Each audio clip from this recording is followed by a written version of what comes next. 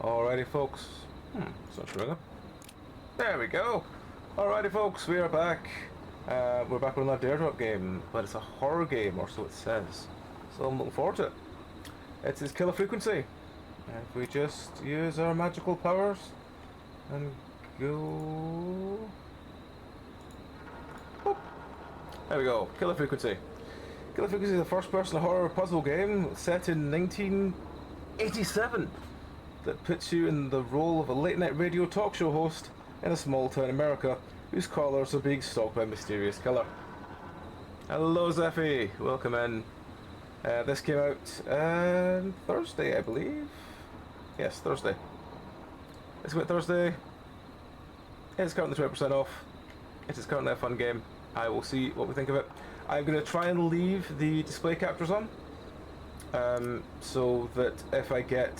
One of the dares I have is to have 30 seconds of silence when I'm prompted for doing something. I don't know how I'm going to do that because I'm useless at timing things, so if the thing just pops, I'm just going to trigger it then. So yeah, we're going to do a new game. I have had a very... That's fine.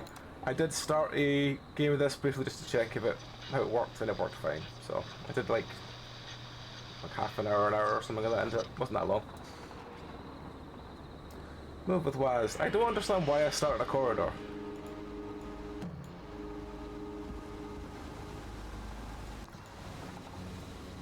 Picking up objects. Throw objects with R. Don't know where that went. Drop objects with F. Okay.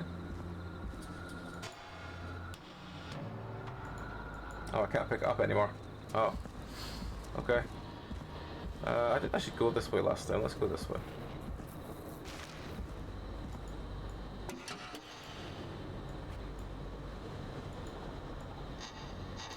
I don't know what that did. I think it must have done something. It did something. Yeah. What that something is, I don't know. But it did something.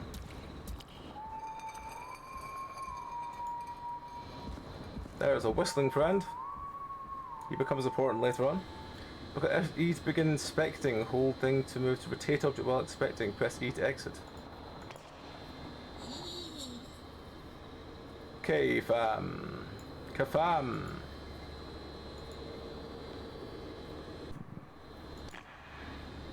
Okay, fam. Okay, fam. Okay, have a conversation with Valerie. Crouch. Control. Control is crouch. Okay. Apparently Exploding Kittens is really popular in the Netherlands right now. Yeah. Oh. It's also the only board game that we know apparently in the Netherlands. It has frozen. I don't know if I'm meant to be frozen in place. I mean, Bonus horror. the clock is still ticking. Hello, Sharona. How's it going? What are we saying here? The clock is still ticking, so I guess you're supposed to be frozen in place. Hello, friend.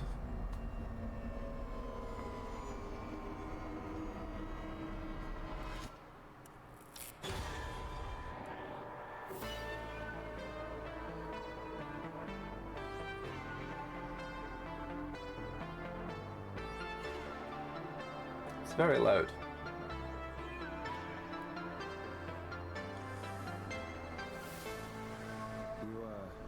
You hear something, Peggy?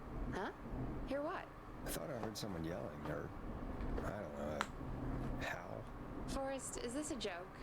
No, I almost swore I heard something. Oh, and here I was thinking you'd finally started to ease up. You probably just heard some cats outside. Cats? You know, 4 legs, whiskers, tails, not dogs. I know what a cat is. I mean, does Gallows Creek have a stray cat problem or something? Not since the rats moved in. Anyway, you ready to do the pre-flight checks? Seriously? Do we have to do these checks every time? And do you have to call them that? Reggie pays us to check the equipment before each show, and he pays us to call it a pre-flight check. But if you're sure you don't want to... Let's do the checks. I wasn't really paying attention last time, so. Alrighty, this is your captain speaking. Really? Come on, let's have a bit of fun with it for once. Buckle in, folks. We're about to hit some tubular rents. Let's start with record playing. Okay. Grab a record, Can't stick believe it on the you're player, hitting and hit play. Easy.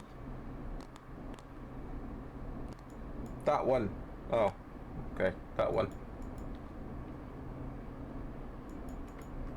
Why can't I put it down? Forrest, you need to grab a record and stick it on the turntable. Ah, there we go. Play.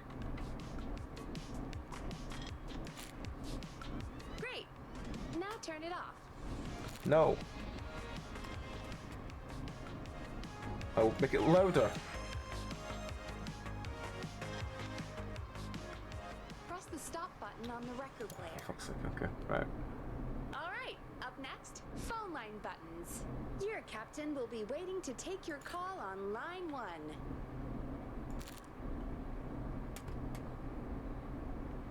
I assume that's that. All right, Peggy. Ready for you on line 1. Who's Peggy? This is Captain Donald Key calling. Call me Don. You get it? Yeah, it's a riot.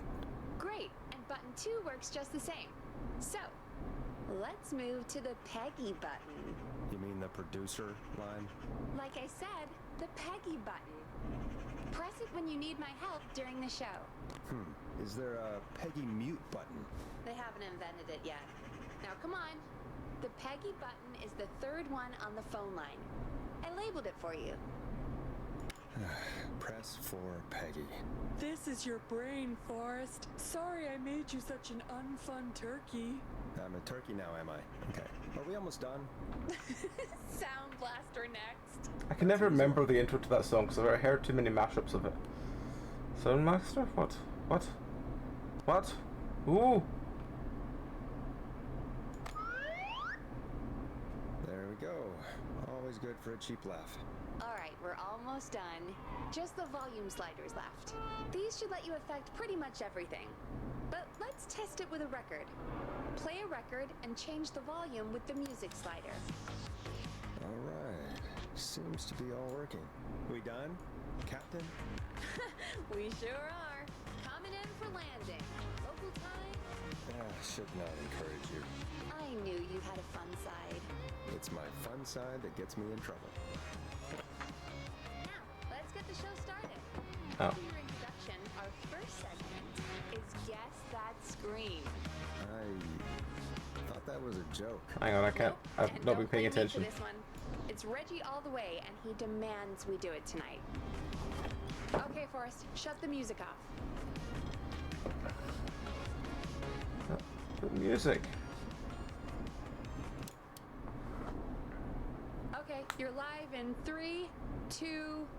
189.16. Good evening, Gallows Creek. This is your host, Forrest Nash, and you're listening to 189.16, The Scream. Before we start taking your calls tonight on Gallows Creek's only late-night phone-in talk show, I need to let you know about a special competition we have for you this evening. Guess That Scream. This is actually one of the station manager's better ideas. Here's how it works. I'm gonna play you a scream, then you call and guess that scream. We need you to guess why they're screaming.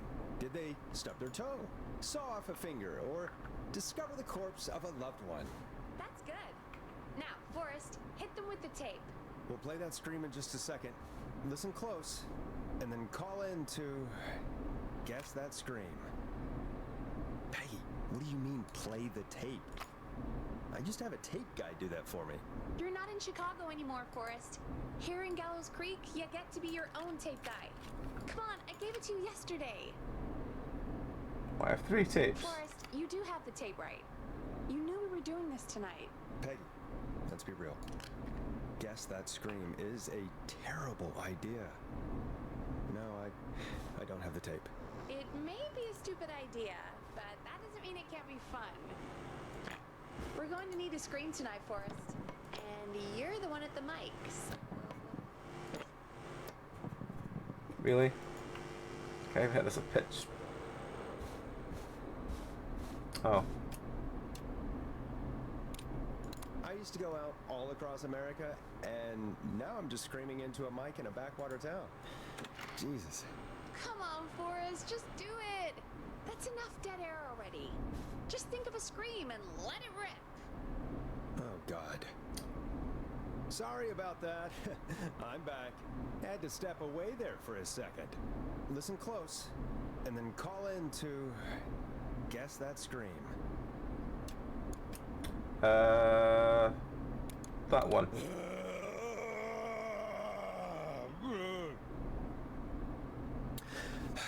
Well, folks, there you have it. Call in with your guesses, and if you get it right, you could win 2 tickets to the amazing Maze and 1 free fried dough. Fried dough? Just call in at 555-239-KFAM with your guess. Now, here's some music while you get dialing. It's funky, it's groovy, it's Stab in the Twilight by Knife and Eat. That cut out very sharply. God, Forrest, that was amazing. Thanks. I can't wait to hear what people think that was. How the hell did I get into this mess? Lighten up, Forrest. That's gonna be the highlight of my week.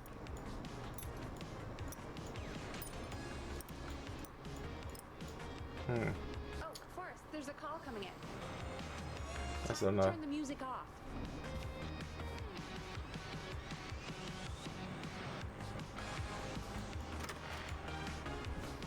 Oh, I can go through here now. Okay, Forrest, shut the music off.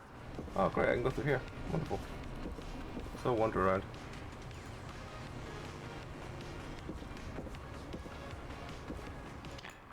When you're ready.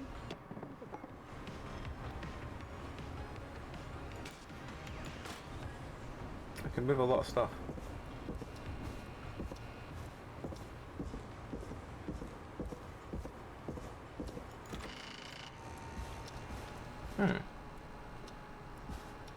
I probably shouldn't get distracted by things this early on, should I?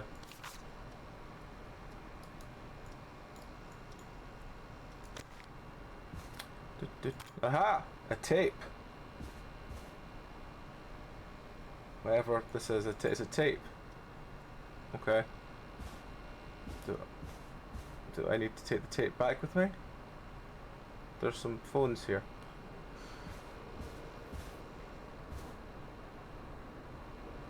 Is the tape important? I don't know. I'm gonna take the tape back with us.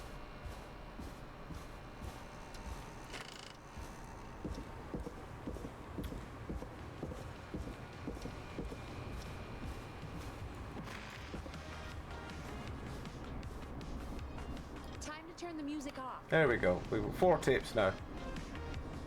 Does that count as finding something? No. No, it doesn't. Okay. Welcome to 189.16, The Scream. Caller, you were talking to Forrest Nash. What's going on with you tonight? Forrest, thank God I made it through. My name is Leslie Harper. I'm the 911 operator and police dispatcher for Gallows Creek. Welcome to the show, Leslie. Are you calling in to guess that scream? As a 911 operator, I bet you may have an educated guess. What? No! Look, I found a body and I need your help. 911 is calling me to report a body. Interesting setup. All right, I'll bite. What's the punchline then? Forrest, I recognize her voice. I'm pretty sure that actually is our 911 operator. I think this is real. Peggy, I'm not gonna be happy if this is a prank. I don't do prank segments on my shows. It's in my contract. Forrest, I really don't think this is a prank. Oh. You should call the sheriff. If you're telling the truth, you should report this to the sheriff. What was his name? Sheriff Andrews or whatever? I'm at the sheriff's office right now. Wait, Sheriff Matthews is dead. What? Sheriff Matthews is dead? I couldn't get any response from the department. That's never happened before, so I came to the station and I found him. Oh, God. Poor Sheriff Matthews. Do you know what happened to him? Someone got him. Someone got up very close and I really don't want to say what they did to him. did he fight back? I don't know. He tried. He's surrounded by bullet casings. I think he tried to shoot at whoever it was, but...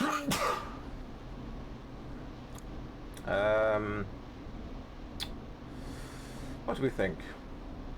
What do we want to know? I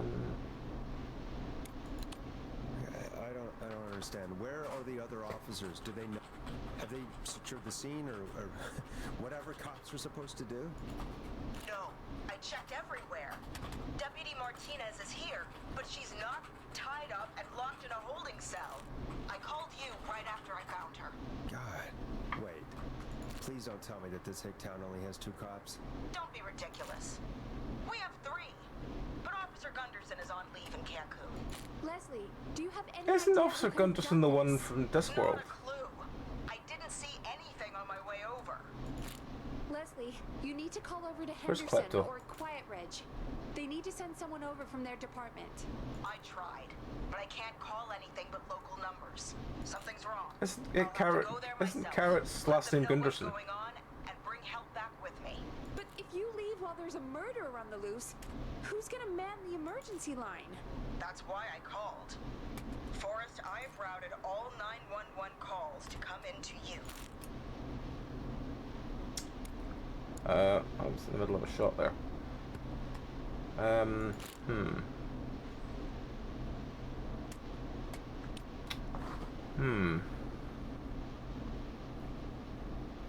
just gonna see if this gives me my 30-second response.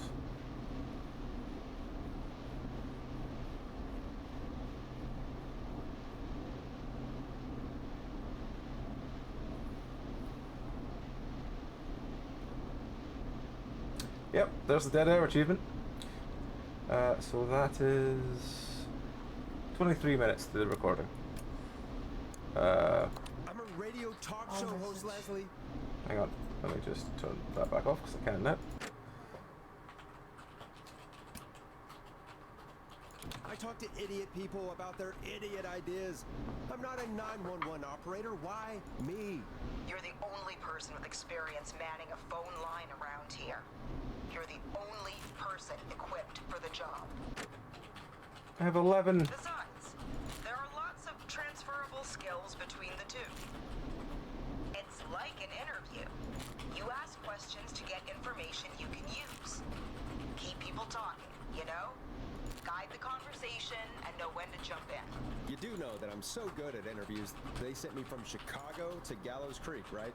So I've heard. But that doesn't matter. And besides, there are 2 of you. You can talk to each other, discuss ideas, work together.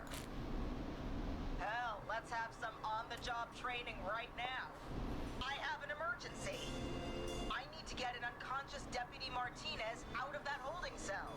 It looks like whoever attacked her threw the keys into the cell after they locked the door. Is there any way you can reach the keys? No.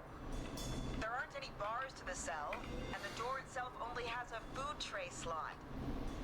And that's too narrow for me to reach through. There's gotta be another way in. There's got to be another set of keys somewhere in that office. Those can't be the only ones. Of course. Yes, there must be another set. Where might another set be? Maybe Sheriff Matthews had a set of keys on him when he, you know. I couldn't see any at a glance, but I didn't really look up close. 1 second. Oh, I think I might be sick. Sorry, Sheriff. I'm just gonna turn you over and... Oh. Please don't stare at me. Oh, wait. That might be them. Hang on, we need some music for this. I think I got the cell keys. Looks like Sheriff Matthews might have saved his deputy. Do the keys work? They do! Give me a minute to untie Deputy Martinez. I'll be right back. So far, so good, I suppose. How are you feeling, Forrest?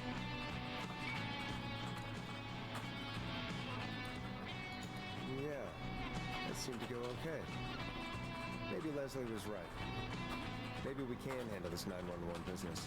That's the spirit, Forrest. I think you're right. Though, I have to say, I really hope this is the only call like this we get. Say, Come on, Martinez! Martinez. There we go. Just gonna sit you in your office chair. I'll head to my car. I'm back. Deputy Martinez is still out cold. I'm taking her in the car with me to get help in Henderson. If the killer came back now, Martinez would be a sitting duck. That's a good idea. We don't want to take any risks right now. Thank you, Forrest. You and Peggy just worked together like you did earlier. You can do this. Now I'll be back as soon as... What? My car! My car is on fire! What do you mean it's on fire? How the hell? Did it just go up in smoke? What happened? Wait. What? No way. This can't... Well, Forrest, we have big trouble. What's happening? What's that noise? It sounds like whistling? Whistling? It can't be. Oh my god. I can see him, but he's dead, right? Right? With that mask. How the hell is he? Who, Leslie? Who? The whistling man. The whistling man? Who's the whistling man? He was a serial killer back in the 50s. Wore that mask. But he's dead. He's... What the hell? Oh, God. Do you think he attacked Sheriff Matthews and Deputy Martinez? He's coming this way. Leslie, stay inside and lock the doors. Right. If I could, it's more dramatic with music. We need to think. There should be police cruisers at the sheriff's office, right? Like, you should take one of those. Yeah. Yeah, that could work. Let me check if Martinez has any... just reach into your pocket there, deputy, and... Yes, got him. Keys for squad car 3. I saw that parked out front when I got here. Nice one, Forrest. Good thinking. But wait. How am I supposed to get us to the car? The whistling man is right there. The sheriff must have a gun, right? Can you see it? There was a gun next to him. Let me grab it. Shit. It's empty. He must have emptied it trying to defend himself. There must be a weapon lockup in the station, right? Could you grab something from there? I saw it earlier, but as you might have guessed, it was locked. But maybe one of these keys I got earlier will help. Let me see. No. No. No. Shit. None of the keys work. Are there any other weapons lying around that you could use? I didn't see anything earlier. Let me check Deputy Martinez's belt.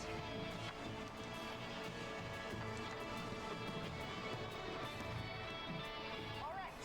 It looks like the whistling man left her with a baton, pepper spray, and taser. I can only hold one if I'm carrying Deputy Martinez. Which should I take? Well, if he's wearing a mask, you probably want the taser. I mean, it's got to be the taser, right? Got it. Just going to grab Deputy Martinez, then... Wait. Hear that? No, I can't hear anything. Exactly. It's gone. Knock.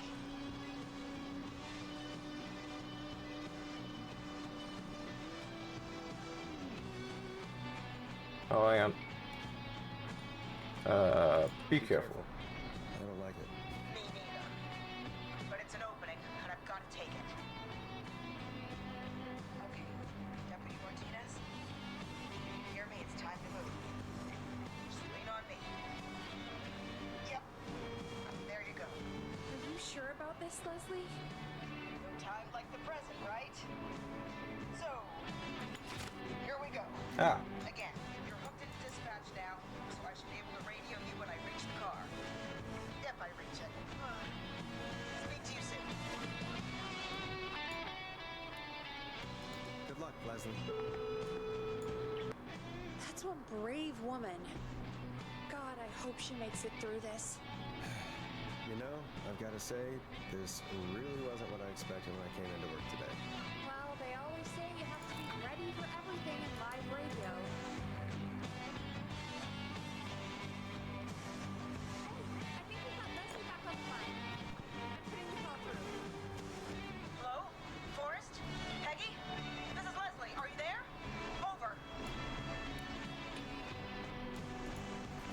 That's a big 10-4 there, good buddy. I'm guessing you made it to the car then? Sorry about the CB chat. Old habit. But yes, we made it to the car. Deputy Martinez in the passenger seat still out cold. I don't see the whistling man anywhere, and I don't plan to wait for him. So I'm going to get us moving.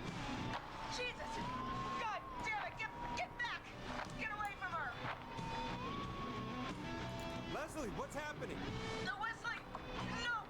Get off her, you son of a bitch! Yeah! Take that! Leslie, drive! Don't worry, Deputy Martinez. We're out of here.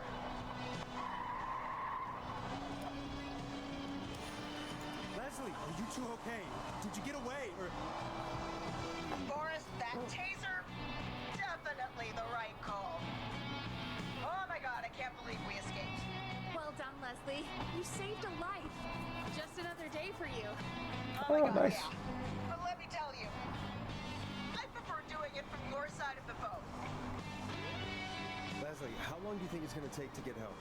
Gallows Creek isn't nowhere to know, but it's pretty damn close. It's going to take a while, maybe 2-3 hours each way.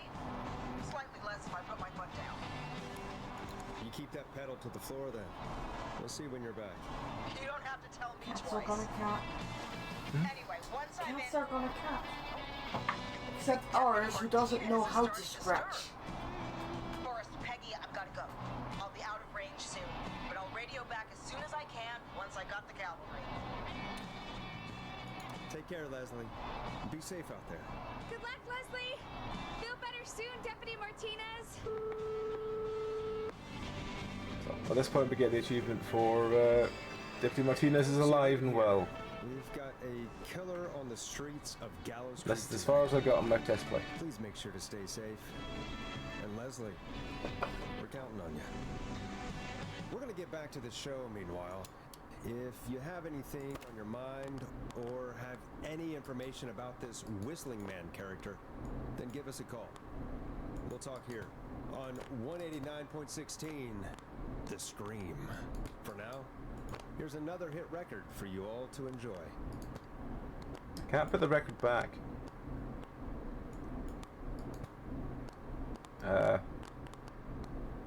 That one.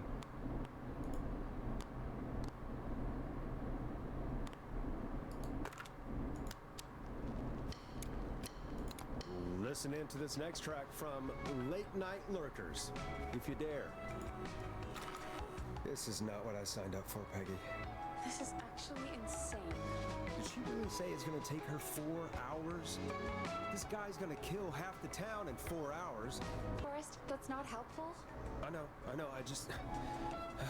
Who is this Whistling Man character anyway? He was a serial killer back in the 50s. Edward Marshall Mooney. Went around in a freaky mask, whistling, and killed about a dozen folks in Gallows Creek. No reason for it. No motive. He just did. Okay. What happened to him? Well, police chased him up to Ellis Point one night. We call it Whistling Point now. And it was, well, it was on this night actually. The police cornered him and he jumped into the river. His body was never found. So is he alive?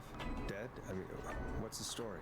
Story is he's biding his time, waiting to take revenge on the town. All right, that's the story. What's the truth? Other than we have a whistling killer on our hands tonight, I don't know. I guess we'll find out what we're dealing with, whether we like it or not. I guess so. At least we got the word out, I guess.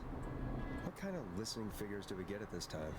On a Thursday after midnight, could be around 35?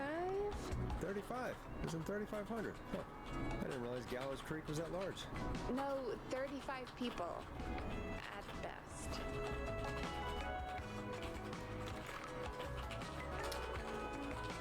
Still more to do here before I can leave.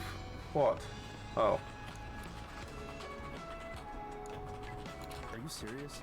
We only have 35 listeners? I wouldn't mind 35 listeners. Yeah, It's a school night.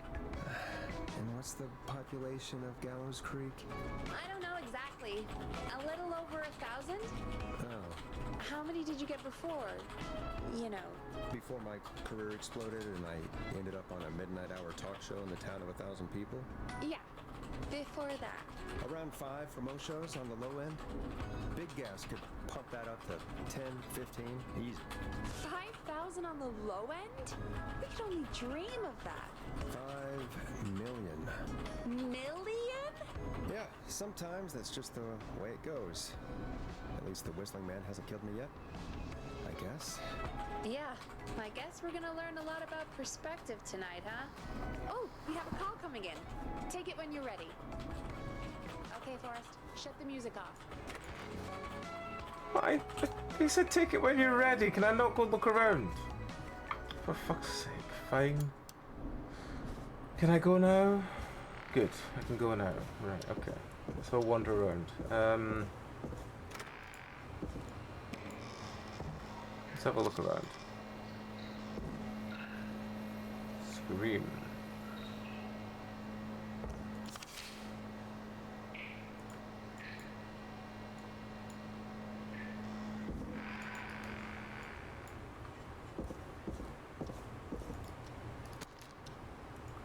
I assume these are just the same. Oh, it's a magazine. I was like, what the fuck is that?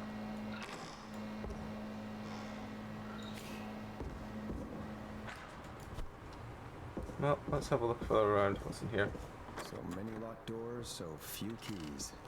Nice. Let's have a look around. What's in here? What's this? It's a box.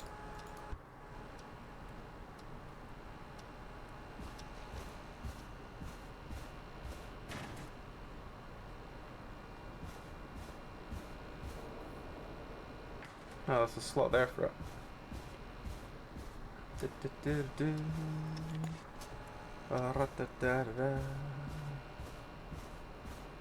line's lit up. I need to take the call. Can I not put it in there? No.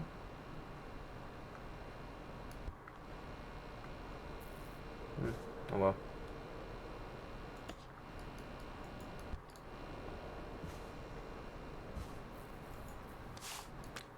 Truck.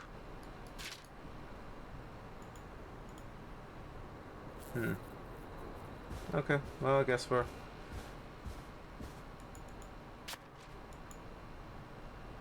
Can't read it.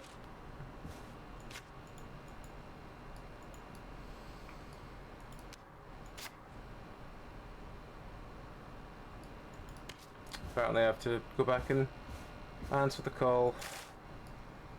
Can't do anything else.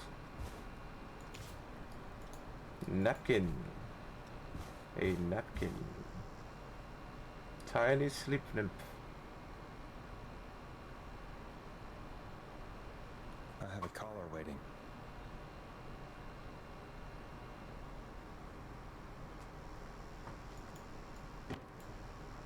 Empty drawers. Oh, he's not got any drawers. I suppose we should go deal with a caller. There's nothing else around here.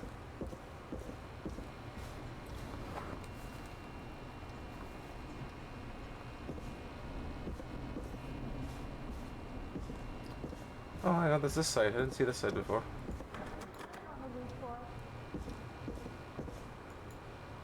Not getting in there tonight. Caller on line 1. Okay, okay. Hello, caller. You're live on 189.16, The Scream. Is everything, all right?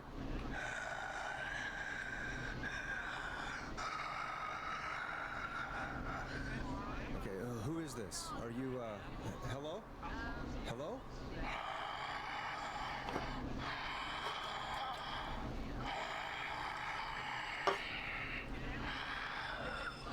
Okay, what's your name and why are you calling in?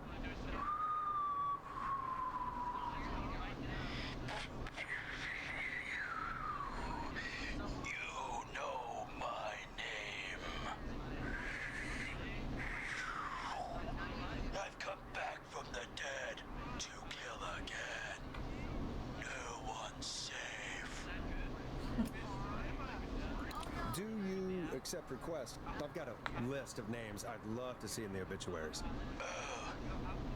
Maybe you must make a sacrifice to us. A sacrifice? To us? I mean, me.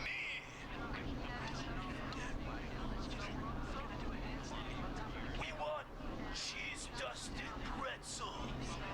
I mean, I want cheese-dusted pretzels. Or I'll cut your face off. Goddamn kids. I'm cutting them off. Not yet. I want to deal with them. Too much fun with them. We also want a mega gulp.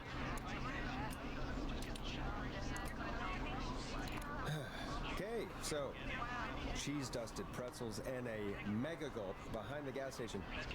You got it, Whistling Man. A wise choice. See you soon, Morris Nash. Needless to say, I won't actually be going out to the gas station to buy anything for these kids. And none of you should be going out tonight either. We've got an actual killer out there. Anyway, this next one's dedicated to all of you staying inside with your doors and windows locked. That one. Let Storm Riders take you on a rock and roll ride with the Glam Jam. Peg, the hell was that? Kids pretending to be a killer who right now is stalking the town? It's a thing. A thing? Ugh, kids around here. They pull pranks pretending to be him.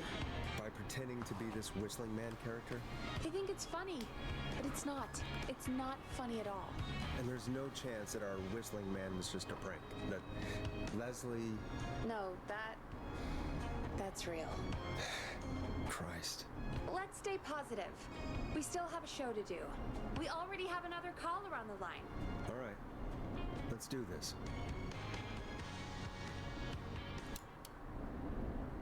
Hello, caller. You're live on the stream with me, Forrest Nash. What? I dialed 911. I need the sheriff right away. Okay, right. Well, The I'm filling cutting in is for very 911 tonight. harsh. What's your name and what's your trouble? My name is Sandra Sharp, and I need the cops now. I'm sorry, but the cops aren't coming. Leslie's on her way to Henderson for help. What? God. Listen, you've got to help me then. I drove to the edge of town for a jazz run, and now some psycho dressed like the Whistling Man is after me, knife in hand. Oh God, it's actually happened. Why is this so sharply cutting out? Where are you now? Did you escape to somewhere safe? Oh, I did, baby. I jazz ran all the way to my car and nothing flat. But I dropped my keys somewhere along the way. I never locked the door, so I've got a place to hide, but I can't get moving. Is there anywhere else you can go? Do you have any friends nearby? Oh, I'm not going back out there.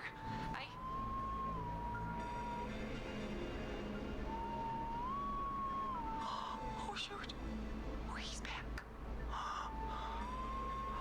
Look, I don't know a thing about cars, but I gotta start this engine without the keys. And you're gonna have to help me.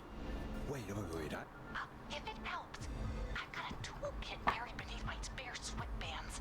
I'll call you back when I find it.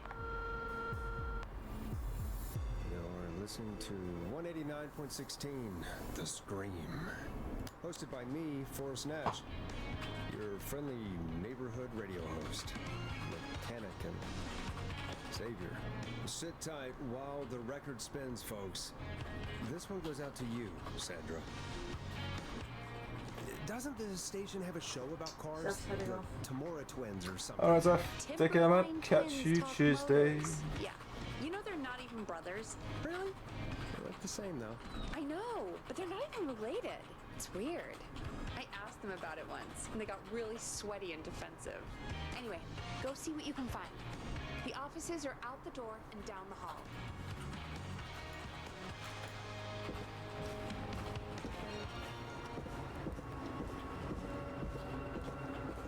I need a key to get in there.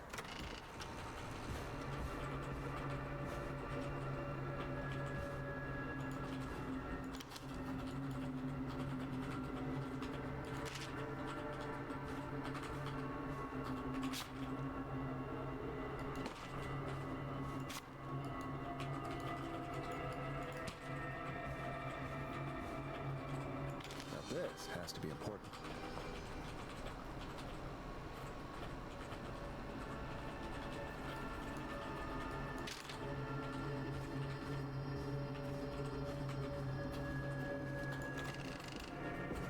Oh, it was the magazine. The magazine was in this one, I believe. This looks useful. Fix all cars.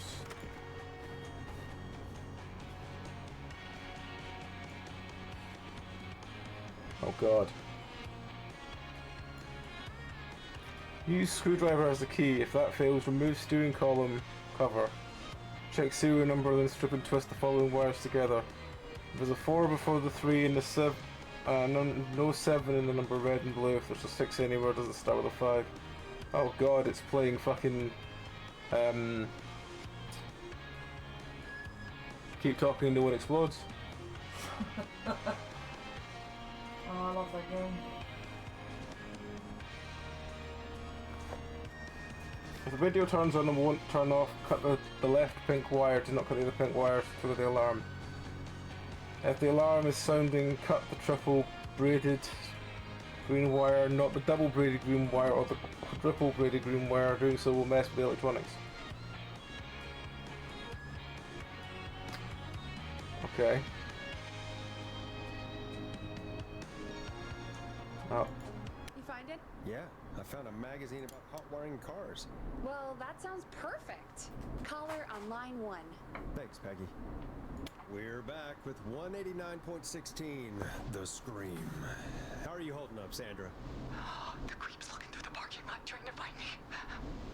But I've got my tools, and I'm ready to get this hunk of junk moving. How do we start this baby?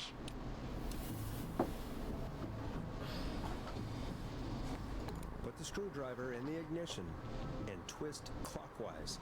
Here goes, baby. Screwdriver's too fat to fit. What next? Unscrew the steering column. All right. Just turn. Just turn. 1, 2, 1, 2.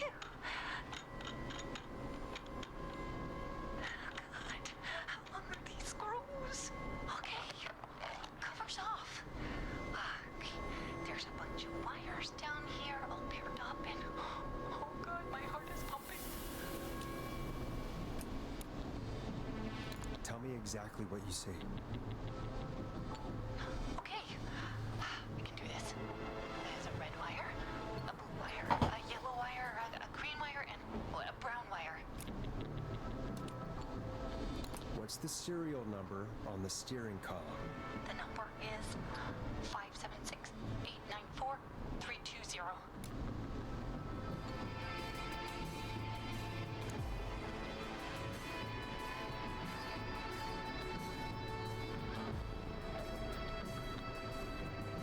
It's red and yellow. If there's a 4 before a 3 and no 7 in the number, that's a 7 in the number. So it's red and yellow. Strip and twist together the red and yellow wires. All right, we take the red and the yellow and we twist and we turn. Oh, perfect. I also see pink and purple wire. What next?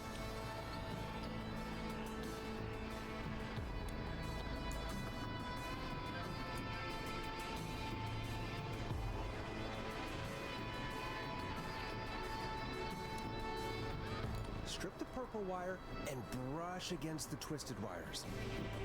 Okay. We strip and we brush and... Energize your body!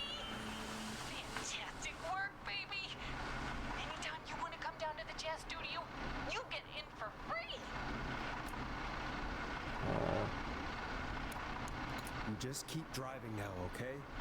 And get home safe. Get home safe, Sandra. Will do, babies.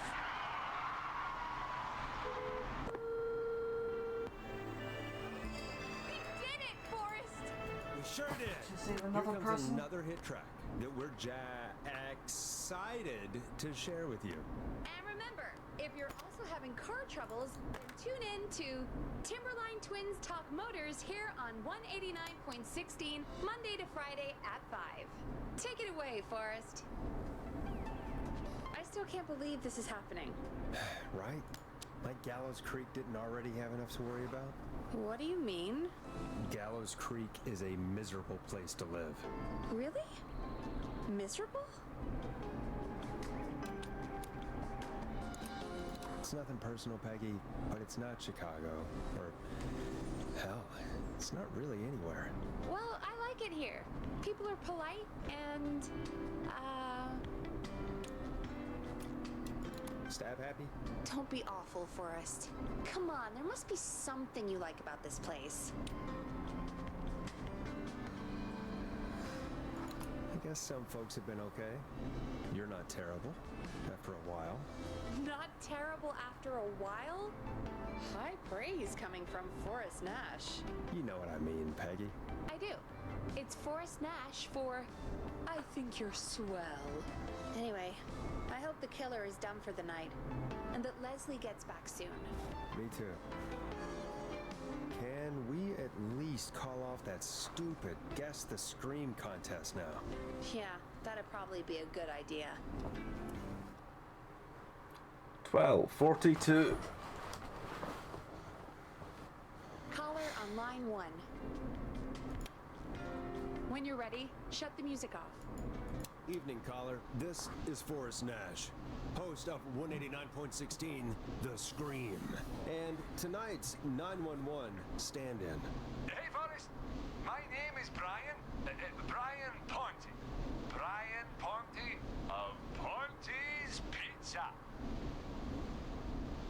Hello, Brian Ponte of Ponte's Pizza. What have you got to say about what's happening? Oh, I'm so happy that Deputy Martinez survived.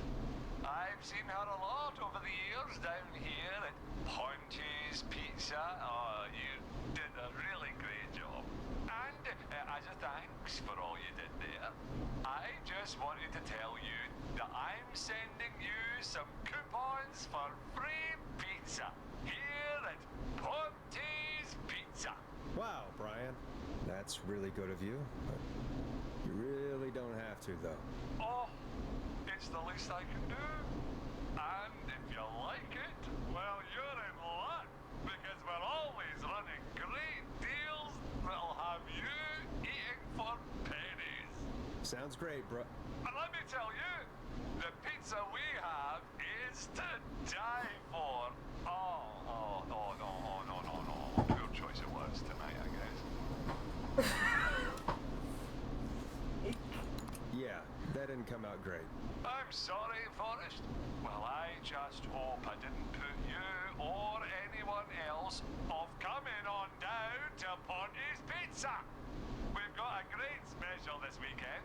Our famous beer and pizza deal. Wait a minute. Come on down to Ponte's Pizza this weekend. You've just got to pay for one slice to get yourself. God damn it, you're just calling in to advertise your shop. Peggy, hang up on him. Done. Oh, real quick, before I forget, it's probably time we played a paid ad. Now, a word from our sponsors. You know how to play an ad, right?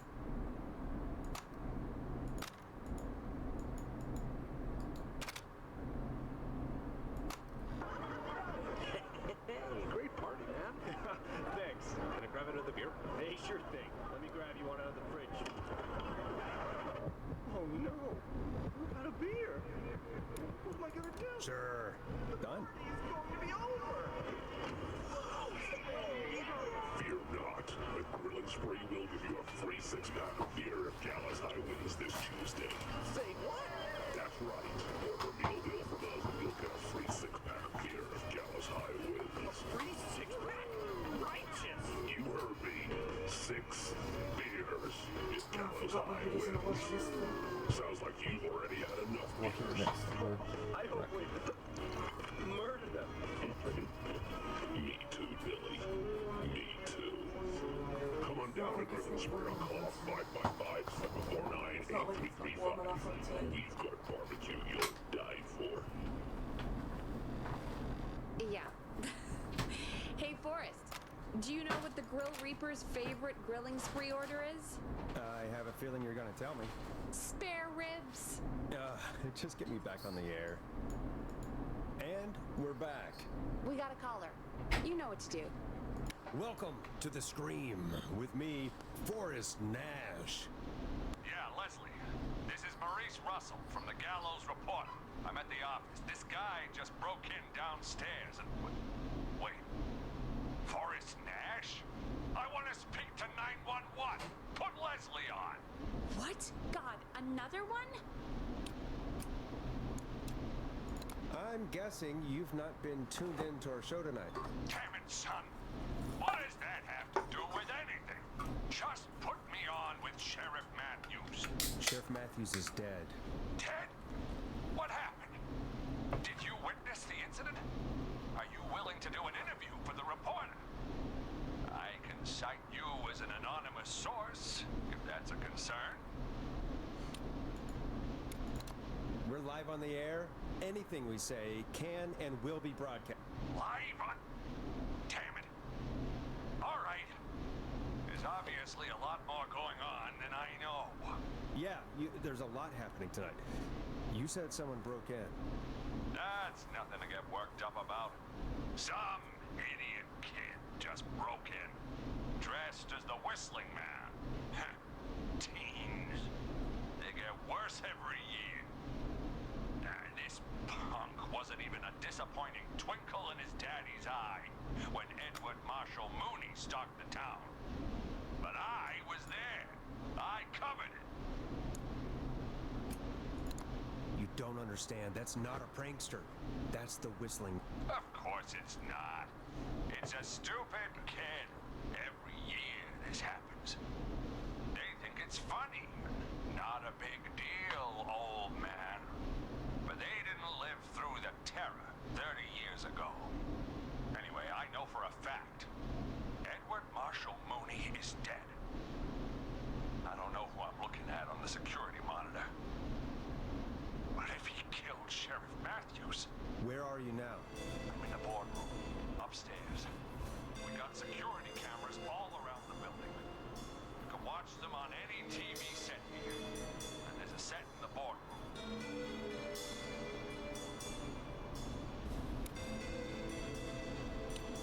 Maurice, is there any way you can get out of there? I sure as shit hope so, kid. But I'm not sure how I'm going to do it. That crash you heard was him tipping over my filing cabinets. He's blocking the stairs. I'm guessing the stairs are the only way out? That's right. And it would take me a good few minutes to move those cabinets. We need to do something. But what? All we can do from here is... Forrest, I think I've got it. Why don't we call the killer? They'd have a bunch of phones set up across the office, right? In different rooms, with different extensions. So we call one of them. Draw the killer away. Buy Maurice time. That could work. Exactly! It's worth a shot. I can hear you, you know. The son of a bitch hasn't killed me yet. Sorry, Maurice. Peggy and I were just trying to figure out... You realize how stupid that plan sounds, right? For that to be successful, you're gonna need every phone extension. Plus, a plan of the entire office floor. All delivered while the killer is en route. I got it. And thank God I've always been cool under pressure. Don't go anywhere.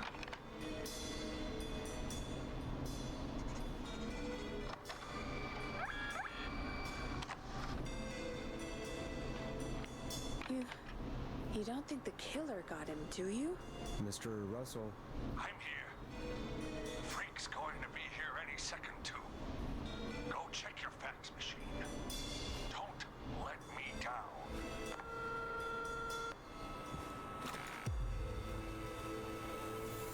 Oh, there's a fax machine in here. Where? Go, Forrest! The fax machine's in the office on the other side of the hall. Thanks, Peggy. Be right back. Okay, go to the office on the other end of the hall. Grab the fax from the machine. Easy. This must be it.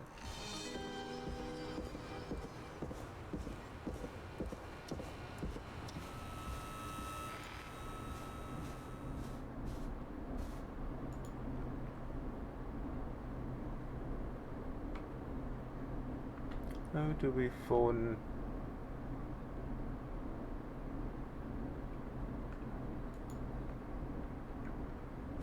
I meant to be using the phones?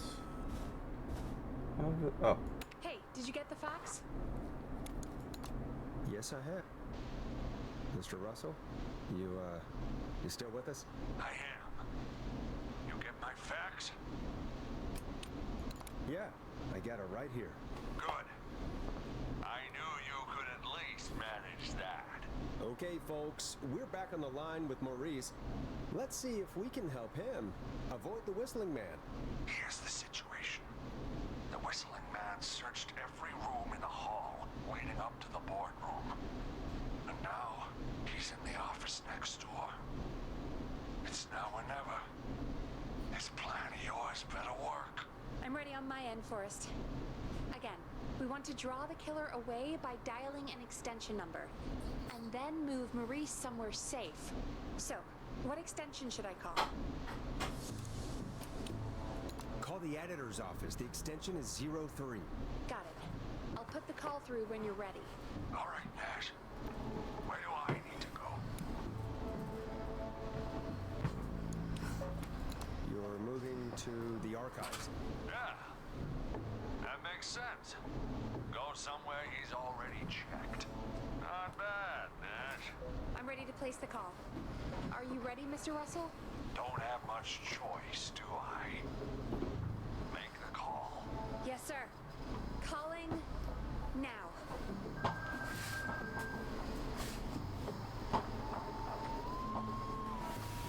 I can't believe it. He's actually heading to my office.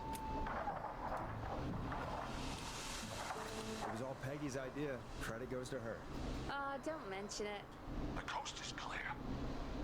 I'm shutting off the TV so he won't see me on the security cameras. Then, making my move. I'll call when I get there. Do you think he'll make it okay? I'm sure he'll be fine. But now, what do? We gotta find some way for him to get past that barricade. What do you mean? I don't think calling the Whistling Man is gonna buy Maurice enough time to move those cabinets. We gotta think of something else. Yeah. Maybe we could... Oh! Call incoming. You ready? Ready as I'll ever be. I put him through. Alrighty. Mr. Russell, are you there? I am. I don't think he saw me. I gotta give you credit for that, but I'm not out of the woods yet. Right. Let's review where we are. So, the only way out is by the stairs, which the Whistling Man has blocked with furniture. Exactly. I can move the furniture out of the way. But not quickly or quietly. Could you lock him in a room? That'd probably buy you time enough, right? Maybe. But the damn fire regulations say every door in the office has to unlock from the inside. He'd be able to get out just as soon as... Wait, no. I got it. The secret archive through my office, where we keep our most sensitive records. Ooh, a secret archive? Reggie would love that. What have you got back there? Juicy secrets about outer space? Peggy, I don't think now's the time to be playing around. You're right. Sorry, Forrest. Kids, we're in the big time now. I've got it all figured out. The secret archive. There's no lock on the inside of that room, only the outside. You can't break out. If we can get him in there, and I lock him in... We can catch the son of a gun. Exactly. Oh my god. Forrest, we might be able to end the nightmare right here. So should I call the secret archive then? You can't. The archive is a room for secrets, not gossip. So we don't have a phone in there. Oh, we're gonna need to change it up then. Any ideas, Forrest?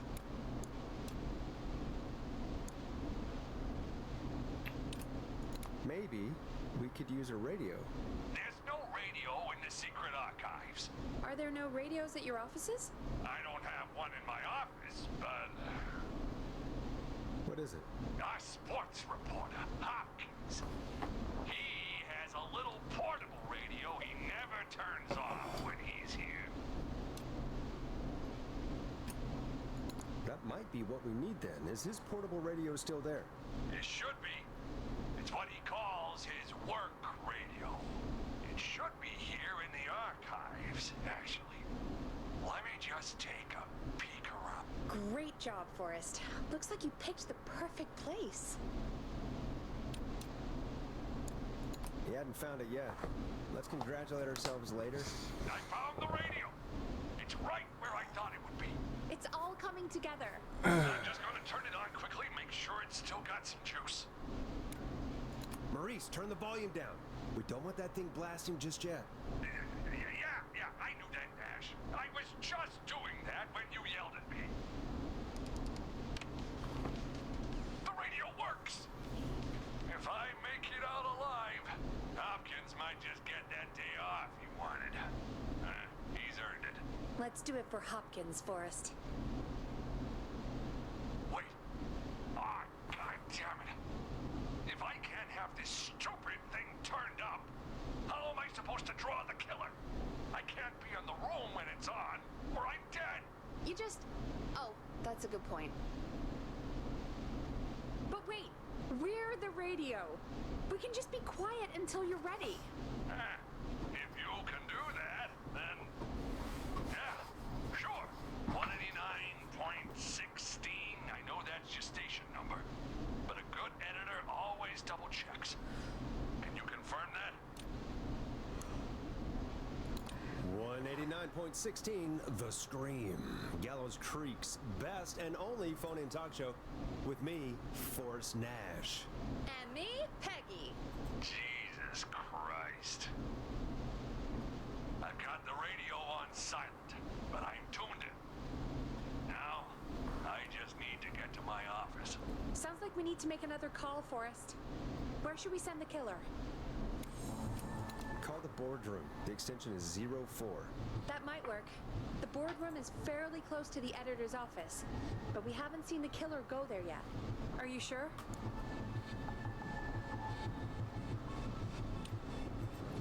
Yes. I'm sure. Make the call. Okay, calling the boardroom now.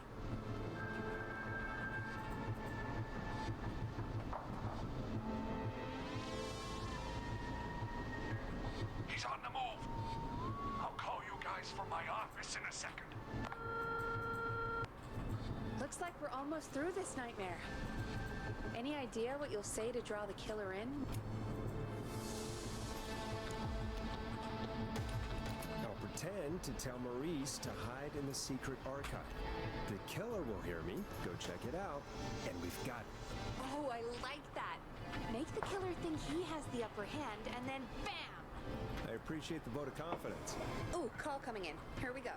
I'm here. The radio's set up in the secret archive. Just give me the signal, and I'll turn it all the way up. Where will you hide in the meantime? Good question.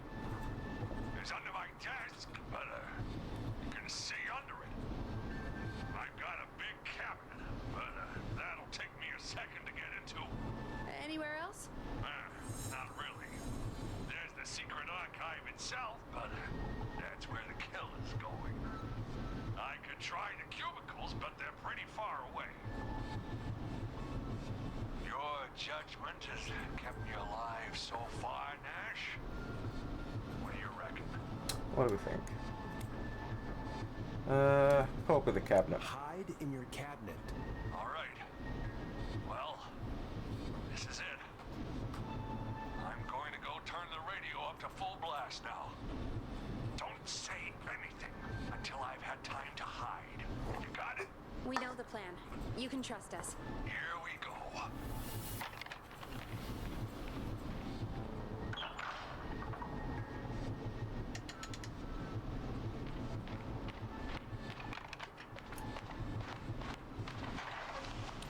Quick, Mr. Russell, hide in the back room in your office. Forrest, I don't think that was enough time for him to hide. Wait, really? Oh, shit. Forrest Dash! You son of a bitch! Oh. I told you to... Oh well. He's dead now. Kill someone. Forrest, he's... I did. Oh well. F. F's in chat. Let's put on a song. Give us some time to recover. I think that would be for the best, Peggy. Why don't you Folks. you're not getting this room? We'll be back soon. If you have any stories about Maurice that you'd like to share, give us a call after this next track. Oh, hang on. Put that down. Put that on. Time to go on the journey that is Last Processor with their hit song 1980X. Hey Stevus, how's it going? Hello to Oh, really? Azanaki. Well, like it's Azanaki. going pretty quickly Hello. to me. I That's could his ask you name. some questions to speed things along. If I remember right, I've seen him at Darren. You sure about that? You're not so scary. But I might Besides, be we've been wrong. working together like a week now, and you're still all definitely seen your name shrouded in before. mystery. All right, shoot. What do you want to know? Question 1. Tell me about your family. What? Come on, Peggy. That's too general. Okay. Did Hopefully you have anyone an easy night. with you to Gallows Creek? Alright, not bad. No, that's too specific. Too specific? Do you have any siblings? I don't. I'm an only child, and my folks are dead.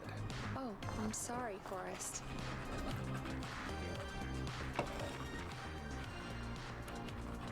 We're sorry. Why? Did you do it? Of course not. I'm just messing with you. Anyway, what about you? Any siblings? Your mom and pop still around? I thought I was asking the questions. You are. I'm just making conversation now. Oh. Well, my folks went the same way as yours. Oh. What happened there? My dad walked out when I was about 13. He'd been a wreck for a while. Then he got himself into a wreck, and, well, that was Dad. Mom didn't take it well. She remarried pretty quick after that. She wanted to forget Dad so bad, she even made me take my stepdad's last name. So I'm Peggy Weaver now. Anyway, Mr. Weaver got sick one day, and my mom didn't last long after he went. I'm sorry to hear that, Peg. Don't call me Peg. Yeah, I'm sorry. I was just trying to be... It's okay, I know. I'm sorry. I'm defensive about that name. Any siblings? Funny you mention that now. No, not anymore. I had a sister, but haven't seen her since before my dad. Hold on. Someone just rang the door buzzer. Really? Think someone needs our help? Maybe. You want to go check it out? Me? You sure you don't want to go? No way.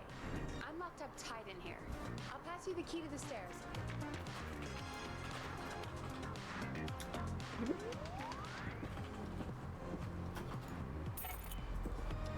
Right, Okay. stairwell. Down to the first floor, then check the door.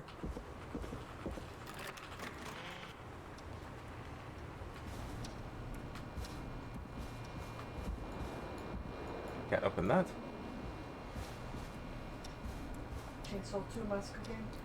Cisco Master 2 the game. I don't know. It could easily be. But as far as I can tell, it is just the... Well, it's a mousetrap. It is... A tape. Play on air.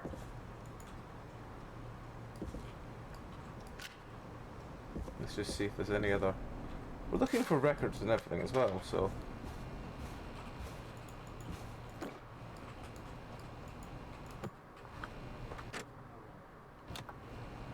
I collected 0 records. I would at least have found 1 by now. Which, because that is the thing we need to do for the thing today.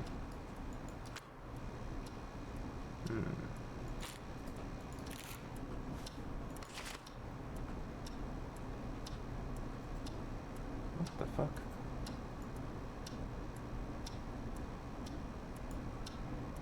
Okay. Can't do anything with that. Need the key. I have a key for the staff room before we can go in there. Alright, well... nothing in any of them.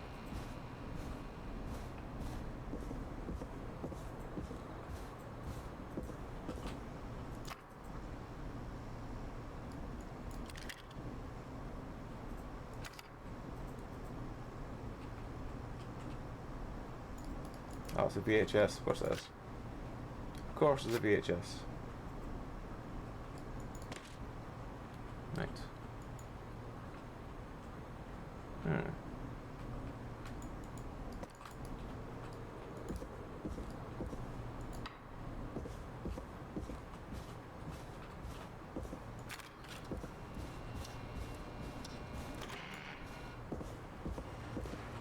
Let's go see what this tape does.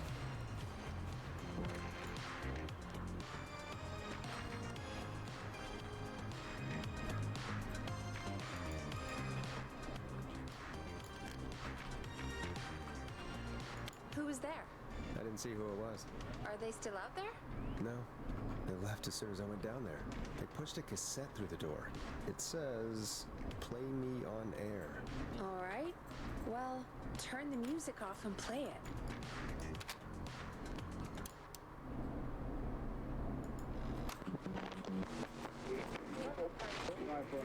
Hello, Gallows Creek. Time to Pay the price.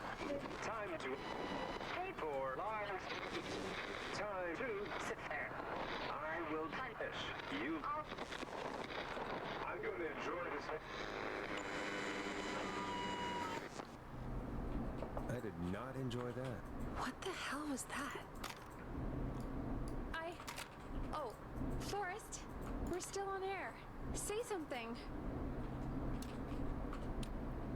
That, wasn't the ad tape we meant to play. Sorry, folks. It won't happen again. There's no way the killer got from the newspaper to here so quick. I know. 104. Ah. Thank you again, Awesome. Mrs. Mackenzie, for the helpful tip. The bagger at the grocery store cannot whistle. We'll remove her from the suspect list. Let's go to a break. I need you for a second. All right, folks. We need to take a quick break. This one's for all those folks out there keeping the hatches battened.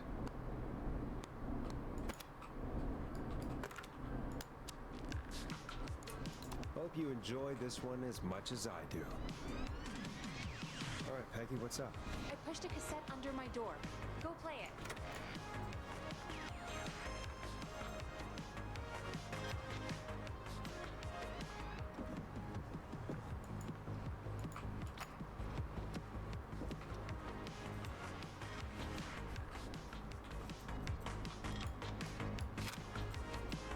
Or try your call again. Straight to voicemail? My God. Are there any professionals at KFAM? This is Gina Franklin. I'm calling because your backwater station has not honored our agreement. We gave you Mr. Snatcher's newest single, the kind of honor you've never had, and probably never will again. And we've still not received it. What? They did a voice song. Ah, awesome! I have played that game. It was very good. Any information about when you're fitting it into your busy programming. I'll be frank, I didn't want you as part of this debut, but Mr. Snatcher, due to his prior friendship with Mr. Nash... Prior and current friendship, Gina. Forrest, mate, you alright? Don't worry about Gina, you know how she is. But yeah, can't wait for you to hear the new single, man. I think Final Breath is my best work yet. I really hope you and your listeners like it. And man, if you ever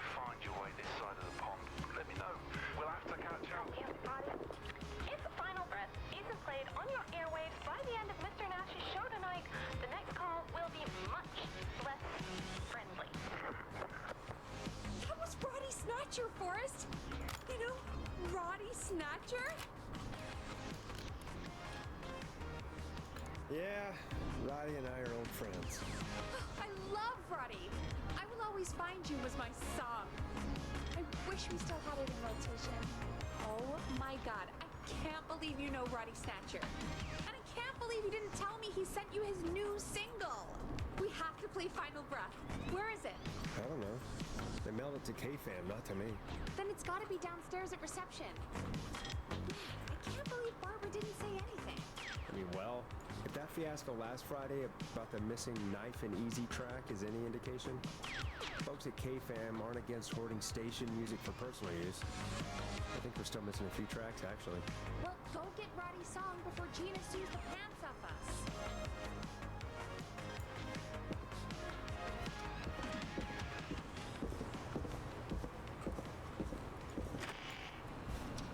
There we go.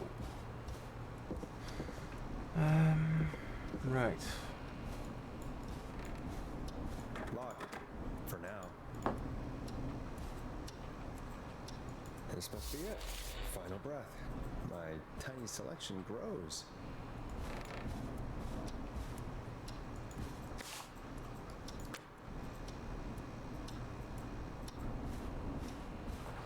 So that's the first. Yeah, that's the first one we found. All right, cool. Ah, fantastic. Well, thank you very much for the follow and thank you for watching along.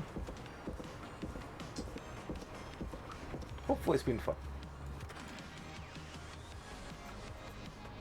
Guess we'll find this.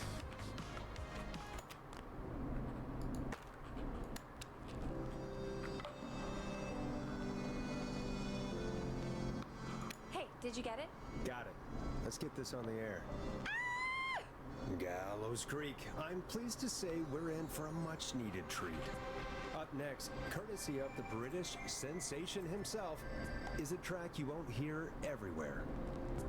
Here's Final Breath by Roddy Snatcher. Wow. God, Roddy's the best. He is. And more importantly, we should be safe from the worst of Gina Franklin.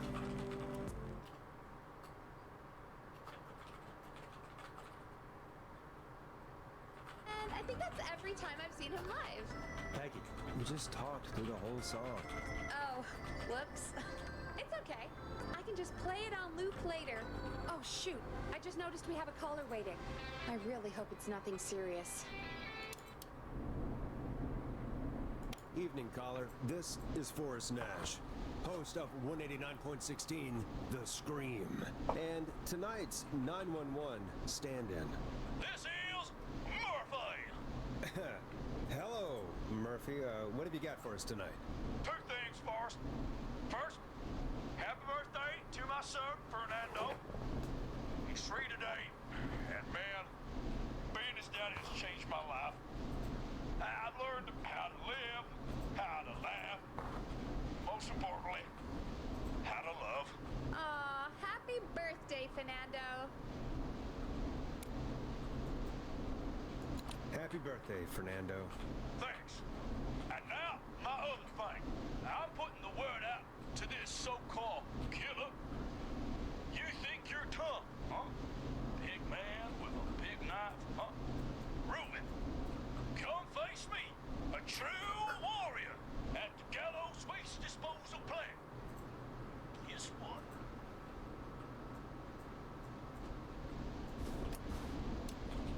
This is a bad idea, Murphy. I got all the tapes in Master Robbie's Dojo series. So get ready, whistling man. You just let loose the junkyard dog. Oh, no. And there he goes. Ladies and gentlemen, keep your fingers crossed for Murphy as he tries to become our hometown hero. Anyway, we'll be right back after this commercial. Teddy Gallows Jr. is a family man, a devout Christian, and a proud patriot. Teddy Gallows Jr. is Gallows Creek. Like his father and all his fathers before him, Teddy Gallows Jr. has jobs, improve infrastructure, and make Gallows Creek a good place to raise a family. Unlike current mayor Linda Cartwright, Teddy Gallows Jr. lives in Gallows Creek. He's our neighbor, and he stands with our neighbors. Like Sheriff Matthews, who, after years of keeping the peace, Mayor Cartwright is trying to force into early retirement. Teddy Gallows Jr. doesn't believe in keeping a good man out of a job. Teddy Gallows Jr. believes in the American dream. Does Linda Cartwright? Help Teddy Gallows Jr. keep Gallows Creek a good American town. Help him become mayor. Take a swing for Gallows Creek. Vote for Teddy Gallows Jr. My name is Teddy Gallows Jr., and I approve this message. God, what a jackass. 100% grade A asshole. Linda Cartwright isn't super herself, but she's not... Yeah, we don't have any more of those ads to air tonight, do we? No, just the one. Good. I have to ask, though. Take a swing for Gallows Creek. He set the home run record. All for the Gallows audio Creek is still High. really clicking off randomly. Of course, he's one of those guys. Yep, he played lots of sports back in the day, and he never lets anyone forget it. Right. Let's just get back to the show. Well, folks, hearing that reminds me that every vote matters. That ad really made me want to take a swing at Teddy Gallows. You mean take a swing for Teddy Gallows? Yeah, sure. Let's find out from our next caller who's got their vote. We got a caller. You know what to do. Hello, caller. You're live on the stream with me, Forrest Nash.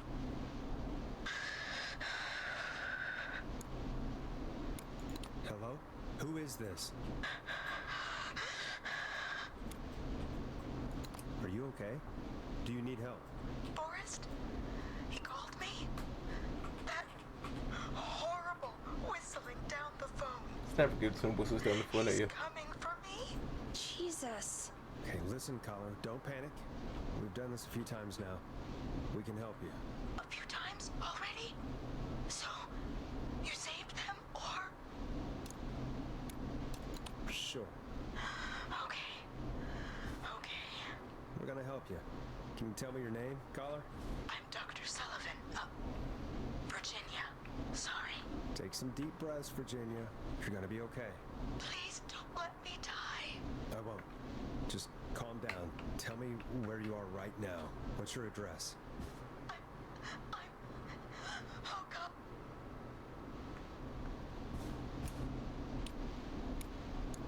Maybe you can hide in your house? He'll find me. I know he'll find me. Can you run out back? No. What if he's outside, waiting for me? Oh, God. Is there a neighbor you can call for? No. Everyone's away tonight.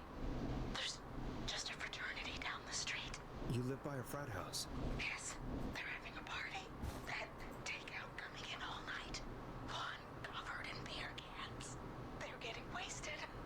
And I'm about to get... Oh, God. Virginia, what's the name of the frat? It's... Oh, God. I can't think. I can't. Any idea what the frat might be, Peggy? If I knew where she was, I might know, but... Wait, the takeout! If we can get takeout to the frat, we can get a message to them to go and help. Virginia, who did they order takeout from? I don't know.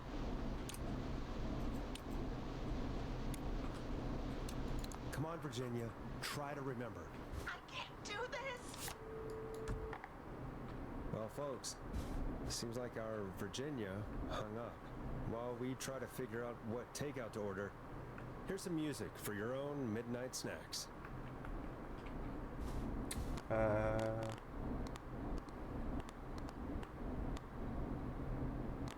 can't remember which ones we've not done.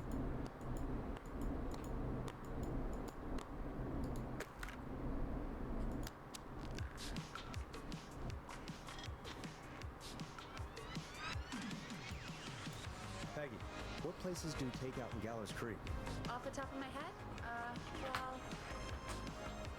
There's the barbecue place, Grilling Spree, and you can order from Chalupa Cabras. and of course we have Auntie's Pizza. That's it, I think.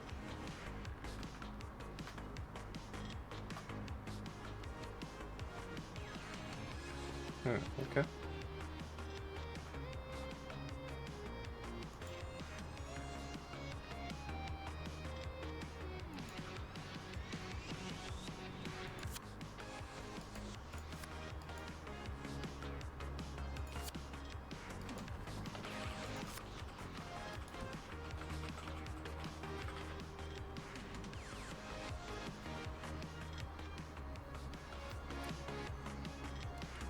All right.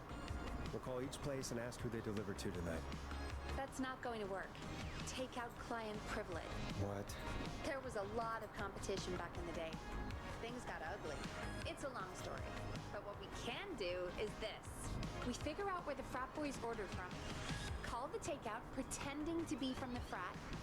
Place an order and include a note asking them to call the station. There's no other way, is there? Not that I can see. Well, let's not waste any time. That's the spirit. Got any suggestions on where to look? Check the offices for anything food related.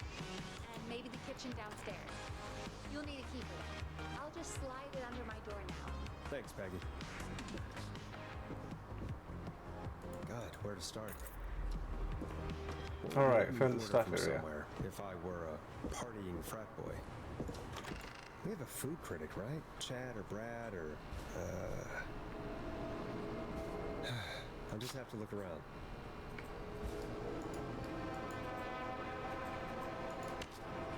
Chalupa-cabra.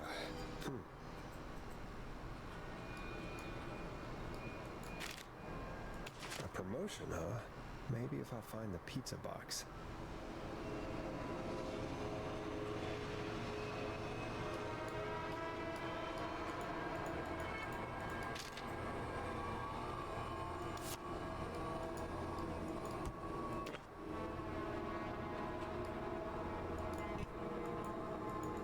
Can I pick anything else up? Hydrate. Sure. Plunger.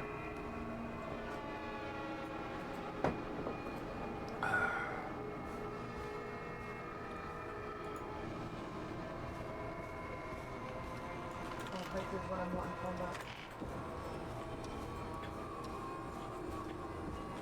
Kitchen, kitchen, kitchen, kitchen.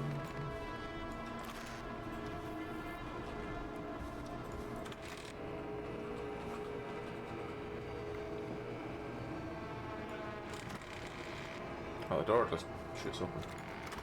Oh god, that's worrying.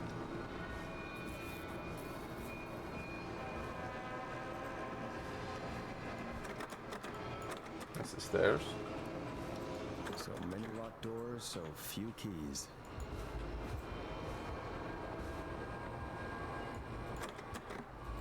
Okay. I need a key to get in there.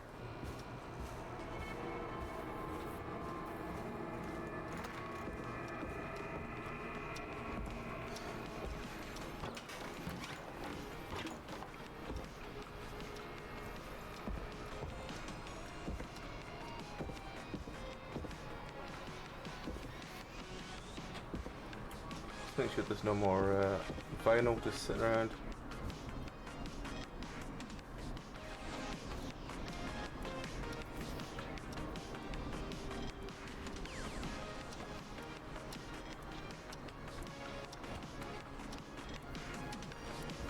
I think I've got a jump button, but I don't.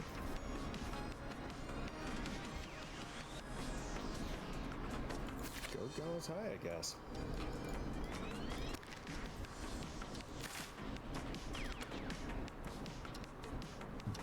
Right, where are we going from here?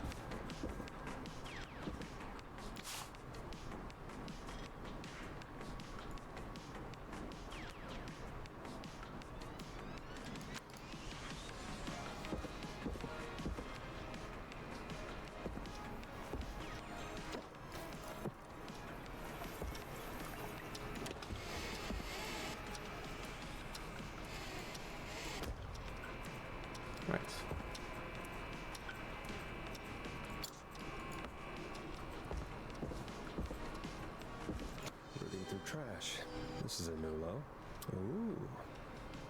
interesting offer.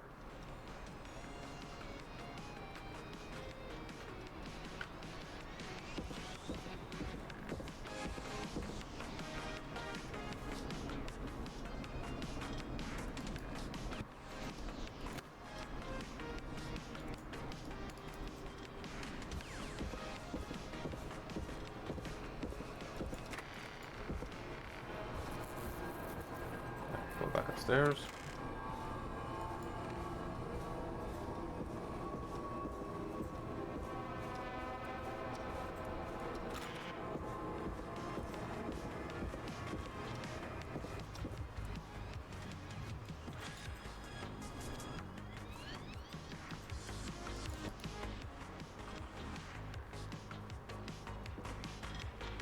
Let's take us through as well.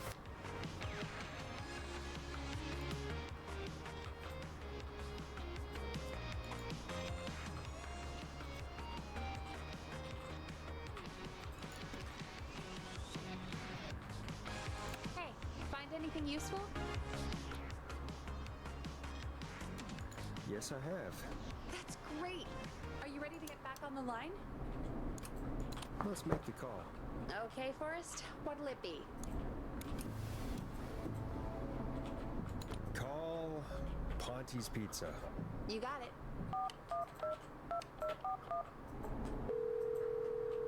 Ponte's Pizza is on the line. Ponte's Pizza. May I take your order? Fratman calling. We're in major need of foods for dudes. May I take your order?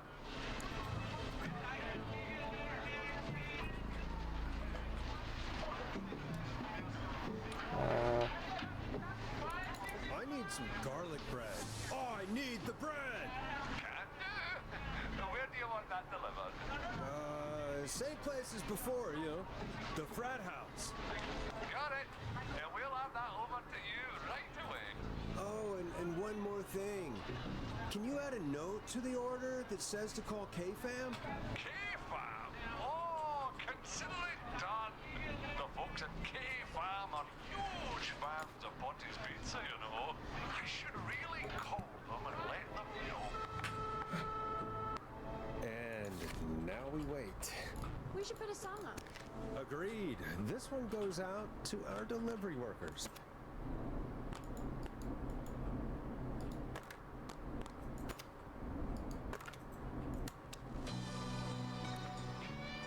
You're gonna love this next track.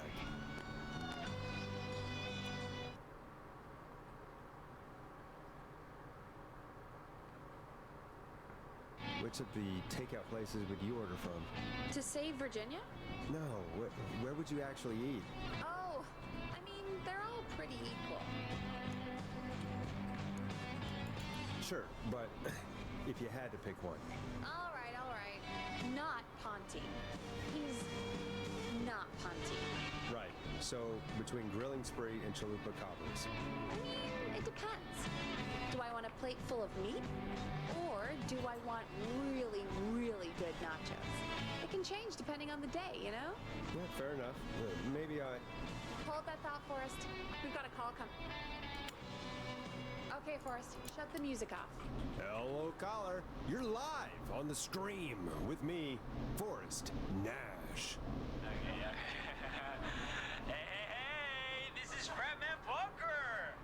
We got some garlic bread and a note to call this number. Yes. Bunker, this is Forrest Nash from 189.16, The Scream. And... Is this Goose? Oh, man. It's totally you, isn't it, Goose? This is such a Goose prank. Sure, whatever. It's Goose. Now, listen, Goose, dude, get your ass to the party. We got so much beer. Listen, I need you to... Goose, come get beer. Your brother's awaiting for you. I'm not Goose! How can I prove this to you? Oh, let me get a second opinion on this. Norman the Barbarian! What do you think?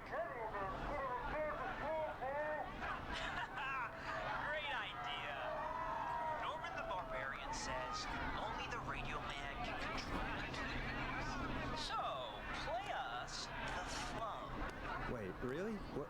The flow? Norman the Barbarian demands it. Okay, okay. I'll play the damn song. Oh, shit! Okay, Radio Man. Got my attention. What is it? Thank God. Listen, you've got to get over to your neighbor's house. All of you. Just... Say no more. Clunker's moving the house.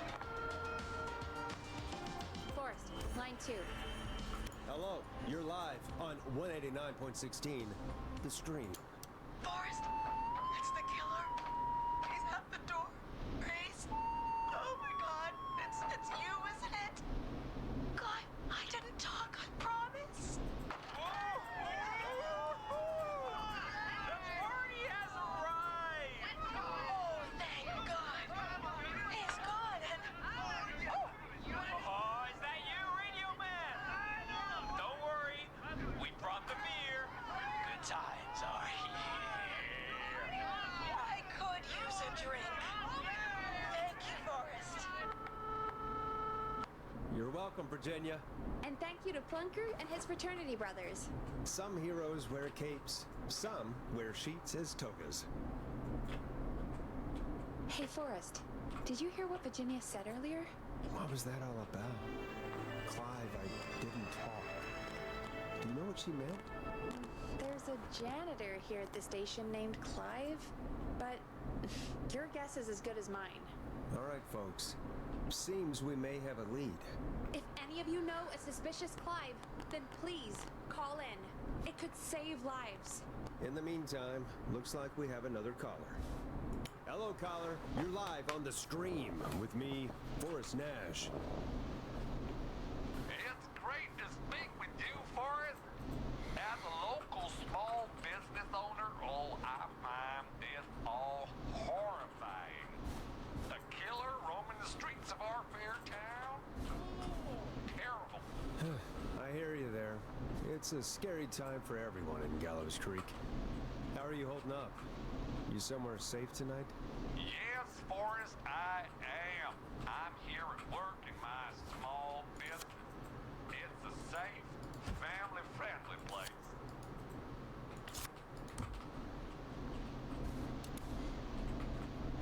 Oh, what small business do you own? Oh, well, I'm not really big on promotion, but since you asked, it's Ponty's Pizza! The best and only pizza place in town! Come on down and get yourself a cracking deal on our 2-for-1.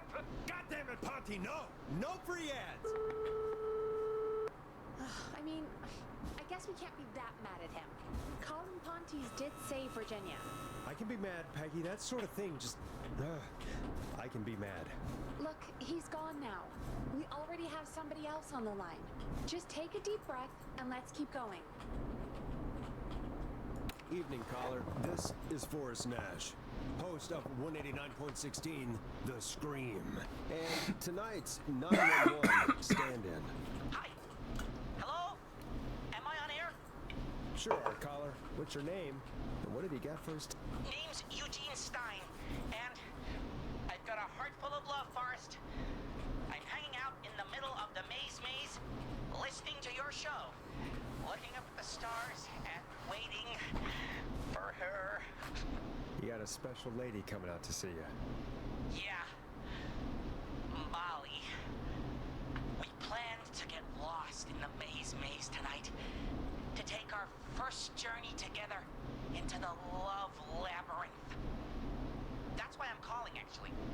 I thought she'd be here an hour ago, and since I've listened all night to how cool you play it, I thought you were the perfect guy to ask.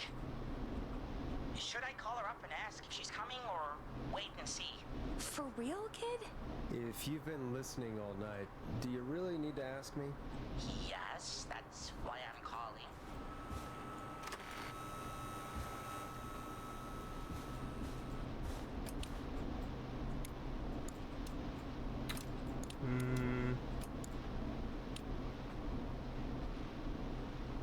That's just send it. Eugene, you really need to go home to your parents.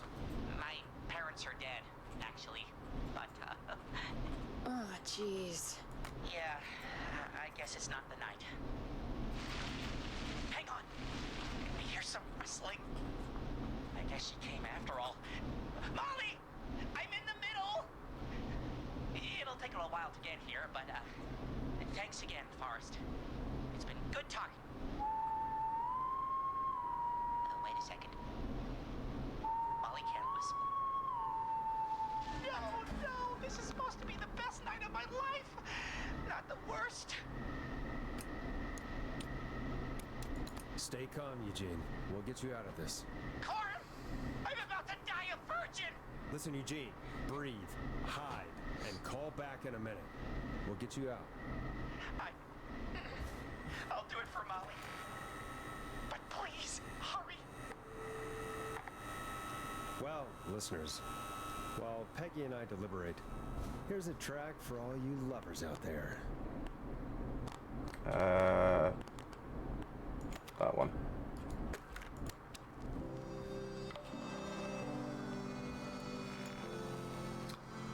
Can't leave yet. How the hell am I supposed to get in through the maze? You know Barbara, our receptionist? She's a maze fanatic. Shame she isn't here. I was supposed to go with her last week.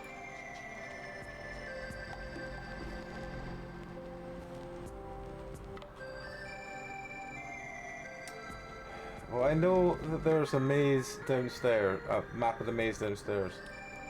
Why'd she change her mind?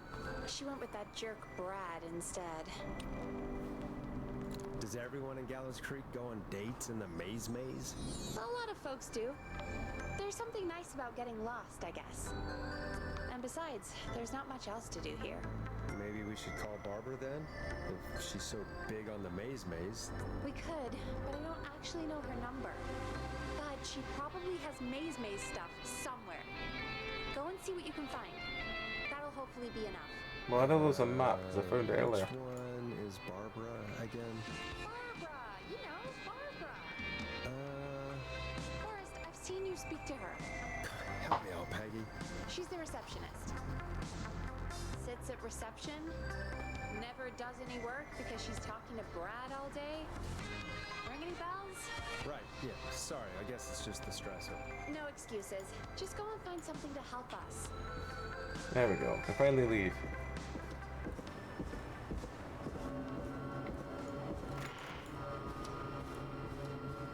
I found that earlier. It's this thing. Bingo. Here's what I was looking for.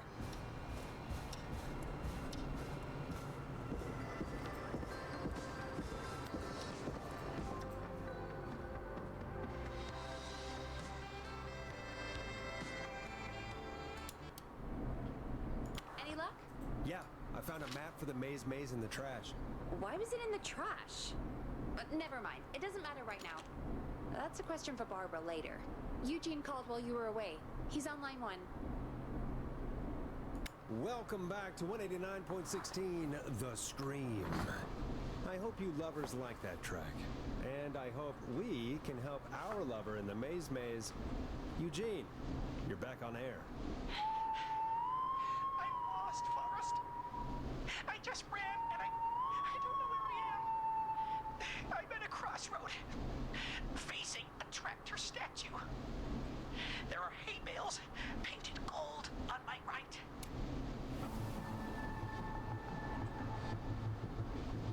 Okay, where does he want to go?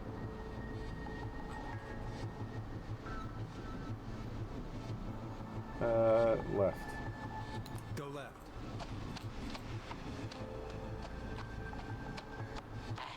Okay. I went left, then tried a right. I have a pig statue in front of me and a creepy rocking horse on my left. Pig statue. Horse on the left.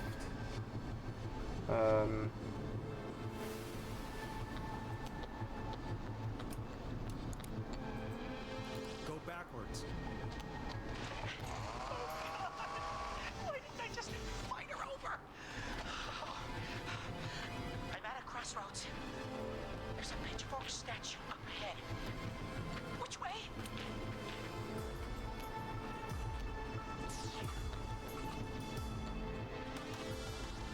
think it's left. Go left. Oh, this wasn't how tonight was meant to go. I just wanted some love. There's a tiny barn in front of me and a scarecrow behind me. Nothing to my sides.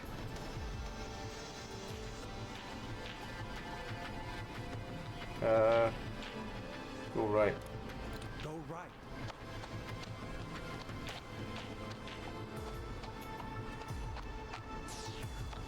So it should come to the beehives. I can't run much more. I just passed a corn silo. Didn't see anything else.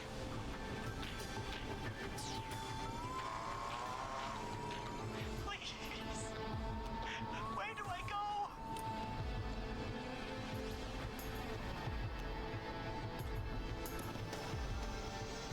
Go forward.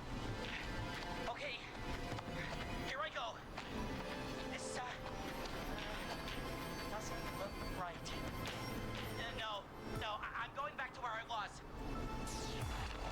Jesus! Oh, shit!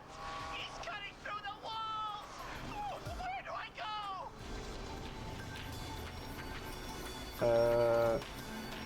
Yeah. Go right.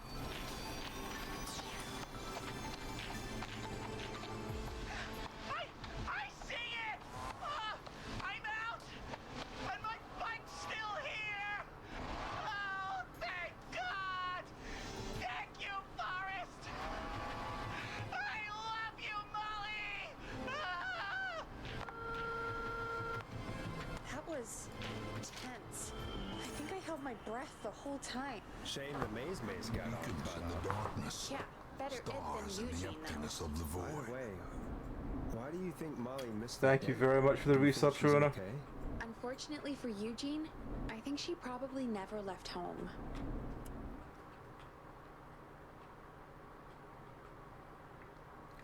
Thank you very, very much for the resub there, Thank Sharona. you for calling in, Mr. Walton.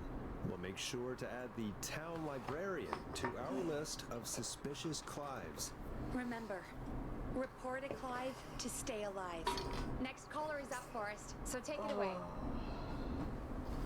Caller, you're through to Forrest Nash on 189.16, The Scream. Hey, wonderful show tonight, Forrest. Thank you. That's really wonderful of you to say.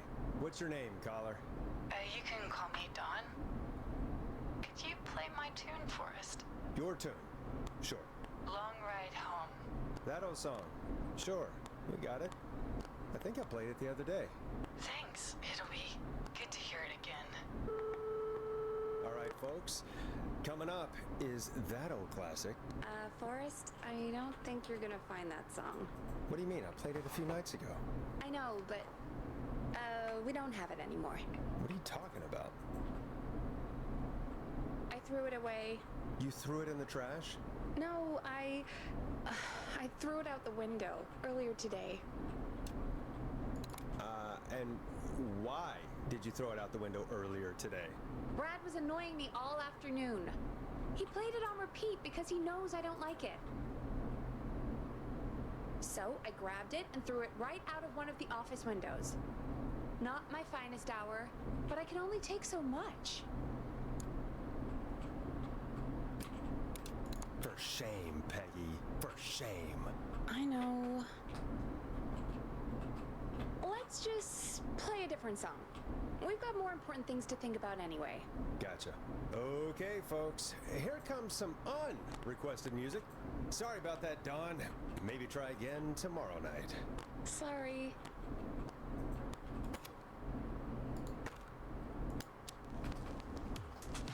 Here comes one of my favorites.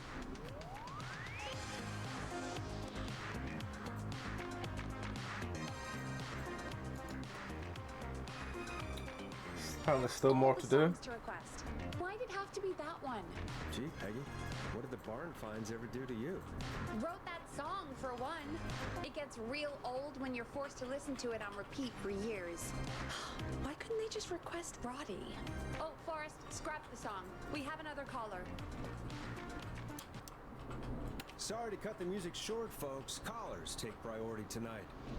Welcome to 189.16, The Scream. This is Forrest. Forrest? Oh, thank God. It's me again. Murphy. Hey, what brings you back? Oh, the killer got me, man. Why did I ever trust a guy named Master Robbie? I warned you not to. Hindsight is 20/20, okay? Forrest, we need to do something. Goddamn Gleason. You came for the gallows waste disposal plant. Beat on me, man. Carry me inside and lock me in a dumpster. I got a flashlight. Oh, goddamn. I smell smoke. I think he's starting a fire. Hold on, Murphy. We'll call for help right now. You gotta hurry, man. I need someone here now, or I'm gonna... Peggy, get the fire department on the line. On it. All right. Now just... Come on, pick up. Hi. Yes, I'd like to report a fire over at the Gallows Waste Disposal Plant. It's an emergency. What do you mean it's not operational? Why is there no backup vehicle? Oh, god damn it! Forrest, that evil son of a bitch slashed the tires on the town's only fire engine. They can't do anything. But I have a few friends who live nearby. Maybe one of them can save Murphy. Where do they live? My friend Alex lives on the corner of Haddonfield and Romero Street, and Catherine lives on the west end of Myers Lane. And there's Jericho on the east end of Myers Lane, but he's old, really old. Okay, I'll check the map, see who would be best to do this.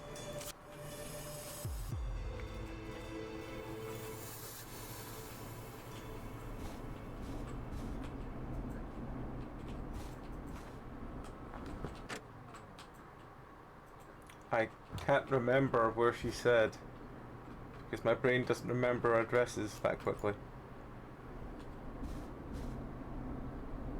All right, Forrest, who should I call? Who can help Murphy? Where is Murphy again? Forrest, really? He just told us he's at the Gallows Waste Disposal Plant. Okay, sorry, I forgot. Where are the rest of them? All right, Forrest, who should I call? Who can help Murphy? I didn't hear where the other two were because my brain is useless and doesn't remember spoken information. This is not going to help me very much.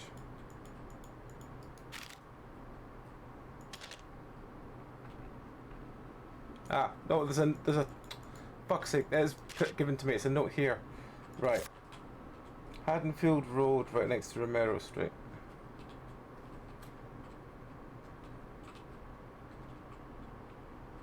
Band Street, William Street.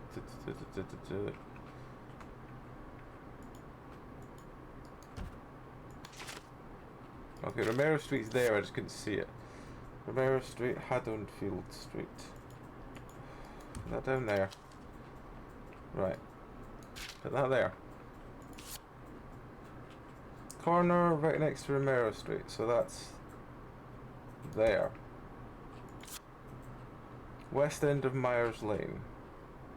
I assume west is this side. So it must be about there. East side of Myers Lane is this side, I believe.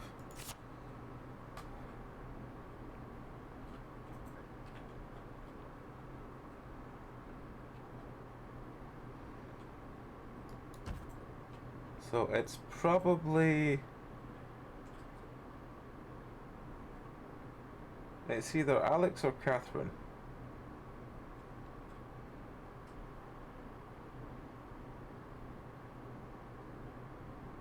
If I've got them the right way around, then it's that's between these two. So I'll go with Catherine. Call Catherine. All right, give me a second.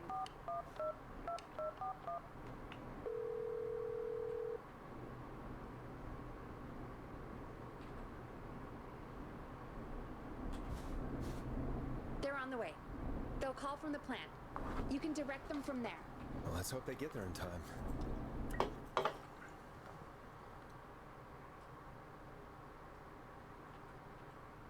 Call coming in. It's Catherine. She and Murphy are now both on the line. Hello, Catherine, are you there? What's happening at the plant? The whole damn thing is up in smoke. God damn it, I'm going in. Oh, my reception is terrible in here. God, my eyes sting.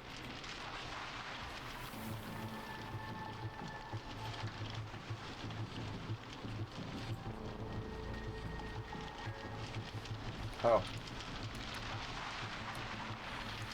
Murphy, can you see anything at all? Yeah, I got a little flashlight. Looks like old cans, bottles, and looks like... What does it say on the newspaper? It's, the Henderson headline. What was that? My reception is terrible in here. Please, Forrest, tell me where to go. Go to recycle. Recycling. Got it. Come on, Catherine.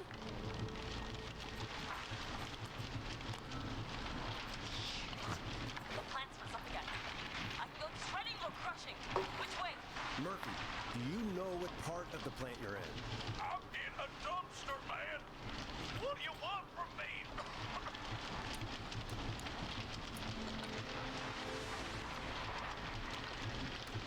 Do you hear anything, Murphy? I hear my heart about to pound out of my chest. Put the receiver up to the lid. Good enough. Catherine, go to the crusher.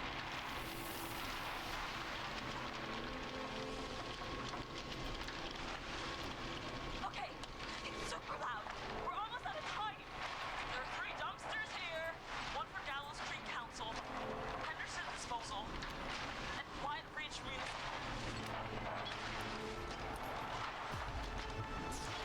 Open the Henderson container.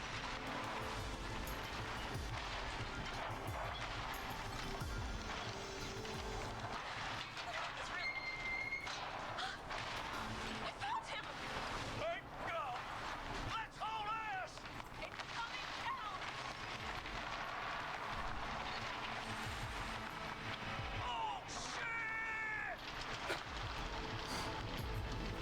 It's been quite fast paced considering all I'm doing is sort of sitting in a thingy room.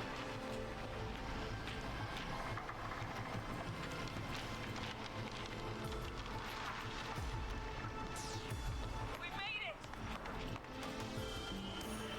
Oh, man. You saved my life. I'm annoyed that there's still one we've had killed by accident. Thank you. And I swear to you, now, F4, whatever his name was. I'm gonna race Fernando to be like... Yeah, it's because it popped up and I was like, oh, well, it must be want me to do this now. No, it wants me to wait for it. Back from Mr. Robbie. Hey, you just get home to your son, okay? Will do, Forrest. Well, folks, Gallows Creek has 2 folk heroes tonight, Murphy and Catherine. I'm sure their deeds won't soon be forgotten. Great job, Forrest. No time to celebrate, though. We got a caller. You know what to do. All right, folks, another of our good citizens is on the line. Let's see what they have to say. Welcome to 189.16 The Scream, with me, your host, Forrest Nash. Forrest, Teddy Gallows Jr. here. I just want to say that my thoughts and prayers are with my Gallows Creek neighbors during this awful time. Oh, it's mayoral candidate and scion of the town founders, Mr. Gallows. Are you in danger? We need to be a town of law and order.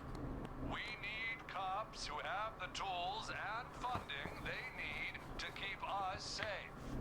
Okay, Teddy. We... I know. you're an outsider to our little town here, Forrest. But you're really stepping up to bat for us all tonight. I just want to say thank you for taking a swing for Gallows Creek. Jackass.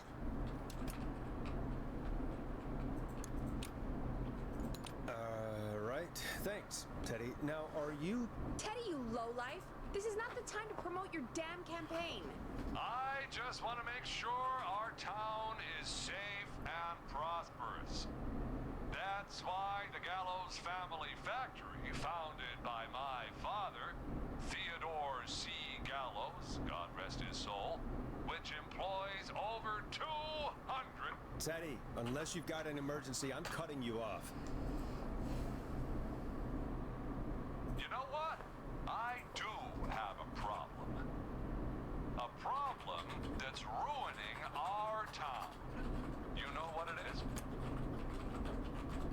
Yeah, how about the goddamn serial killer?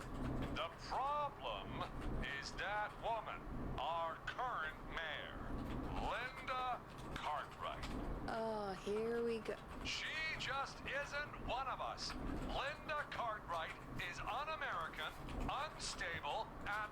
You're not better than anyone, Teddy. Just because you inherited half the town. Your producer sounds a little unstable, too. Don't you dare speak to me that way. Cut him off, Peggy. I can guarantee this kind of thing will not happen when I take office. The moral decay of... And that's enough of Teddy Gallows Jr. for one lifetime. I always feel disgusting after hearing him talk. Just play an ad, Forrest. I need a minute. We'll be right back after these messages.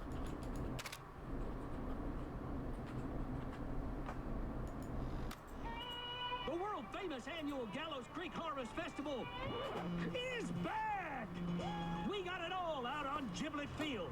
We got the Little Miss Harvest Pageant, Princess Harvest Pageant, Harvest Queen Pageant, Cotton Candy, Corn Dogs, Cornhole, Corn on the Cob, Crokinole, Country Music, Can Jam, Jams, Jellies, Jamborees, Juggling, Roller Rickies, Roller Disco Lessons, Praying.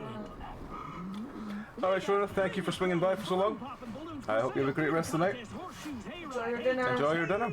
Safe donkeys and ponies, apple bobbing, firearms, fireworks, funnel cakes, fried dough, seed spitting, sand licking, cracker cramming, and cat shop.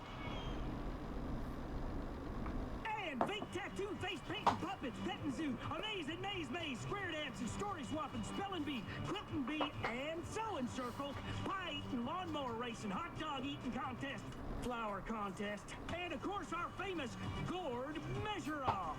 The festival is brought to you by Mayor Linda Cartwright, sponsored by Gallows & Sons Factory, and dedicated to the memory of Garrett Miley, tragically taken from us last festival. I can see why it's world famous. It's a highlight around here, Forrest. Oh, I am sorry to hear that, Peggy. All right, folks, welcome back to the show. We have a note from my producer. That's right. Come find me at the Harvest Festival tomorrow to grab your choice of a K-Fam mug, sticker set, or poster. Let's see what our next caller would choose. Caller on line 1. Hello, caller. You're live on the stream with me, Forrest Nash.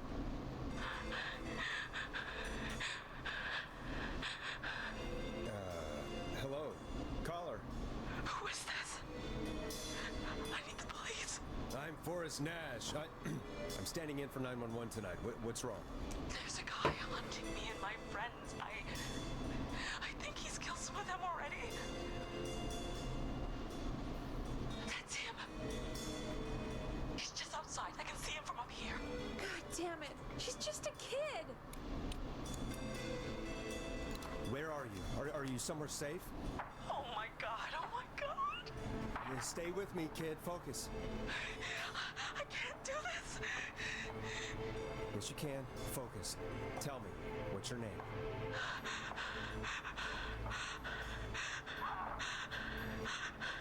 Sweetie, you can do it. What's your name? Carrie. Good. Carrie, listen to me. We're gonna get you out of there, all right? Now, where are you? The old murder Gallows. Upstairs. I'm at the end of a hall. There's a bathroom, a couple bedrooms, a closet. Oh, he's coming. Where should I go? Go to the closet. Okay, I'll...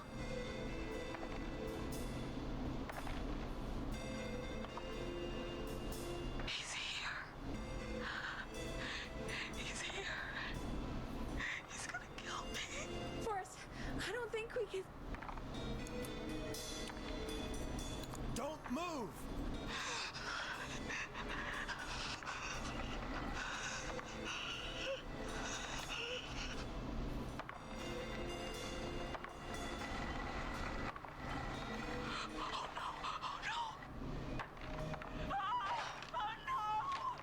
Oh well, another one dead.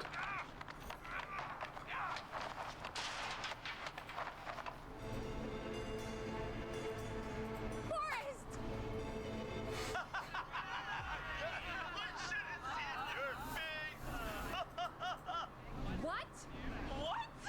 What? Are you kidding me? Okay, what the hell is going on here? Who's on the phone, Carrie? The cops? It's just a joke, jeez. Wait, isn't that... Jimmy, that wasn't funny, you sicko! Of course I called the cops, but some guy just answered instead. What guy? Forrest Nash, what the hell are you all doing? It's prank night, old man. We're just having fun. That's the kid! The kid who called in earlier pretending to be the whistling man. That's it. I'm out of here.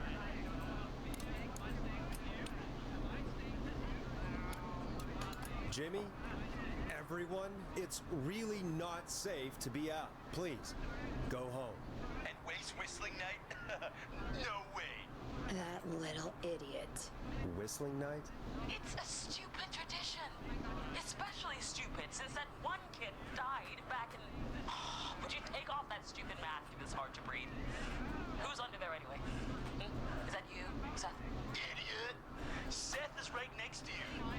That's, wait. Oh no.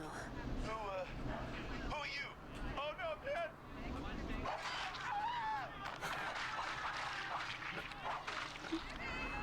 Everyone, get inside!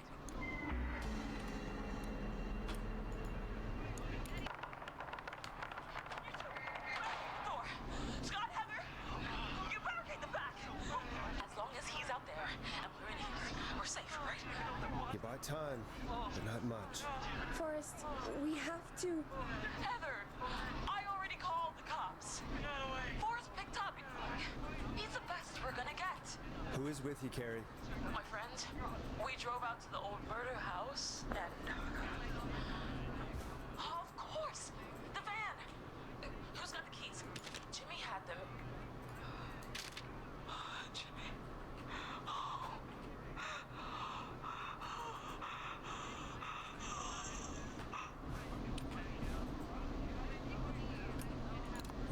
Okay. It's gonna be okay, Carrie. Right.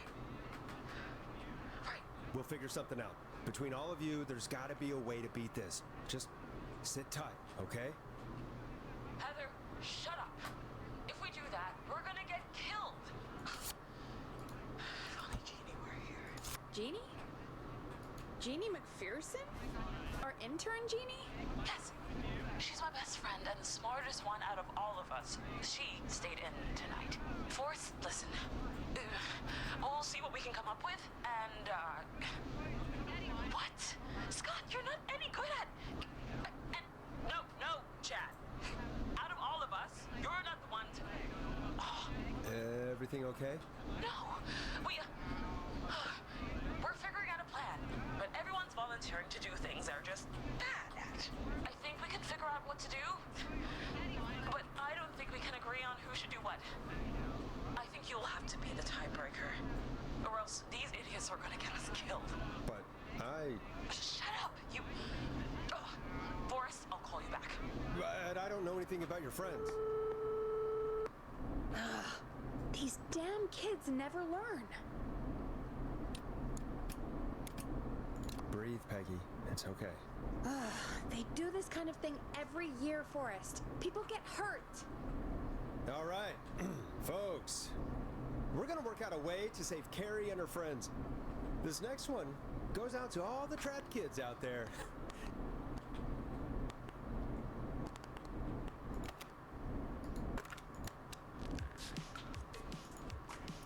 You'll like this next song. Peggy, you mentioned something about their friend working here? An intern? Yeah, Jeannie. Seems a nice enough girl, but a bit head in the clouds, you know? Not sure why we took on an intern. We really didn't have the office space for one. Poor thing got tucked away in a dark corner somewhere downstairs, I think. All right, I'll go see if I can find her desk. Hopefully she has something we can use.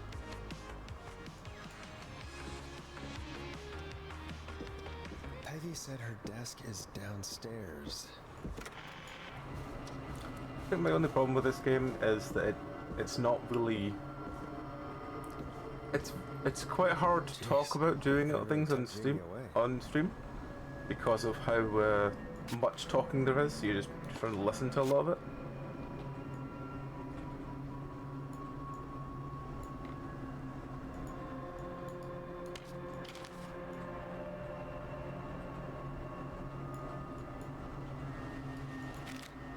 Friendship quiz. This might work. Hot David. Oh god.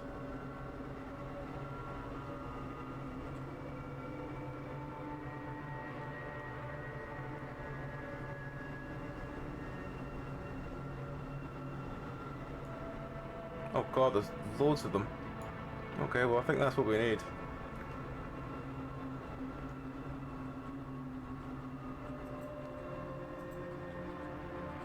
Right, well, let's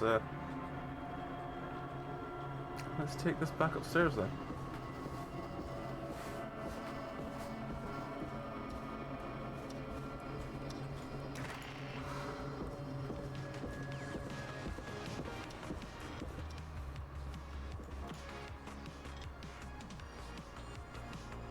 Okay, you find anything that'll help us out? Yeah, I found a friendship quiz with all these kids. If you think that'll help, then good enough. Carrie's on line 1. Whenever you're ready. Guess we just carry on. This is Forrest Nash, back again with an unlucky caller on this unlucky night. Carrie, are you there? Yes, we've got a plan, but we can't agree on who should do what. You want me to be the tiebreaker? Exactly. I'm ready. What's the first step? Okay, first things first, we'll need a spotter. Someone who can keep an eye on the killer. We'll need someone on the roof. It's gonna be a hard climb. We're deciding between Heather, Kyle, and Hot David. Heather's got this. Yes, Heather, he picked you. Now please, stop talking about all your cheerleading trophies. Part 2, the Whistling Man padlocked the gate back to the road. Before we drive out of here, we need someone to pick the lock. Seth, Jennifer, and Scott all want to do it. Jennifer. Jesus, Jennifer, you carry a bump key? Why didn't you say so earlier? Anyway, that brings us to part 3. Getting the van keys. I'll volunteer for this. I don't know Jimmy as well as you guys, so it'll probably be easier that way. Then is part 4.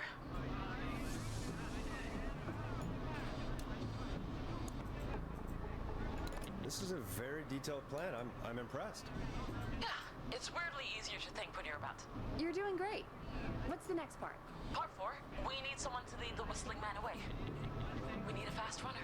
For this one, we're trying to decide between... Who was it again? Hot David, Cynthia, and Scott. Hot David.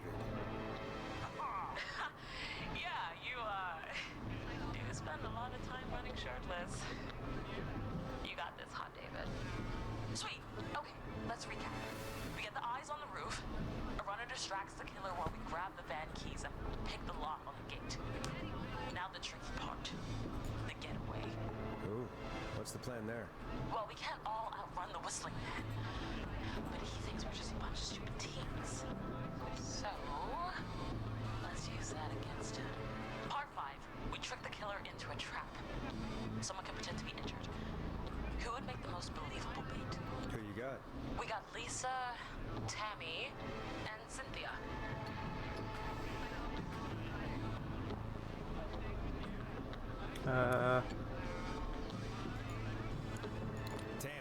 Tammy, if you survive this, never do that British accent again. That should take care of the killer. And then it's time to get out of here. Finally, part 6. We need someone who can drive us through the woods and back to Gallows Creek alive. Who's our getaway driver? Should it be... Who have we got? Chad? Scott? Cynthia? Whatever. Forrest, you know what to do. Scott. I know we all love watching American Skid. Yes, yeah. Just do what they did in the movie. Thanks, Forrest.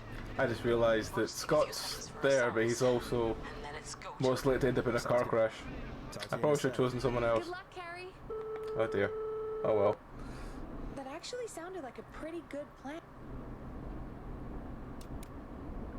Impressive as hell. I just realised that's probably going to end badly. Oh well. Because 4, you're like, oh, that one, and then you didn't look at 10, you're like, oh. Oh, the kids are back already. Line 1 again. If you're just tuning in, we're coming to you live with a bunch of teens about to flee a madman. Listener discretion is advised. Are you ready, Carrie? We're good to go, Forrest. Good luck. And Godspeed. You got this. Here we go, everyone. Spotter, to the roof. Go, Heather. She's off and away. All right, Renner. Get ready. Wait for the spotter's signal. Spotter says go.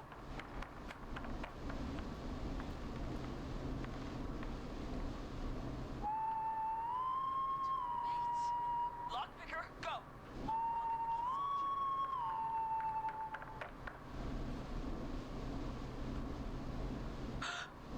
Oh, Jimmy. His face is... The keys, Carrie. You need to get the van keys. His face is lying next to him, Forrest. He got cut. Oh, God.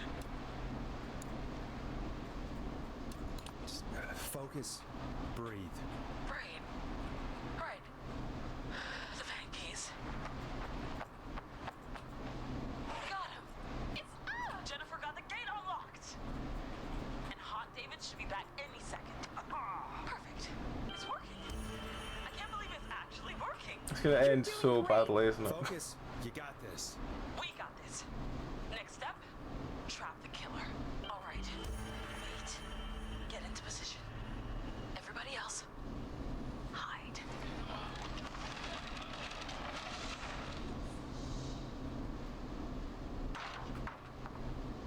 Okay, performer.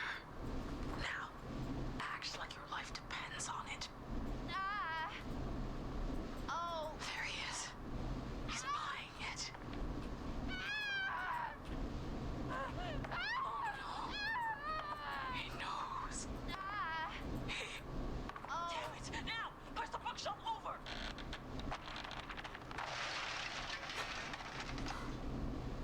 Oh my God, they both went through the floor.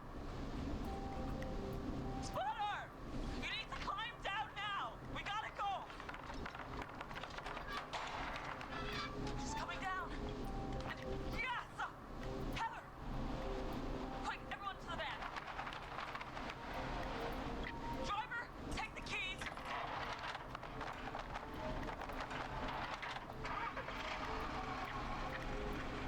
The damn gate swung shut.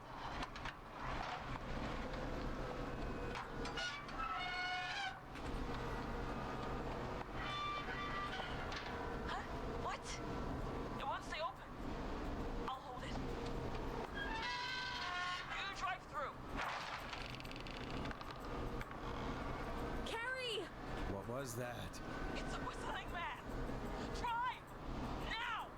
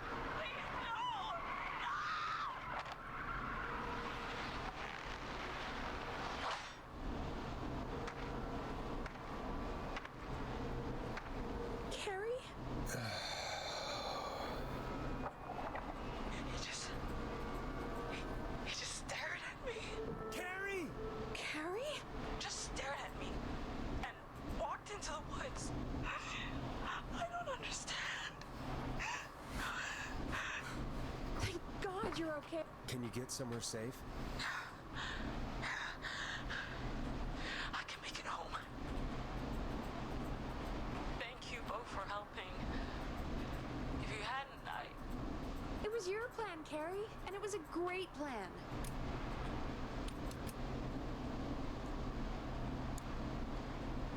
Don't forget Janie. Her friendship quiz saved the day. Told you she was the best. I need to get home. Breathe, Carrie. You're okay now. I'll call you when I'm somewhere safe. Talk to you then. Folks, that was a lot. Our thoughts go out to the parents whose kids won't make it home tonight. For any kids listening in, please stay inside and stay safe. And parents, hug your kids extra tight tonight. Here's a song for the girl walking home in the dark.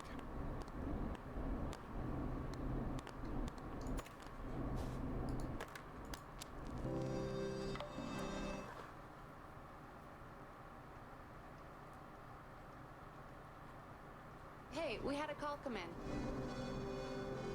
Can I leave for the moment, or is it going to tell me there's still more to do? Oh no, I can leave for the moment. Good.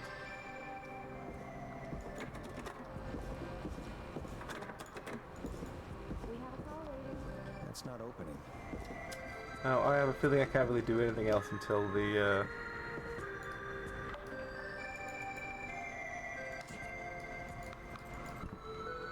I can't do anything until I get more keys to open more doors, so I guess I'll just, take the call. Time to turn the music off.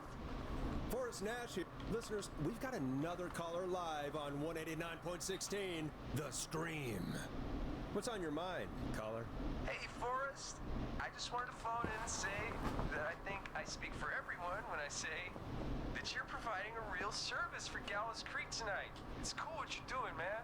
I'm just doing my job, friend. Anyway, tell me about yourself. What's your name? Are you keeping safe tonight? Yeah, man, I'm good, thanks. I'm at my roller rink, trying to get everything ready for the Harvest Festival tomorrow. I had a guy from Starling Security here earlier installing the Starling 4000 system, so I'm a little behind. As for my name, my friends call me Roller Ricky, and I now consider you a friend, my man. We're friends now, huh? Well, that's kind of you to say. Thanks. Yeah, man. Sounds like roller skating is more than just a job to you. So is this vocational? I wasn't always Roller Ricky. Once upon a time, believe it or not, I used to go by just Ricky. Yeah, back then, things were pretty rough. I used to roll with a bad crowd. Not all bad, but there was one guy. Anyway, some bad stuff went down. I harbored a lot of guilt for a long time and turned to the bottom. I didn't really talk about it or even know how to talk. It's just how it was. That bottle took the best years of my life. Or so I thought. It's never too late, Roller Ricky. How did you turn things around? I joined a support group. I opened up about my problems, and sharing that burden just took so much weight off. It's a long story from there, but I found roller disco. I learned how to have fun again, cutting loose and making shapes. Now whenever I get down, I get down. I'm finally free from it all, man. It's important just to talk to somebody. That's the first step, ain't that right, Max? Aw, hello, Max. Well, he certainly sounds like a good boy. Max is my emotional support dog. He's a rescue dog, but I always say he's the one that rescued me. He's the best dog a guy could ask for. Of course, the first thing I did was teach him how to skate. He's better than me now, a real pro. Max can skate? Yeah, man!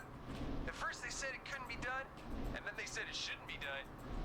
But Maxie loves the rink, man! Is that another train, Maxie? Maxie loves trains, man. He's even got that special how to greet them. Maxie sounds like a really special boy. Maxie appreciates all the positivity you're throwing out, my man. You know, I'm actually hosting free skating lessons tomorrow at the festival. I think it's a great opportunity to give back to the community. Man, talk of skating's got me itching for a boogie. Before I switch my radio off for the night, could I request a song, Forrest? Something I can groove to, you know, something funky. It'll be me and Maxie's final boogie breakdown tonight. Then I think we'll take it down a level. I can do that. Thanks again for calling. You and Max, be safe now, okay? Bye, Maxie. You got it, man. Peace. Well, folks, this next one goes out to Roller Ricky and Max. Enjoy. I can't remember which one the funky ones are. So it'll be that one. Hope you enjoy this one as much as I do. I really needed that call, you know, after everything. Yeah, I get that. He talked a bit much for my taste, but it is inspiring to hear somebody come back from the brink like that. Yeah, that's what I... You were thinking about Max on skates, weren't you? Well, would you look at that? Another caller on the line. What are the odds? Better take it. Welcome back to 189.16, The Scream. This is Forrest Nash. How are you tonight, caller? I'm doing okay. I made it home safe. Gary! Hey, I just wanted to thank you for doing what you could earlier. You know, even though not everybody made it, and, I don't know. Hey, it's okay. You were so brave earlier. You're safe now. I wanted to ask you why he didn't... Why am I... Why what, Carrie? Why did he spare me? After what he did, why let me go? Maybe he only wanted to hurt the pranksters. Maybe. Did he just think everyone was making fun of him? Did he always hate these hazing rituals? I mean, if he did, why wait all these years to... Why do this now? These stupid hazing nights have to stop. Carrie, you did so well tonight. Stay safe and rest. Help is coming to Gallows Creek. We just need to hold on. Thanks, Peggy. Hey, Forrest? Could I request a song? Of course, Carrie. What song? Any song by Blast Processor. And thank you. This next one goes out to Carrie.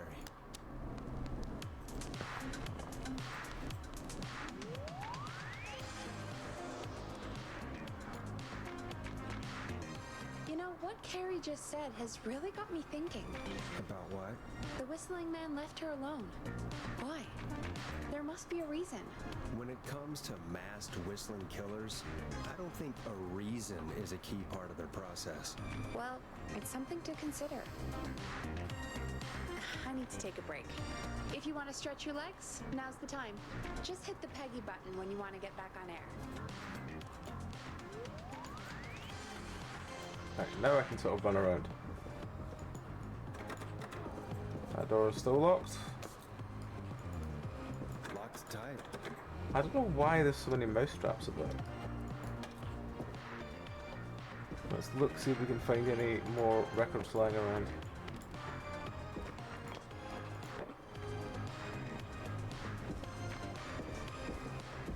Napkins, things, magazines, water, more napkins.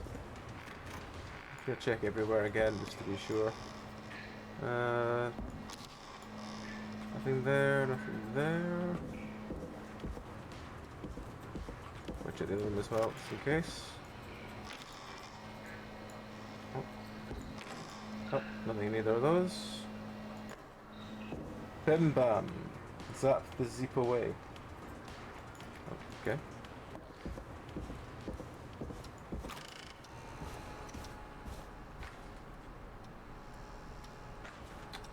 Let's have a look around. Don't expect there to be anything. But we'll have a look and see. Nothing there. Can't open any of these.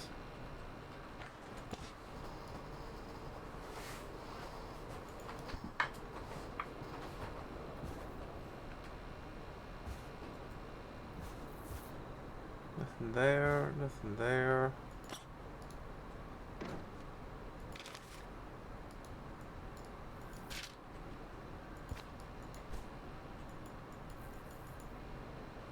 Okay, so nothing really there.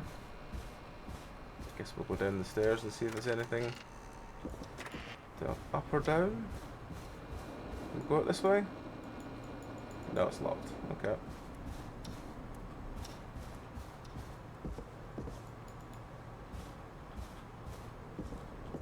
We've checked this way. No, there's nothing else here. We've checked around here, and there was nothing else here.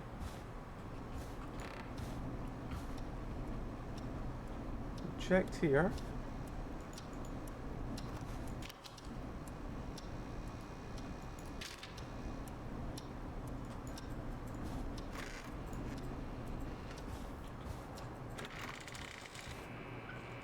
Nothing in this one.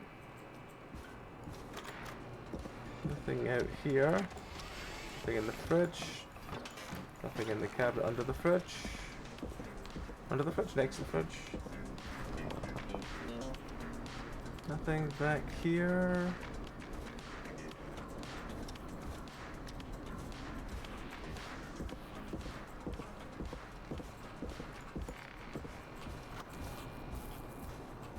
Check these other rooms.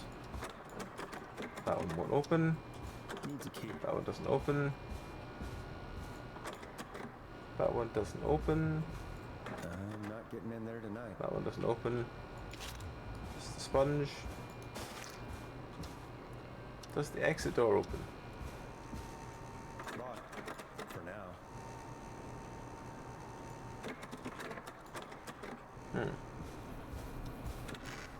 Well, there is nothing else I can do because I've looked around and not found anything. I assume that I should carry on with the story and it will hopefully open up more.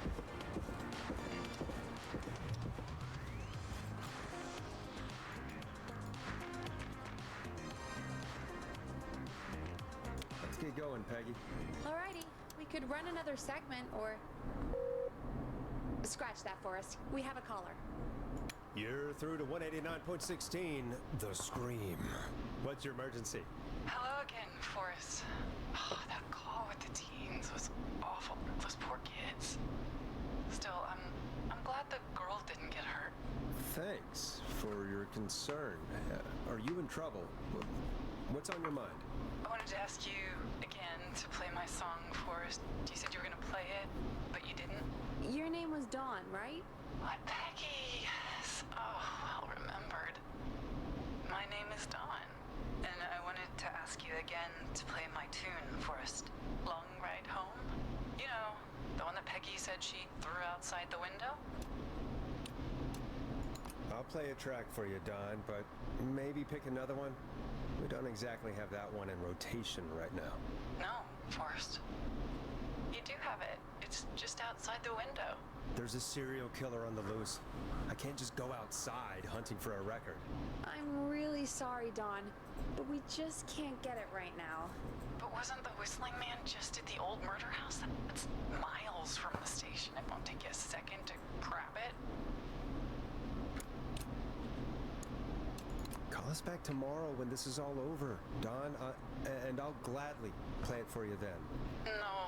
No, that won't do. Don't worry. I think I can bring you around. Forrest, Peggy, I'm calling with more than a request. I know something. I think I know who's gonna be next. What? Are you serious? Play my song, Forrest, and you'll find out. Well, folks, here's some music for you while I think things over.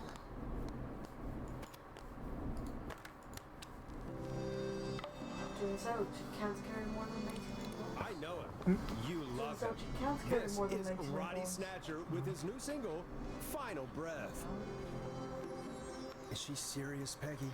She's serious about hearing that song, that's for sure. Peggy, I mean, is she serious about... I don't know, Forrest, but we don't really have a choice, do we? If she's telling the truth... All right, I'll do it. You're a slide you the key to the fire door. Wait. Our fire door has to be unlocked? Yeah, it, you know, I never thought about it, but yeah. We should talk to Reggie about that later. Anyway, I'll hold the fort down while you're out. Maybe I'll even get a collar. That could be exciting. 189.16. The Screw. With me, Peggy.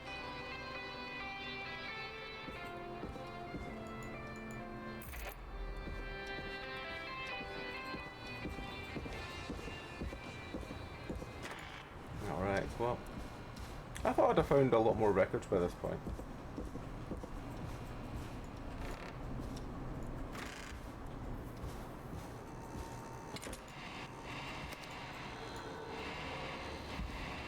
You know, I hope she'll be happy when I'm brutally murdered by the Whistling Man.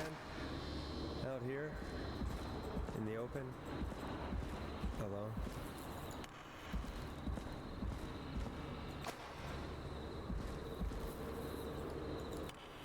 They look like fuses that are probably going to need for something.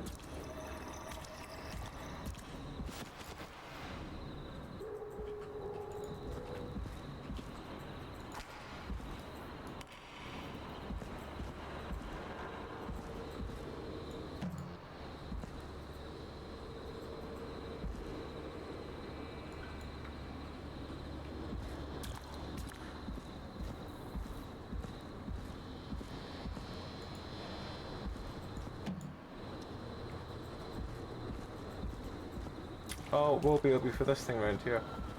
Remember the thing earlier that we turned on? Didn't know what the fuck it did? Yeah.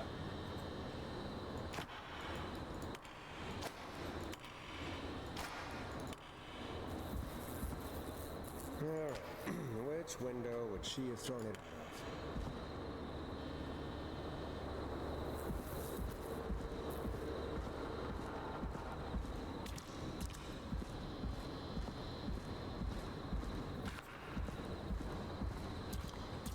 Shame we can't carry more than one thing at a time.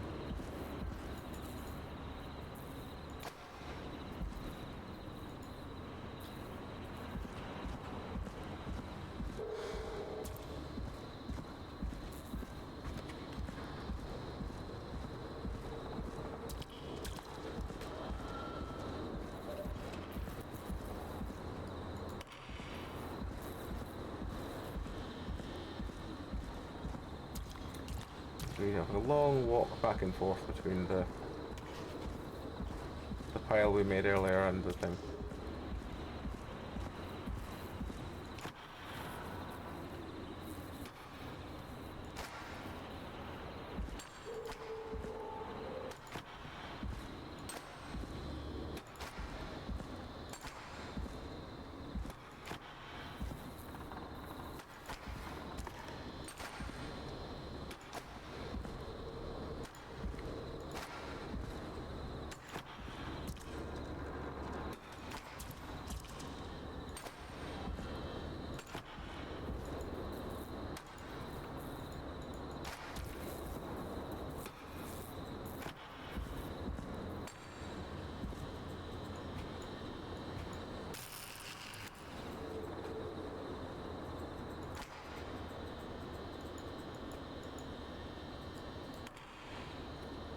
That would be 35, so we've got to make another 35.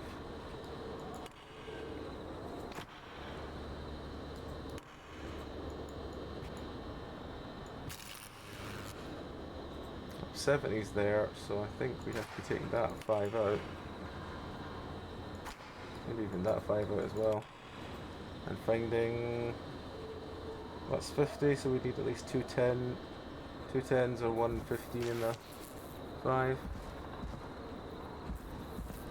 Look around, we'll find one while we're looking for this record.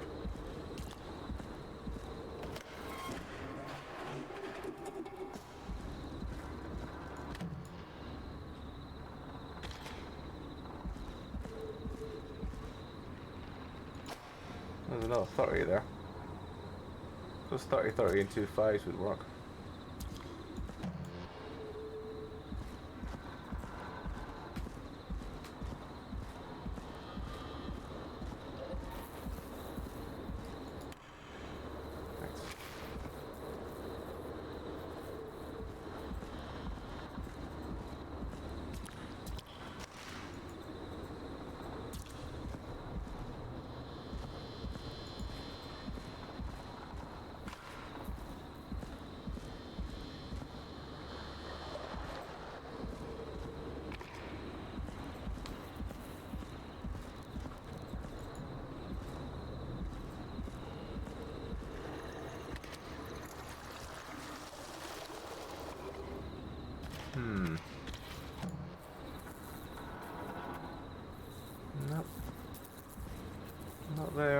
Not there.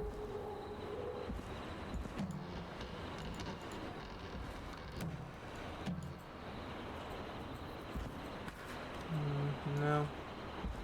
Let's see the answer.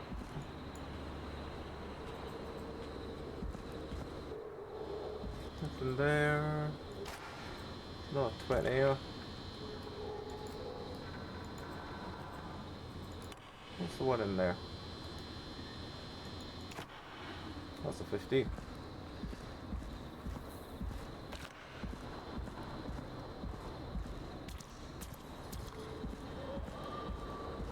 So if they all have to be different for any reason.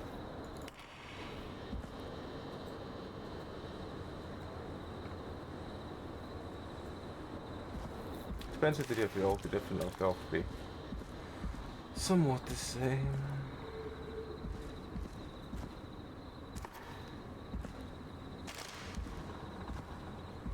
Where can we find this record we're looking for?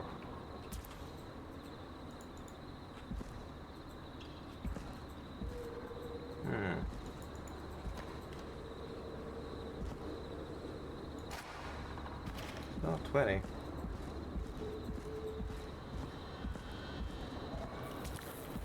Oh, there it is. Oh, damn it. Here it is. Long ride home.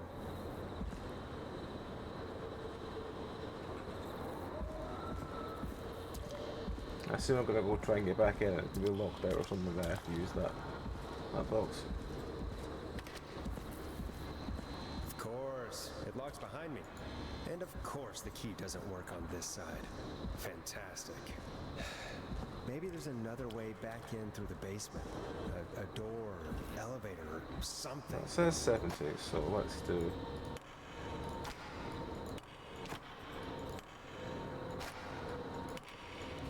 Bingo!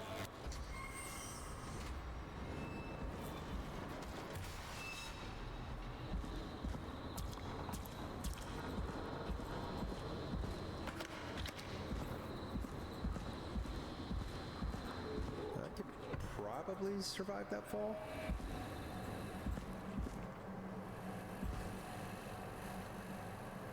Is there anything else in here?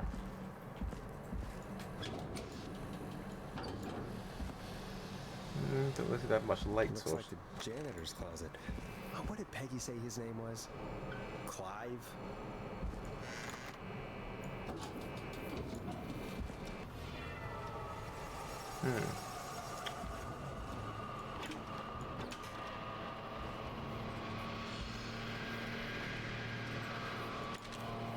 What the hell?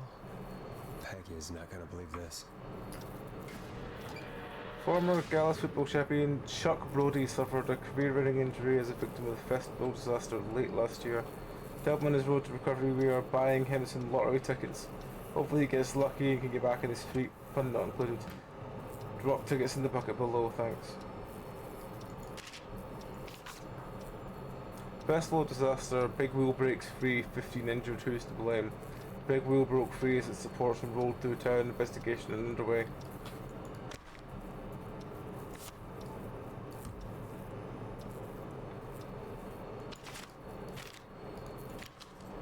Local Dr. K. Walker recommends all locals get the flu shot ASAP. Flu season upon us. 84 is under many, and they make sure you're protected. Okay, well.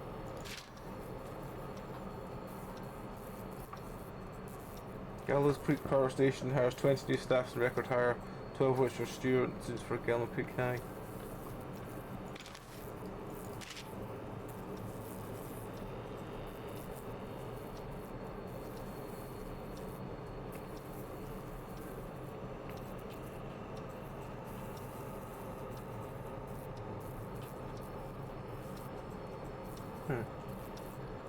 Okay.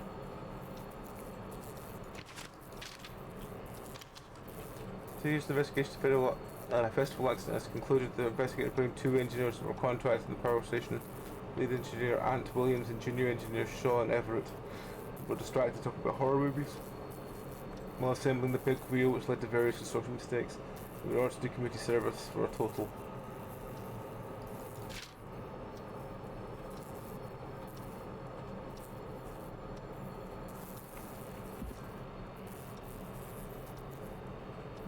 Okay. Hello, friend.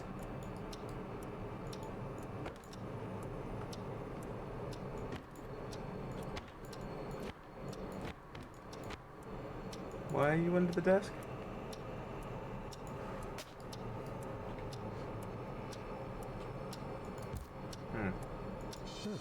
There's a key. I'll just take that. Might be important.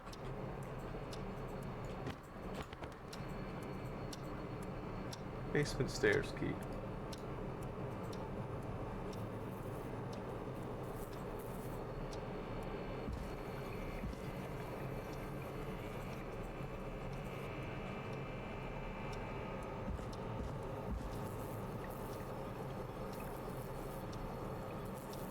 Keith Walker. Okay.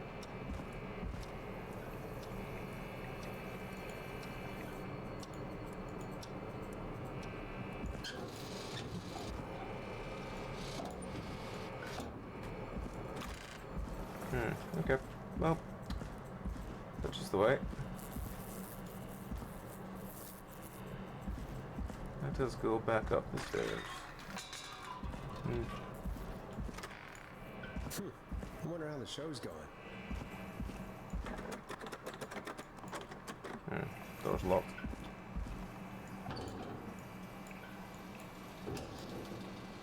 Anything in here? No.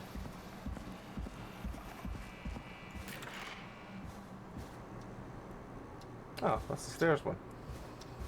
So many locked doors, so few keys.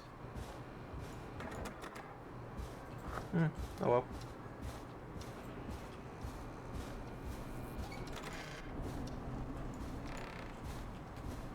As I said, I was sure I'd have found, like, all these records that are around the roof. I'm sure I was meant to have found a lot more than 2 by now.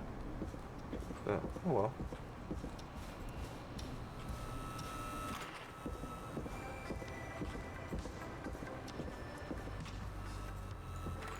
Isn't that such a good song, folks? And now for... Jesus, Forrest, you've been gone for ages. I thought something had happened. Something did happen.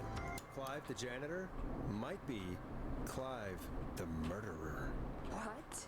I'll start from the beginning. The fire door locked behind me, so... 240.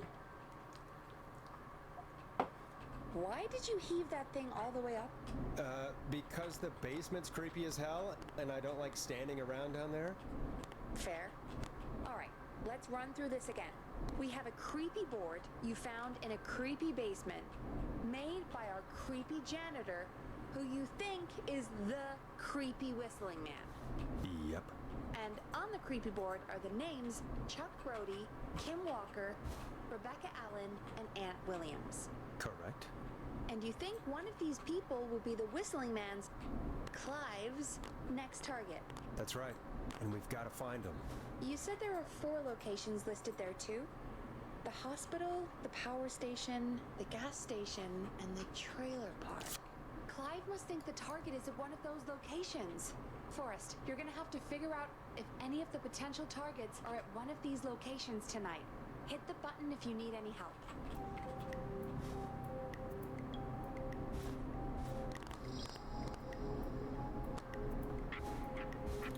Well, let's get some chins on while we do it. Let's put that one on. I don't know which one that is, put that one on.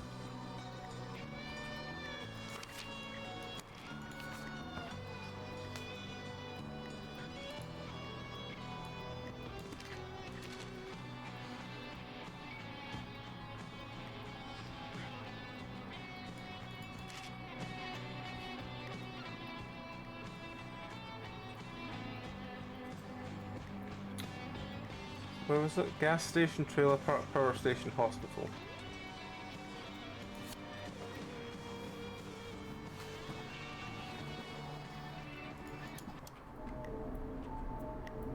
Oh, that's fine, it's the background sound.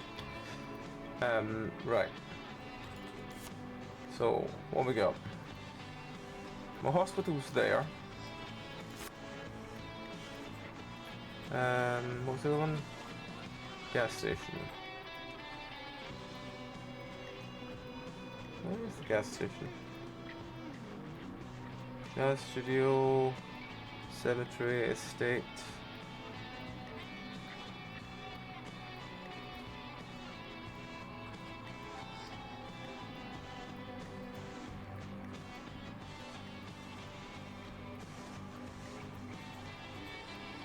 Well, trailer park's there.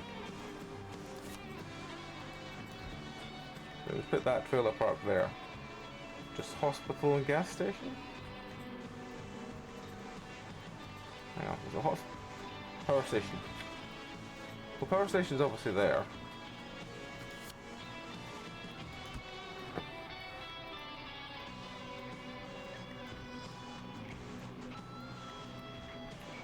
So that's hospital, power station, just gas station that's left, isn't it?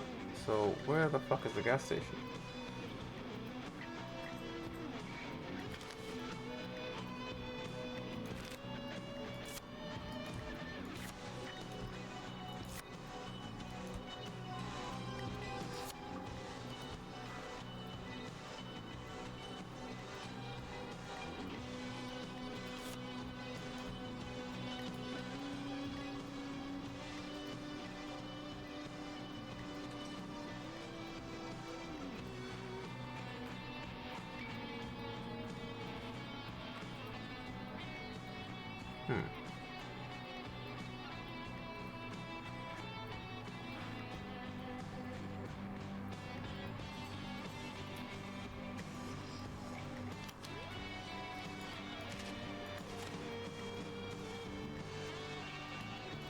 Well, if it's local doctor will probably be at the hospital.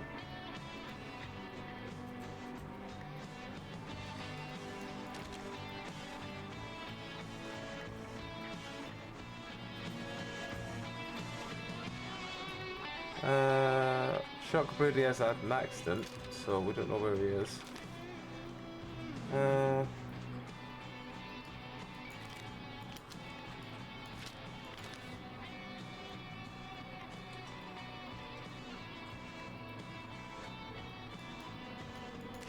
Okay.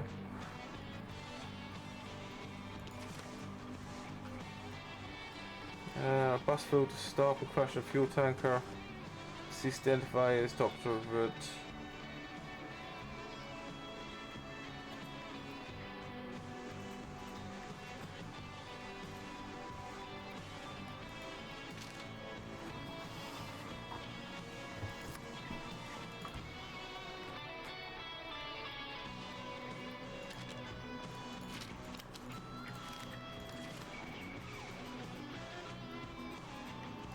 Okay.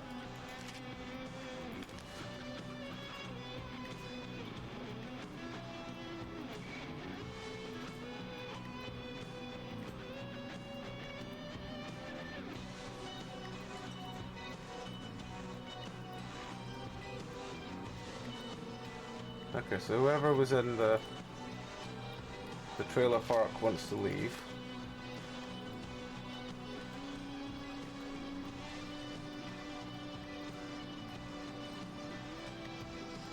The lead engineer responsible for the Gallows Creek Harvest Festival disaster was Ant Williams.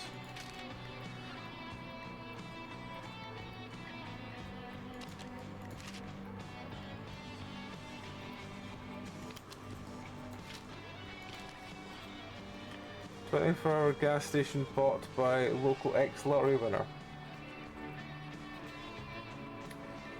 Hang on. Can I stand in the light? Let's look at this, please.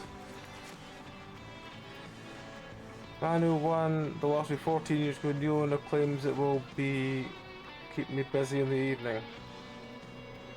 He has to remain anonymous. Okay, well he's probably that's probably Chuck Brody then. But Chuck Brody's the gas station.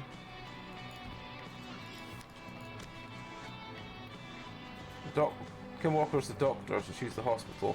Anne Williams will be the power station.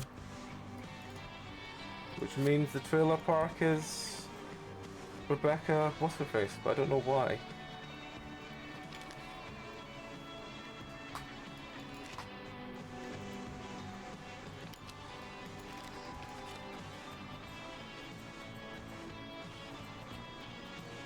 Ah, the informant.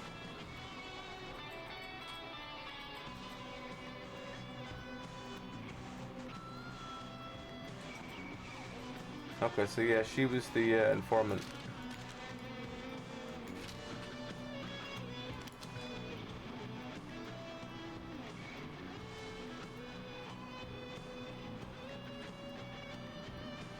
Okay, so that was her.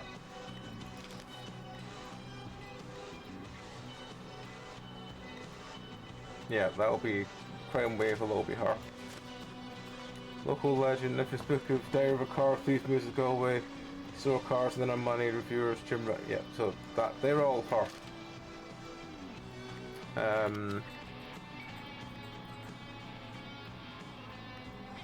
Yeah, that's a him.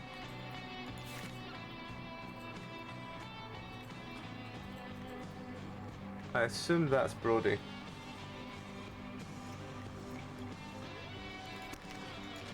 And that's her. Okay, so I now know all of them are from. So he's the gas station cleaner, owns the gas station after this. She's a doctor whose husband was there but he got killed. She's the informant that stole cars. And he's the guy that caused the power crash thing. So yeah, I've got it. How's it going? I'm ready. I'm ready, Peggy. Are you sure? We've only got one shot at this. I'm doubting myself now. Actually, give me a bit longer. How's it going? Just to check I got this right. It's not going well. I could use some help. Okay, let's review the basics. We need to work out who the next target is. There's 4 locations, right? And 4 people. Yes. We need to figure out if anyone is at any of the 4 locations tonight. And if they are, we can call them and warn them. There must be some connections between the notes. Makes sense. Great. Need any It's more help? it's interesting. It's very in the style of the visual novel of you're constantly watching and listening and following the story, and actually the bits that you're doing something is a bit more puzzle-like. In that regard, it's quite good. It's very right, I don't know. Let's see what she asked, but yeah. Yes, please. Sure. I think you should be methodical with this. Try grouping the notes by who they're about. I've done that. You could also have a look at the dates and make a timeline. Maybe that will help rule out potential targets first. Got it. Thanks, Peggy. No problem. There we go, it's working again. Ah, great. Thank you. Okay. Crimson, if I do finish the dare drop for this, I will have a spare key for this. If you were interested, I'll try and do a giveaway for it. So if I actually finish the dare drop I have for this, because it is to get a spare key for this. So I will be hopefully doing a giveaway for it at some point if I do it. Okay, I will let you know if anything. That's down here. So he's that one. He's that one. He's that one.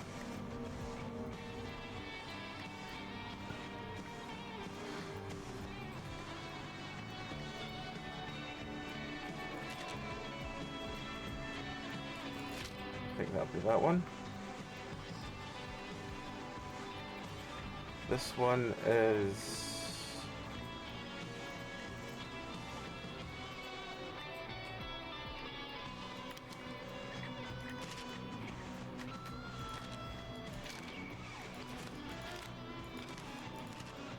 disorder.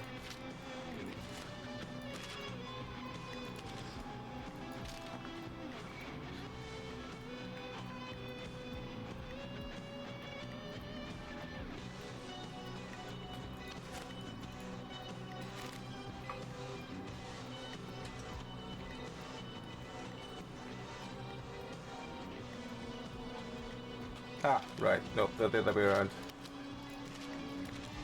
Okay, she's out because she's left. That was the thing, it says she's left.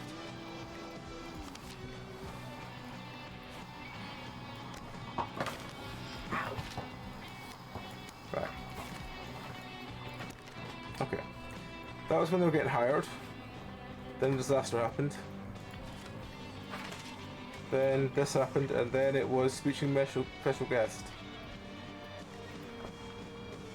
Yeah. That Sunday. So I think that one.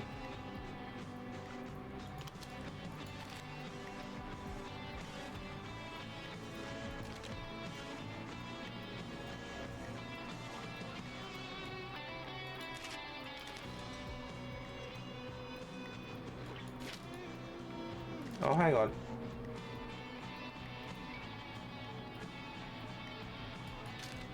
I don't know. It could be she's dead. 1977. But it can't be she's dead because she's listed here.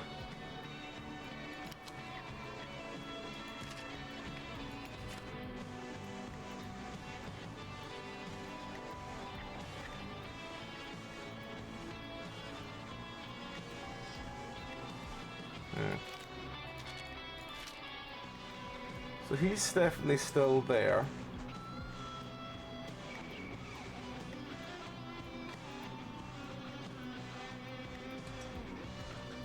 He's definitely still there. And they're definitely still there. I think they're more likely to be there than anyone else.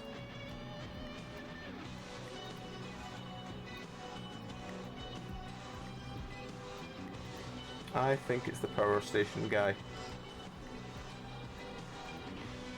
How's it going? I'm okay, thanks. I think I've almost got it. Good luck. Oh, that was just... How's it going? Okay, let's try this. Are you sure? We've only got one shot at this. Hang on. Yes, it is that. I'm sure. Let's do this. Okay, name first. Who do you think the target is? Aunt Williams. And where will I find them? The power station. Okay, I'm dialing. One moment. Because he's listed as being there this week.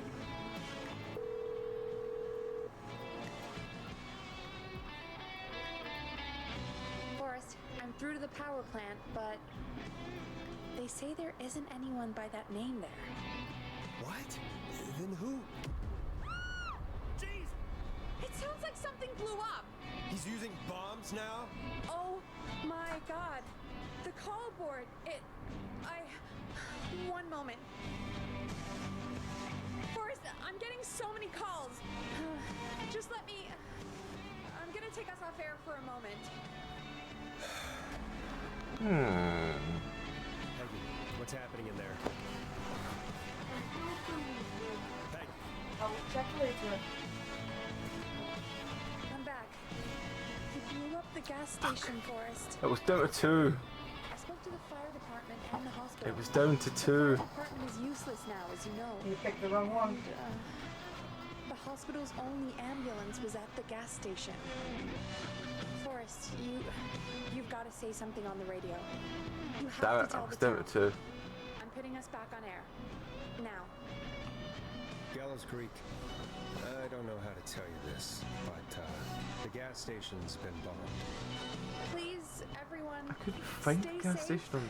stay inside, and just bring us into some music, Forrest.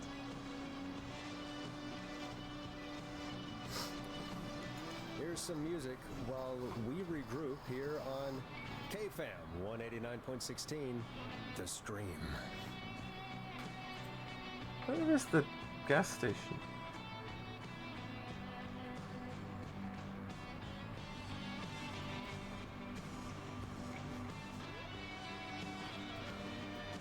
There's got to be more in the basement to show us who Clive is targeting. And if that's the case, we can get ahead of him.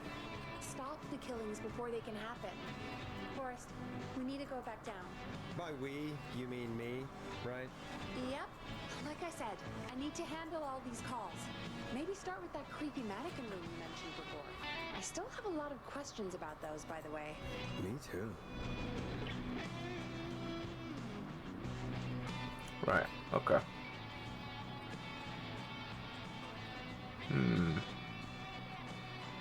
The one I could probably rule out with, well, those two, the only two I could somewhat semi-rule out, it was between those two. Because... yeah. It's just a bit weird. Oh well.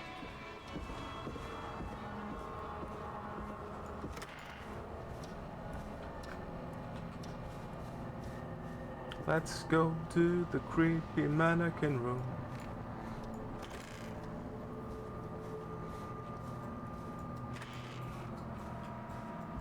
Right.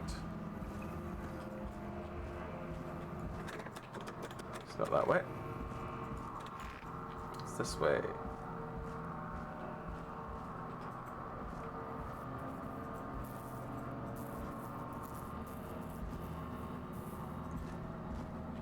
I don't know why I'm looking for a record. There's not going to be that many records in here, is there?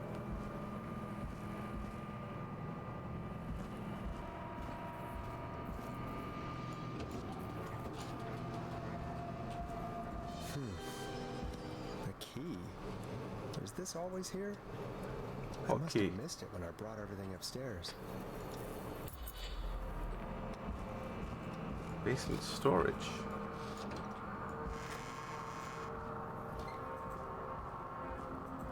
The one over there. This one here? Aha!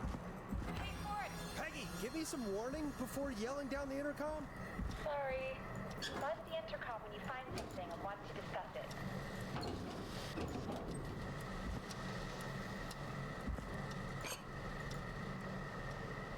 There's another tape there.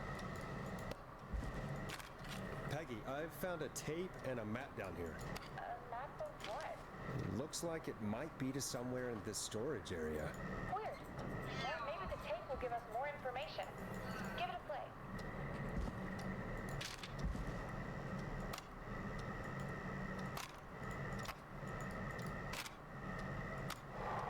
George Barrow, 1968. That's when this all began for me. Follow the maps, find the tapes. I'll be waiting. Wait. George Barrow? We all heard that he drowned after a night out drinking. Was it actually Clive? Has Clive really been the whistling man for that long? He says I need to follow the maps and find the tapes. I guess that's what this map is about. I think we need to see what else is hidden down here. Be careful, Forrest. Keep looking. Buzz the intercom when you found something. Okay, maybe it's not this one. Oh, there's more shelves here. Okay. Time of autopsy is 7 a.m. Cause of death is asphyxiation from drowning. The degree of rigor mortis indicates that the subject has been deceased for 5 hours. That puts the time of death. Okay.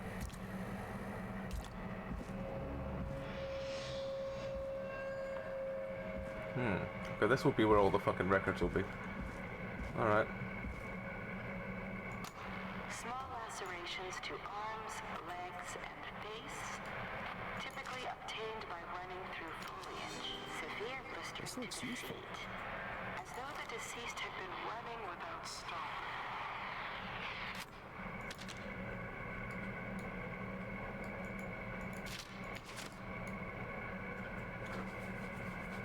Sheriff J. Matthews, at 4 a.m. calls received from a jogger, a Miss Sandra Sharp, reporting that a body had been found washed up in the reservoir I drove out to investigate, but was able to identify the body at the scene of that of George Barrow. I contacted the coroner's office, and then the boy's parents. They informed me that they had not seen him at 7 p.m. on the 2nd.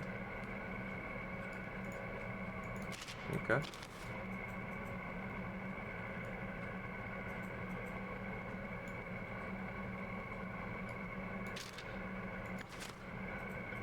Okay, I've got that one. So I'm looking for this one now. Was there another? Oh, there was another thing here. Right, okay. Oh, right, well, I got that one. There was a note and a thing. Right, okay, so now I'm on to this one. I am doing this in order. Okay, cool. It's not just me thinking that I'm failing to do it. What's this? Nothing really in there. Anything on that? Can I look at that without? Delivery note. C. Atkins? Delivery address, hospital, gas and repair, roller rink, Woodside Apartments, radio station.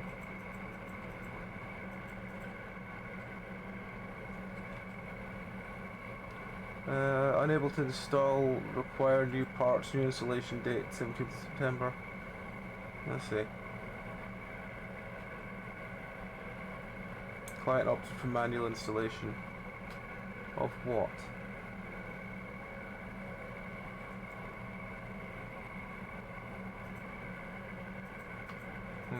Okay. System overview. Factory access codes. Oh, okay, well I guess I'll be taking that with me.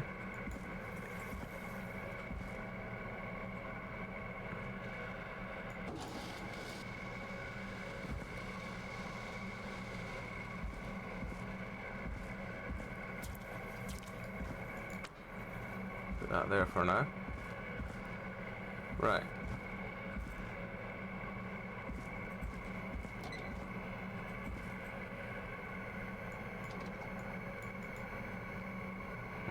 Okay. Additionally, there appears to be a post-mortem injury to the arm.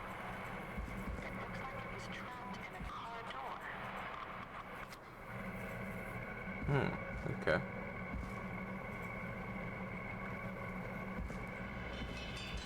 Oh, I needed that for through here, did I? Okay. Well, I'll have to go back and get it then. It is the coroner's opinion that the subject likely feared for his life and was chased, resulting in a fall from a height into a body of water, where he hit his head, was knocked out, and drowned. Following that, he was Dr. Silva, we need to talk. That recording. Shut it off.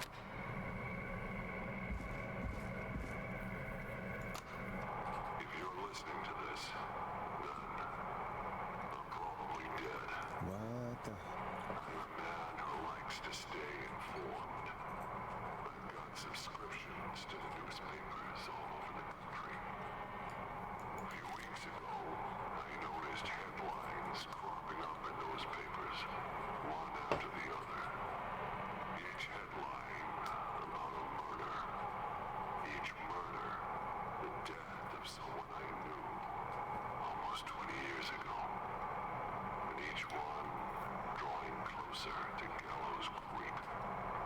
Drawing closer to the anniversary. None of us are innocent, but I don't think we deserve killing. All I hope now is that I can save some folk from the worst that I can. I don't know. Do something to make up for what I did back then, I guess. I didn't kill anyone, mind you, but that's past mattering. Now, there's more I could say than I should say, but my employer made it clear that my family would pay a high price if I ever spoke out.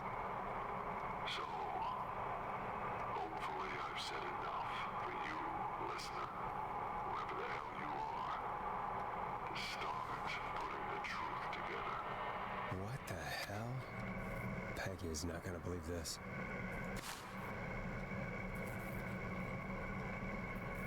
What? Humpty Dumpty, a study of love, tragedy and betrayal, starring Maisie Cartwright as Dawn, George Barrow as Henry, and Maria Campbell as Anne. Okay.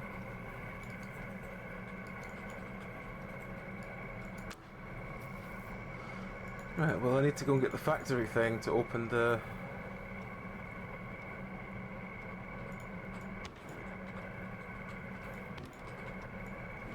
Aha! Ooh, a new vinyl for my collection. Aha.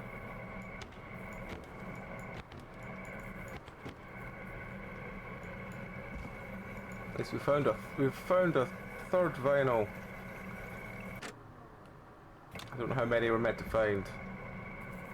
Do you ever have any luck finding that, man? Sorry, what? How many vinyl I'm meant to find in this? I have no idea, but... Yeah, sure. One second, I need to go get the factory panel opening manual. Oh, robot. Hey, robot. How's it going? Preliminary toxicology results shows no signs of inebriation.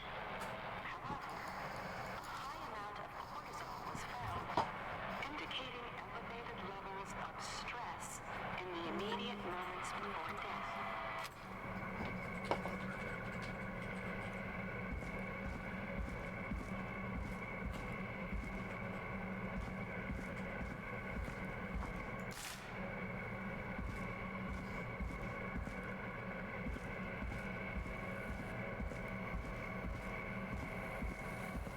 Dum dum dum.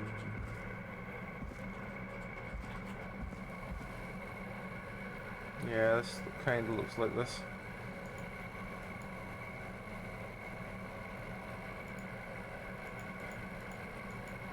Maybe not. I don't know.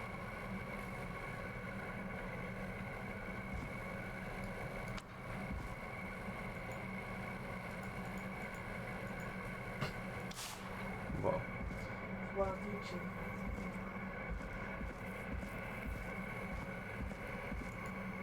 I'm gonna put this back by the door just in case it is one of those ones I have to take with me. Back upstairs somewhere.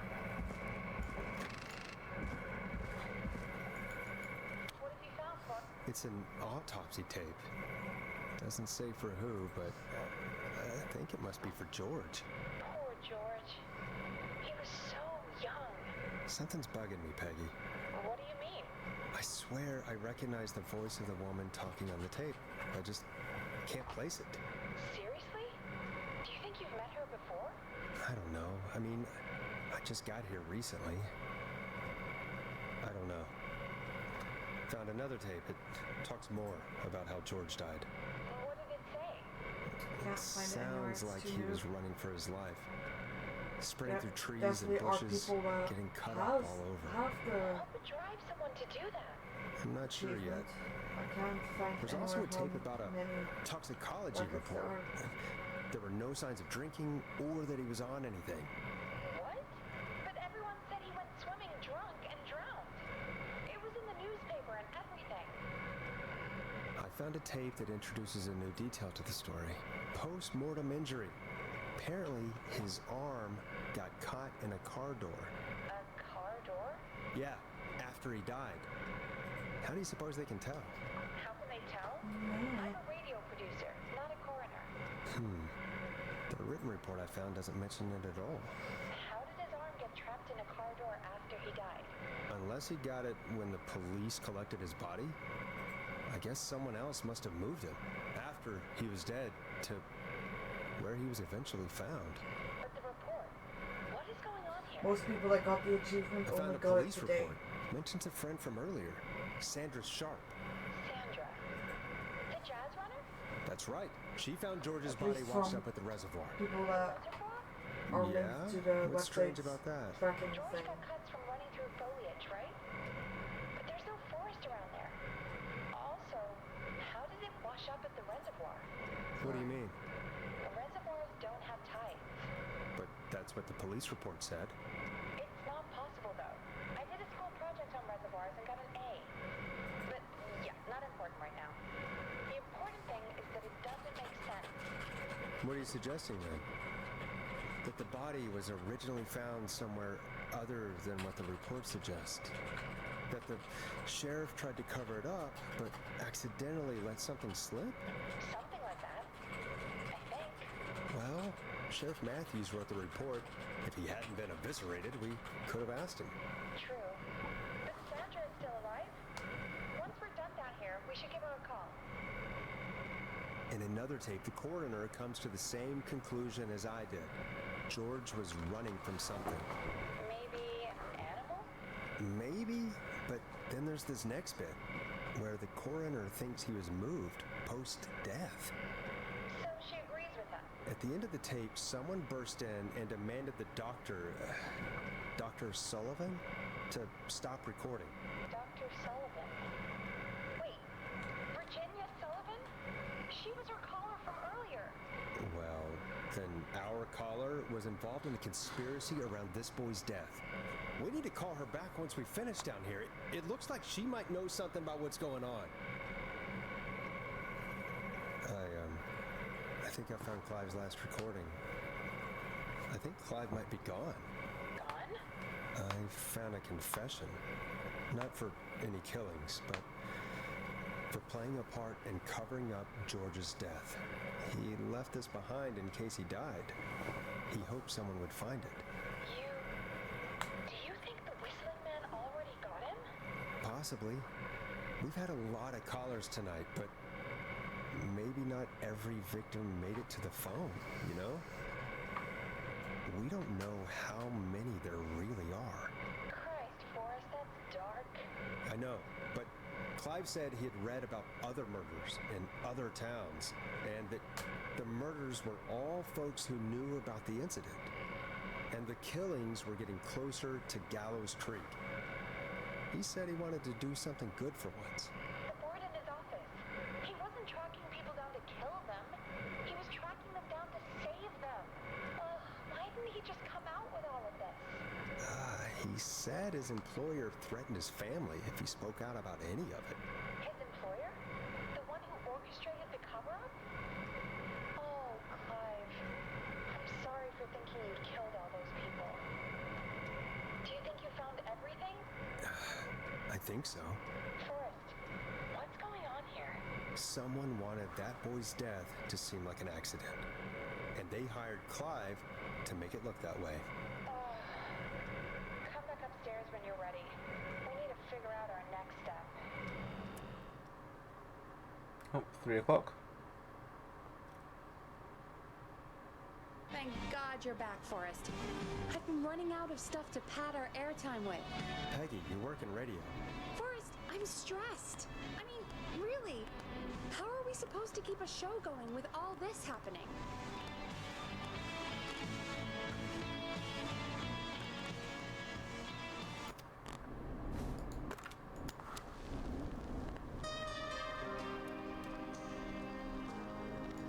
This is our job, Peggy.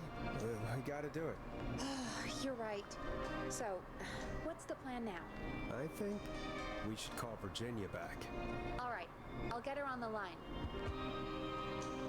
Okay, Forrest, shut the music off. Hello again, Gallows Creek. This is Forrest Nash. Fly is dead. We're circling closer to the truth behind tonight's events. To this end, we're calling back one of our earlier callers, Virginia Sullivan. That was a simmering fly. Remnant Plunker here? Who's this? Is it you? Goose? Plunker, it's Goose. Goose! Where are you? Get your ass here! The party has moved! Oh, cool. Where's it moved to? This old lady's house. She's pretty cool, though. Dude, she said we could raid her liquor cabinet if we stayed and protected her. Of course, we're not drinking anymore. We're staying sharp in case Now we'll go around. The old lady might need our help.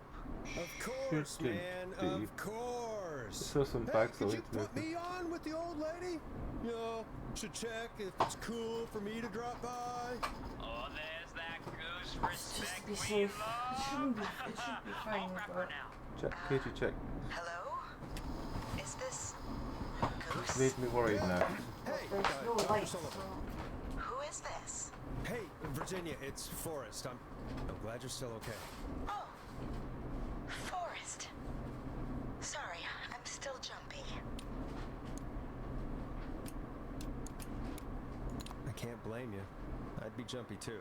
I'm so sorry this happened to you, Virginia. I thought I was. I thought...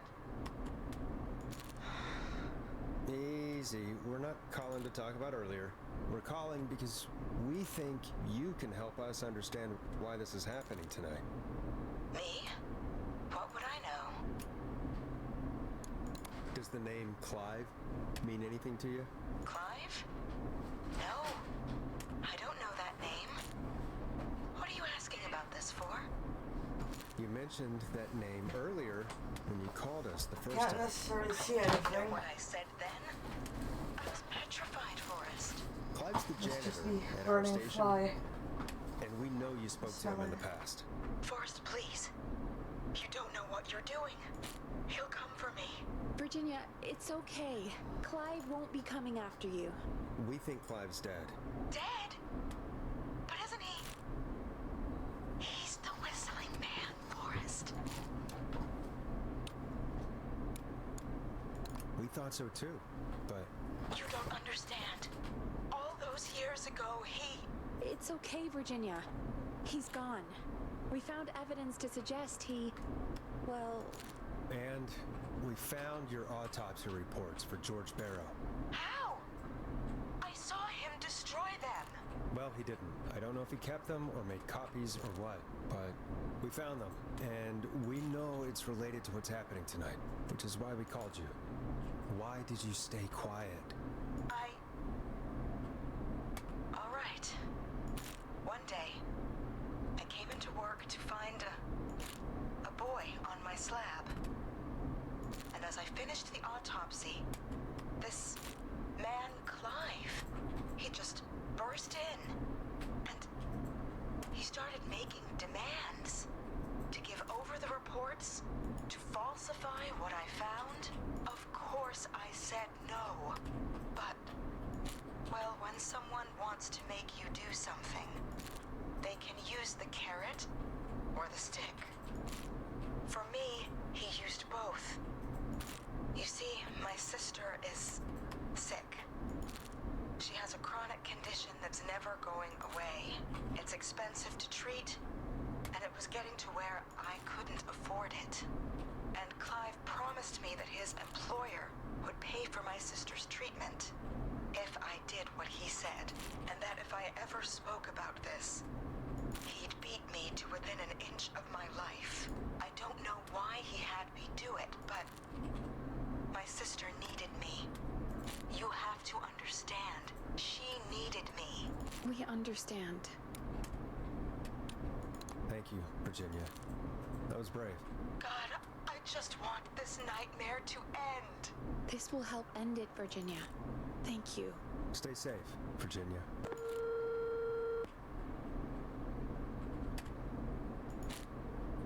So, Virginia's tied up in all of this.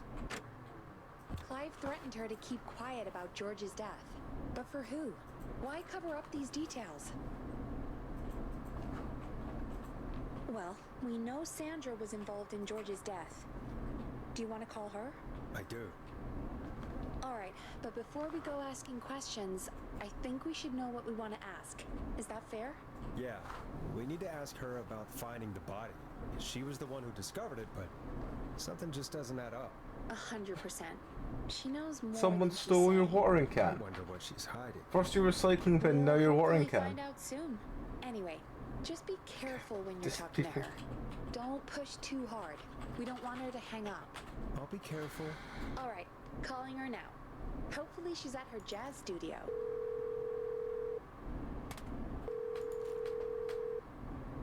Aha! Forrest, your... Hello, this is Sandra at Jazz Pizzazz Jazz Studio. Who's this? Hello again, Sandra! It's Forrest Nash of 189.16, The Scream. And you're live on air. Oh, I always thought folks called into a radio show, not the other way around. How jazzy. What can I do for you? Well, we're trying to understand what's behind the attacks tonight. We had a few questions. Why, Forrest, of course. Heck, after the way you saved my life, I'd say yes to just about anything you asked. Do you know why the Whistling Man might have targeted you? Ha! As far as I can tell, he was just a knife-wielding psycho with superhuman cardio. He'd have chased after anybody. Right. Well, we think he might be chasing specific people. People who know about the death of a boy named George. Oh, I don't know anything about that. Sorry. Sandra, we know you found George's body. We have the police report. I don't know what you mean. It's okay, Sandra. We know. You do? You know about? Yes. Of course. This studio is my life. After I found the body in the river, I couldn't lose my studio. Do you understand? Sure. I understand. When the rent just kept going up, he said he'd stop if I just needed to keep quiet. And everything would be okay. Sandra? Who was he? He was... He said if I told everyone I found the kid in the reservoir instead of the river,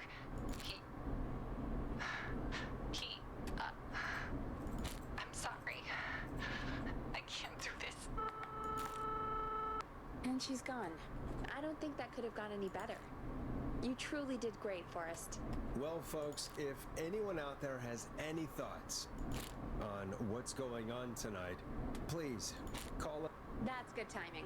We've got a call waiting just a second. Welcome to 189.16, The Scream, with me, your host, Forrest Nash. Hi, Forrest. I know this is really out of the blue with everything happening tonight. It's gonna be another. But I wondered if you could send this special birthday message. It's gonna be the pizza guy again, isn't it? You want to do that now? Really? Why? Of course now. It's his birthday. I won't have a chance to do it again until next year. May as well, Forrest. Fine. What's his name? Thank you, Forrest. He's my Uncle Ronnie. His first name's Peter, but he never liked his name. But since he always had salt and pepper hair, even as a kid, can you believe it? Folks always called him Pepper. Thanks for the history lesson. Is there anything besides happy birthday you'd like to say to Mr. Pepper? Oh my God, damn it! Yes! Tell him he can get the best birthday deals and party packages here at Putney's Pizza. Starting at You son of a bitch! Stop calling us! Damn it, Peggy, this is your fault. My fault? I said I didn't want to do it. Don't blame me because Brian Ponte can't control himself. Don't worry. We've already got another caller on the line. Just pick it up, okay?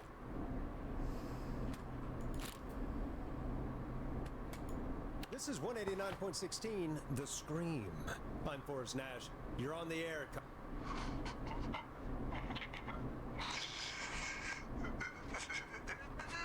Caller.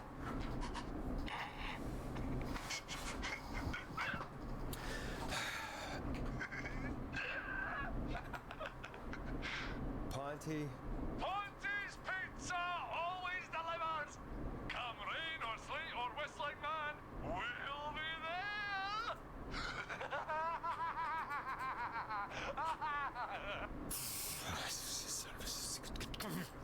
Forrest? Forrest? Are you okay? Forrest? I hope the Whistling Man gets in with his own pizza slicer. Jesus, Forrest? Sorry, that was too much. It's okay. It's been a high-stress night. Don't worry about him anymore, okay? Not for tonight, anyway. I think he's spent for now. We've got another call, whenever you're ready. Hello, Ken. Folks, don't spend your money at Pawnee's. That's all I'm gonna say about that. Moving along, I'd like to welcome another caller to 189.16 The Scream. With me, Forrest Nash. Who may I say is calling? Well, hello again, Forrest. Don. Ah, I bet I know why you're calling. I'm sorry I didn't play your song. There's a lot going on. But please? Never mind that now. First, I'm calling because I need your help.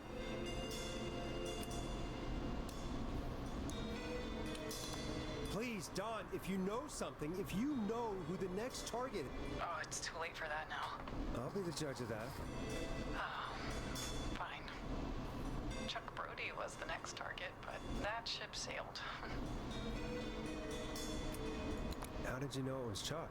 Well, if I tell you, I might just put more people in danger. People are already in danger. This might help. Forrest, I don't have time. I need your help. Do you mean... Yes, he's after me now. you? I think so. He must have heard me on the radio helping you. Helping? You didn't exactly help. Maybe I've been helping more than you. I was out following a lead, trying to work out who would be next, after Chuck. And what happened? And I started to feel like I was being followed. I came back to my apartment building, but this newfangled security system has me locked out. I need you to help me get inside. Don't you have a key to get in? Only for the apartment door. The front gate requires an entry code. The future is electronic, It'll be I that guess. dock. That book will be I fun. need that code to get inside. Which apartment block do you live in? Maybe one of our listeners lives there too. It's the new Woodside apartment building in the trailer park. But I doubt any of your listeners live there. I don't have many neighbors. Sounds like a prime piece of real estate. Sound really carries at night. Shit.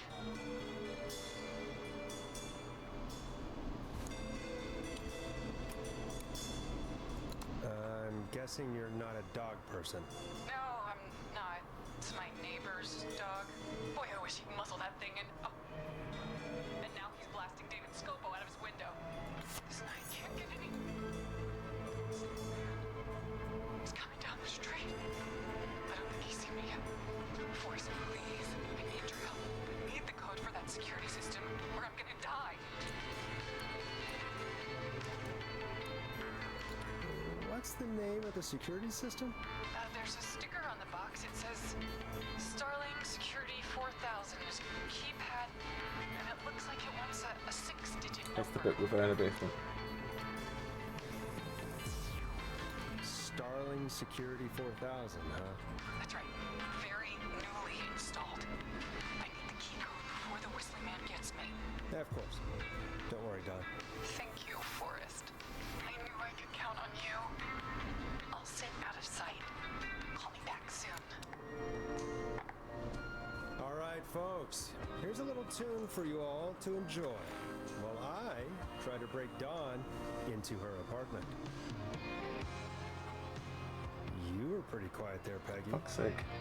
Forrest, was it just me, or was there something... Yeah, it wasn't just you. Something was weird about that. Yeah, well, tell you what, we have a Starling 4000 or whatever here at K-Fam. Clive bought one for the station. Maybe we can find something to help. Well, I'm not sure who, but to help someone.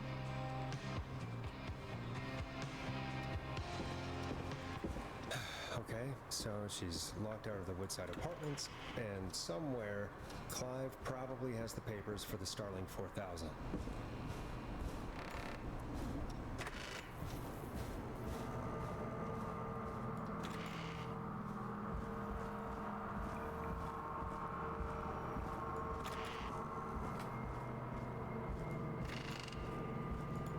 Starling 4000. user manual. Ah, these codes should come in handy. Seem to find all these things already. Let's go.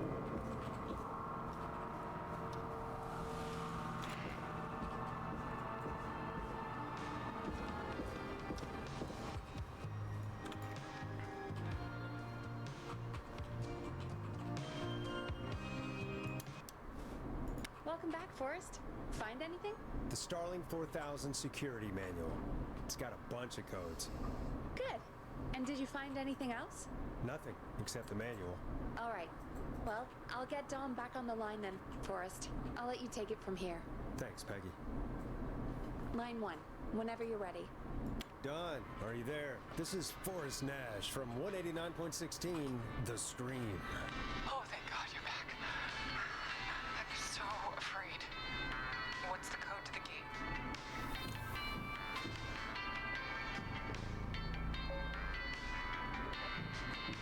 Do I do alarm test or do I do...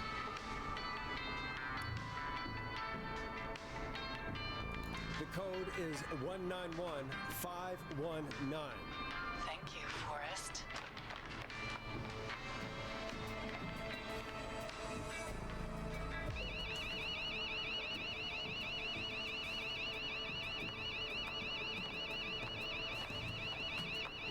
Son of a bitch. Ah!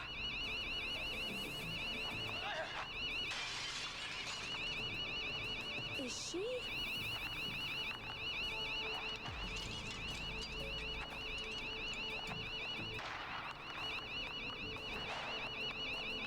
Yeah, stay out!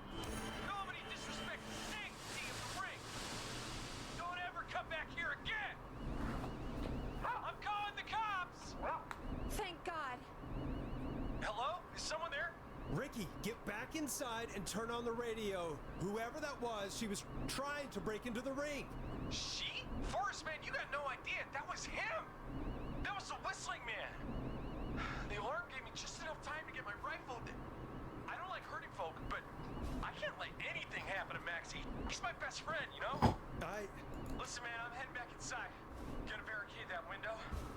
My man, thank you. You and Peggy can skate for free whenever you want, forever. That's a done deal. Thanks, Ricky. Can't wait. You got it. Talk to you soon.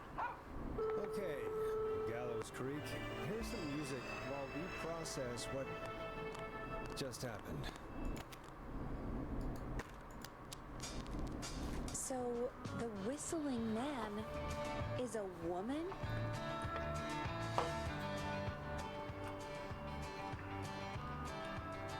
I know. I can't believe it. She called up. You spoke to her multiple times.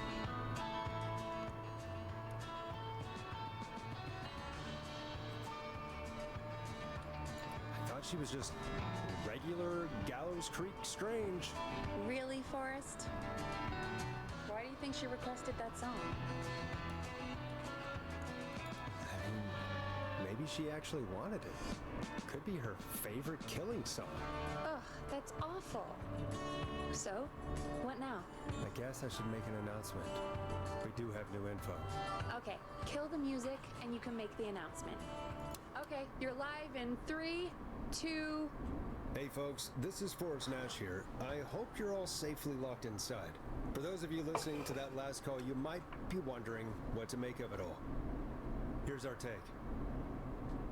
We now believe the killer is actually a woman, one who might manipulate you into letting her in before she attacks you.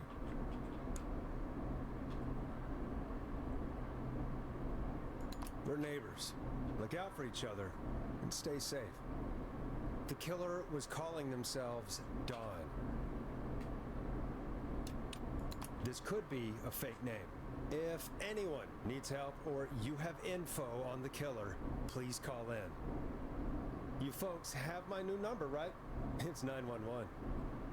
Hopefully, our next caller can help shed some light on our killer. Hey, we had a call come in. Okay, folks, time to take a call. You're through to Forrest Nash on 189.16, The Scream. Hey. Murphy? Damn straight. What's going on, Murphy? You in danger again? Nah, man. I've just been listening to the show here at home. And since you asked folks to call in if they could help out, well, I'm calling.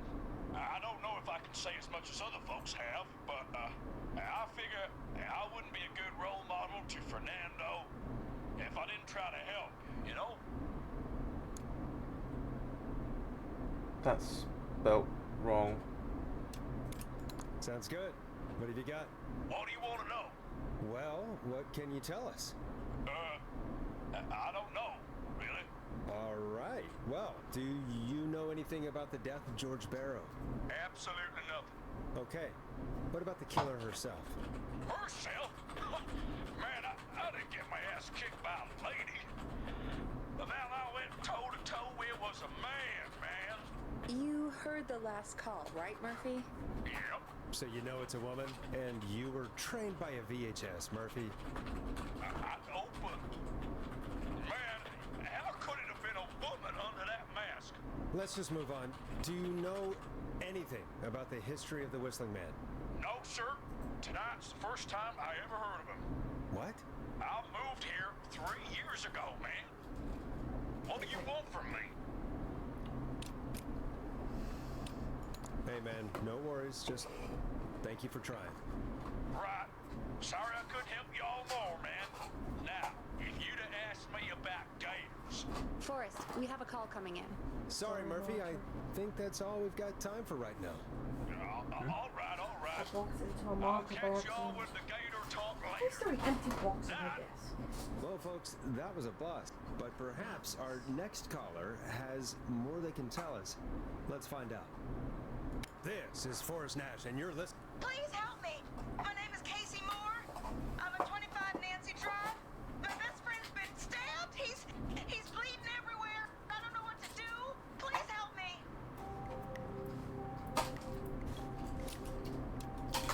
Somebody's been stabbed? Can you tell me what happened? We went out of the reservoir. We were heading back to his place, and we heard this whistling all of a sudden. He just started freaking out. He screamed at me, told me to hide. I'd never seen him like that, and I just panicked and ran and hid the bush. Oh no, Forrest. When that happened? He went up the road and talked to someone. I couldn't really hear or see anything. It sounded like he might have known the person, and they just stabbed him. Casey, was he talking to a... I don't know. They had a mask and wore all black. That's all I know. Please, we need help here. I'll get you help, but I need to know. Where did the masked person go? They left. They left him to bleed out. I waited until they were gone, then dragged him into the garage and called 911. Wait, why didn't she make sure he was dead? I don't know. I think I heard them say something like, "It's not so funny now, is it?" before they left, but please, he needs to get to the hospital. I can't drive, so we need an ambulance. Forrest, the ambulance was destroyed in the explosion at the gas station. You should get all the info you can.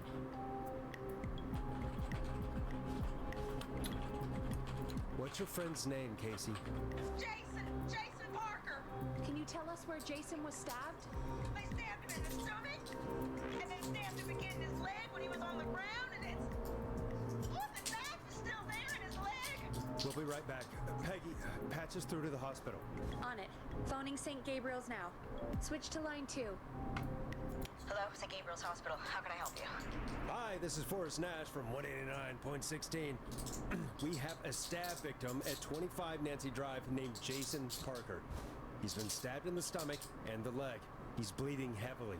Oh, God, I'm sorry. But the ambulance is, well, you know. I know, but please, we need something, or he's going to die. Forrest, listen, you're going to have to get him here. We need to see him, and we can't get there ourselves right now. We don't have any way to drive him right now. And even if we did, he's bleeding out fast. All right, listen. We need to buy him time to get here. That means stopping the blood first, and then finding someone to stabilize him. To stabilize him, you really need someone with first aid training. Do either of you have any? No. Me neither. Damn it. I'm really sorry about this, but I have other patients who can't wait. All I can do is talk you through the procedure as quick as I can, and then leave the rest to you. You think you can handle that? We don't really have much choice. Hit me. Okay, from the top. If he's bleeding out, then you need to get him comfortable and try to stem the bleeding. Lay him down. Apply continuous pressure directly to the affected areas. When the bleeding slows, get a clean cloth of some kind and hold it over the wounds. Get them comfortable. Apply pressure. Clean cloths when slowed. Got it, I think. You said he was stabbed, right? If the object he was stabbed with is still in him, don't take it out. It's stopping the worst of the bleeding right now. If anything, you should secure it so it stays where it is. I wouldn't have thought of that. It makes sense, though. God, that was a lot of info. But I think we can handle this. Glad you've got it so far, because there's more to go. I'm still with you, Doc. What else do we need to know? If he's lost a lot of blood, he may enter If he does, act fast. If you applied a cloth and it's bleeding through, don't remove it. Just apply another on top of it. If it's safe, elevate his legs to get blood circulating to his vital organs. Try to keep him warm. Get him to rest and reassure him. We need the patient to stay calm. All right, don't replace bandages, elevate his legs, keep him warm and calm. This is a lot. I'm really sorry. That's as much as I can give you right now. Try to stop the bleeding, find someone to get him stabilized, and get him here as quick as you can. Good luck. All right, Forrest. Casey's still on line 1. Hello? Hello? Forrest, are you there? I'm here. How is Jason doing? Badly. He's still bleeding. I need help. I've been putting pressure on his stomach wound since you left. But he's still bleeding. I don't know what to do. That's good, Casey. The nurse said to do that. What about the knife in his leg? It's gotta be hell. Should I pull it out? No, don't touch the knife. The bleeding will get worse if you pull it out. Are you sure? I'm sorry. I'm gonna stop making suggestions. No, don't worry, Casey. We're a team here. We're all going to get Jason through this. Casey, is his leg wound bleeding right now? I hate looking at that knife. Yeah. It's bleeding. His stomach is worse, though. I think we need to secure the knife so it doesn't move around. Do you have anything you can tie around it? Yeah. There's some laundry piled up on top of the dryer, some cloths on the hood of the car, and what else? I guess I've got my jacket. Look in the laundry for something like a towel or a shirt. Hold that over the wound. Okay. Looks like I'm gonna have to buy you some new whites, Jason. Here we go. I'm sorry, Jason. It's secure. I'm putting pressure on his stomach again. I'm starting to think we might make it. Forrest, can I have a word? Now isn't the best time, Peggy. Can it wait? Forrest, it's kind of important. All right, give me a second. Casey, I'm gonna have a quick word with Peggy. Keep putting that pressure on and let us know when the bleeding is under control. You're doing great. But what if something happens? We'll still be here. Just shout if you need anything, and we'll be there. I promise. Okay. I'll wait. Jason, please be okay. What's up, Peggy? We can't stay on the line with her all night. Dawn is still out there. What if other people need us? You're right. She's probably on her way to her next target right now. Exactly. And you heard the nurse. We need someone there with training who can stabilize him. He's got to get to the hospital somehow. Could somebody nearby help them? Maybe drive them to the hospital? You know, that's exactly what I was wondering. Do you have anybody in mind? I might. A little before you started working here, KFAM did a mandatory first aid training course. Me and Karen missed it because we were away on a producer getaway. You skipped it, didn't you? Never mind. So, how does KFAM's first aid course help us? Casey said they're at 25 Nancy Drive, right? Yeah? Why? They put up a bunch of cheap houses around there about 10 years ago. So a bunch of people here at the station live around there. Do you think any of them could help Casey and Jason? Probably, but I don't know who lives there. And since I missed the training day, I don't know who knows first aid.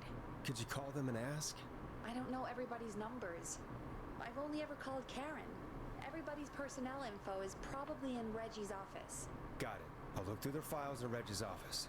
It's a life or death situation. I'm sure they won't mind. Right.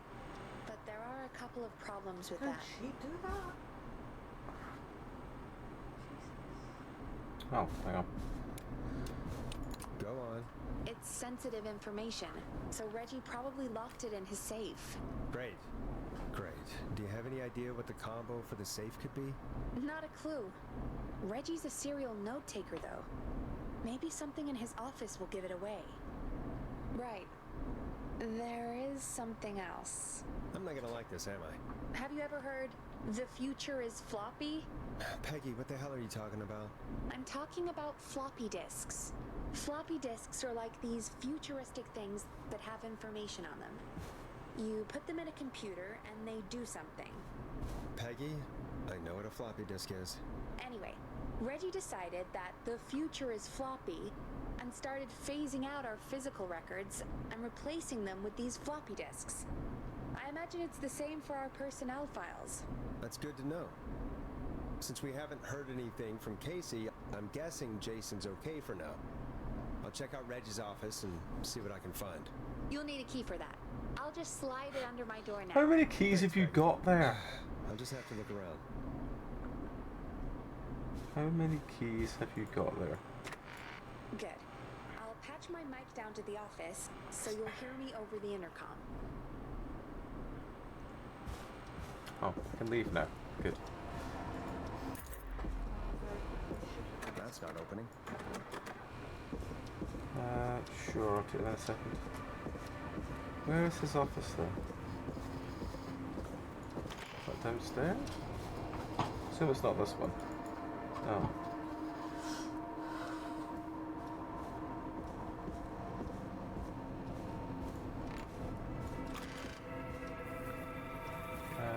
Right. Oh, it'll be this one. There we go. Looks like I need a 4-digit code.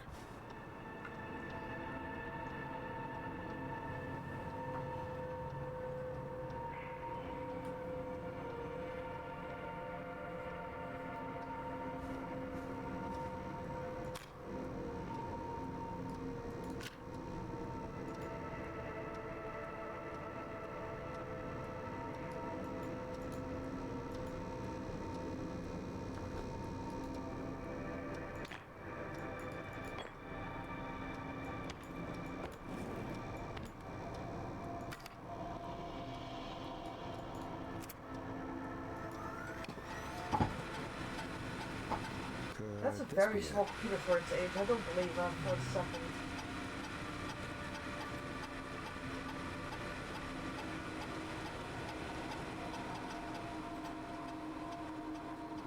Um, 1107. Okay, I guess we'll try 1107.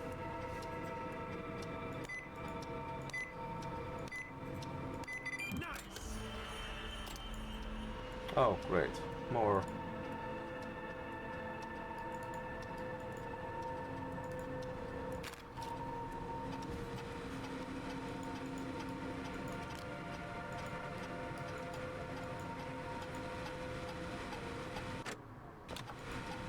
How do I... Oh, okay.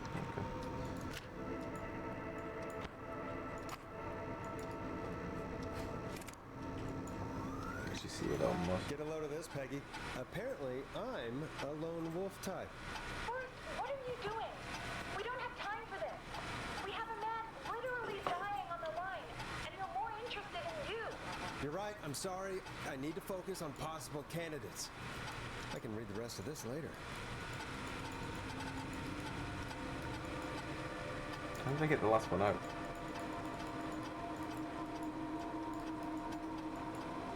How did I get the last one out?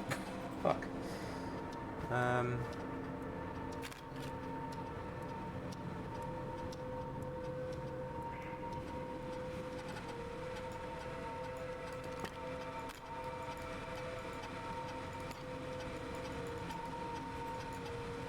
How do I get this to open? Ah, it's just the button there.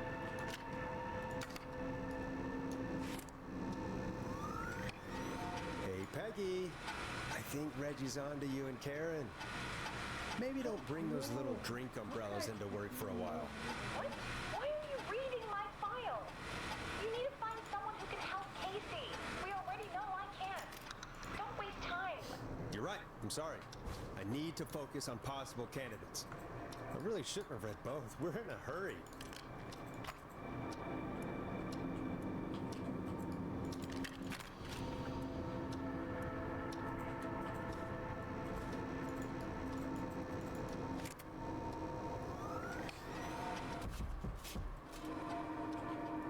What was that?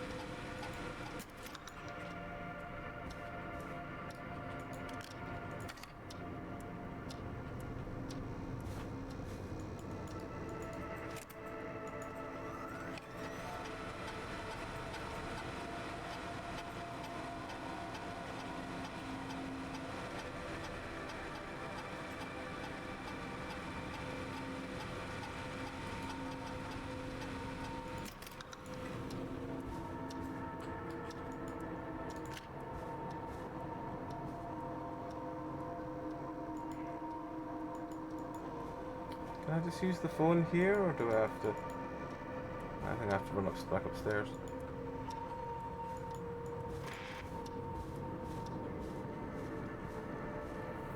So it's the John person who lives in Nancy Drive, so it's like right next to where they look for anyway. So that's fine.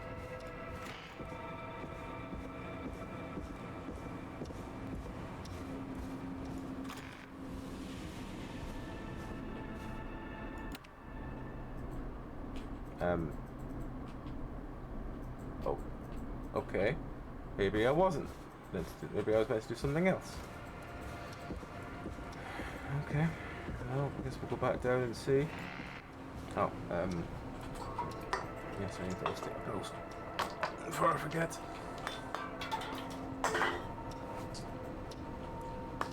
It was empty.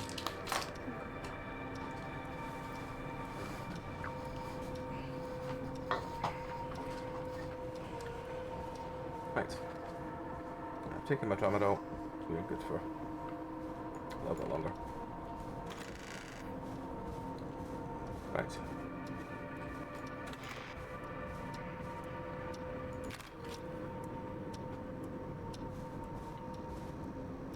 Oh, there is a fucking buzzer. Fucking hell. Hey, Peggy, you there? Yeah, I'm here. Did you find what we need? I think I know who our best bet is to help Casey and Jason. All right, good work. Who should I... Hello? Is anybody there? Please pick up. Casey, I'm here. What's wrong?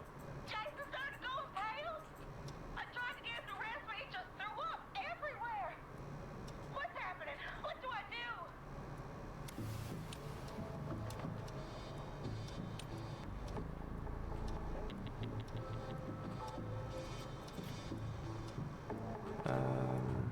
God, it sounds like he's going into shock. Casey, just stay calm. It's going to be okay. But the bleeding seems to slow down. Did I mess up? Jason, I'm sorry. Casey, calm down. You've done everything right. I need you to listen to me, okay? For Jason. What did the nurse say to do about shock? Casey, I need you to elevate Jason's legs. We need to get the blood flowing to his vital organs. Got it. Jason, stay with me. I'm just gonna move you. This might hurt. Okay. I propped his legs up on some boxes. I'm looking at my notes. We need to get Jason as warm and comfortable as possible. Do you have anything you could use nearby, Casey? Yeah. I still have some laundry next to me. I'll wrap him in some blankets. Just give me a second. Sorry. Jason's bleeding through his bandages. Should I get him new ones? Or, oh God. Don't remove the bandage. Apply another one on top of it. Do you still have something you can use? I've used the rest of the laundry to keep him warm, so I'll use my jacket. I can always get a new one. I'll fix his bandage and get him warm. Hold on, please.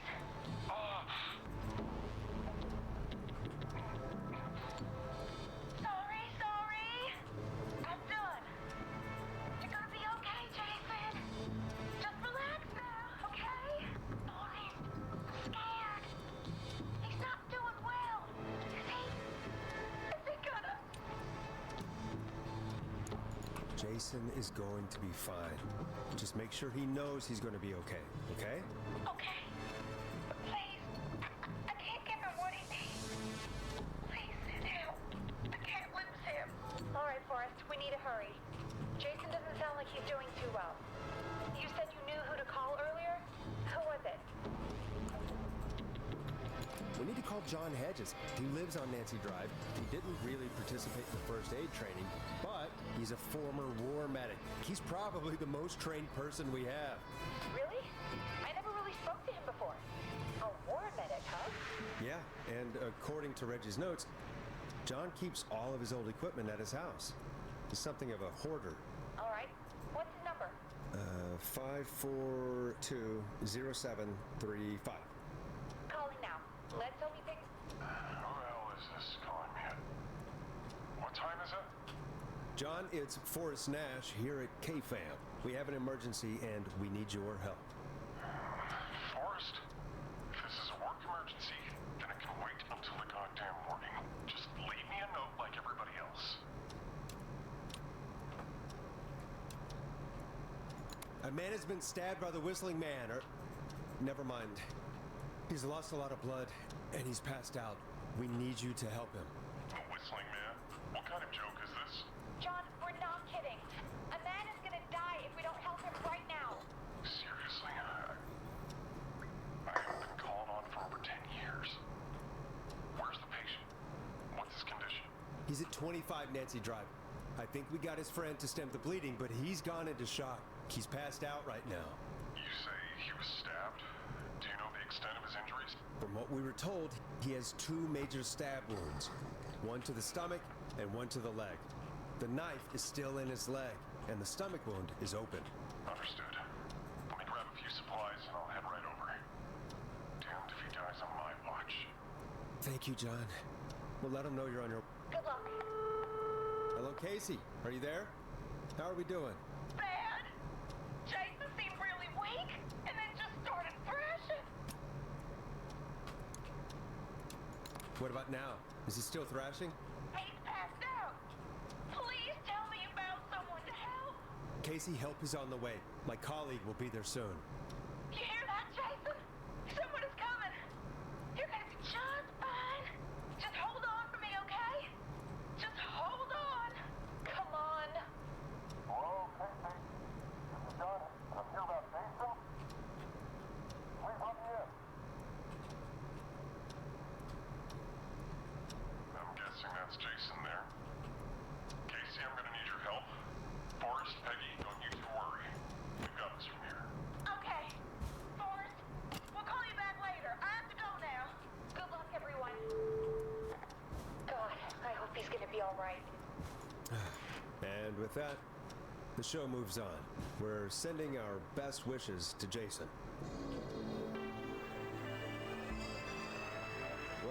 After all that excitement, I think we could use some music.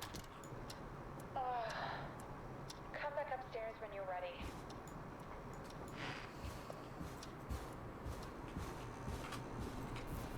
Can't be that far off.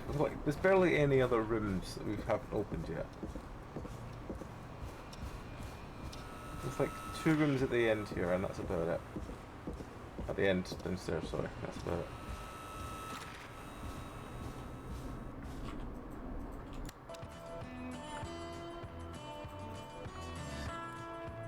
A classic backed by popular demand.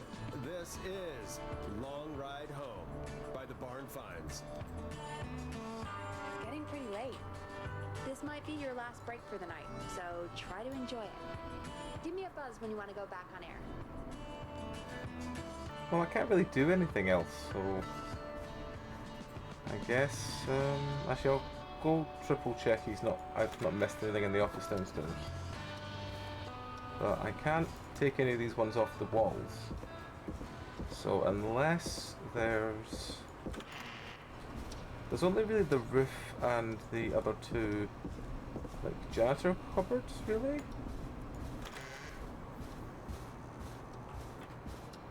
Yeah, there's only those 2 cupboards there. I'm just making sure there's no vinyl being left in any of these. I don't think there is. No. Nothing there, nothing behind there. Nothing under the table.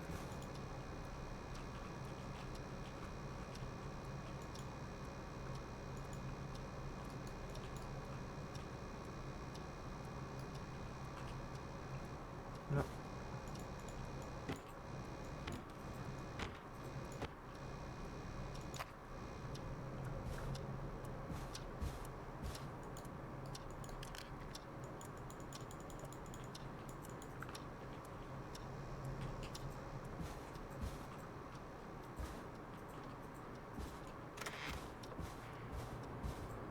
Yeah, there is just... Locked tight. Yeah, there is just these 2 rooms and then there's the upstairs, so I think if this is near the end of the game, then we'll just push on and we'll hopefully find where the last of the vinyl is being kept.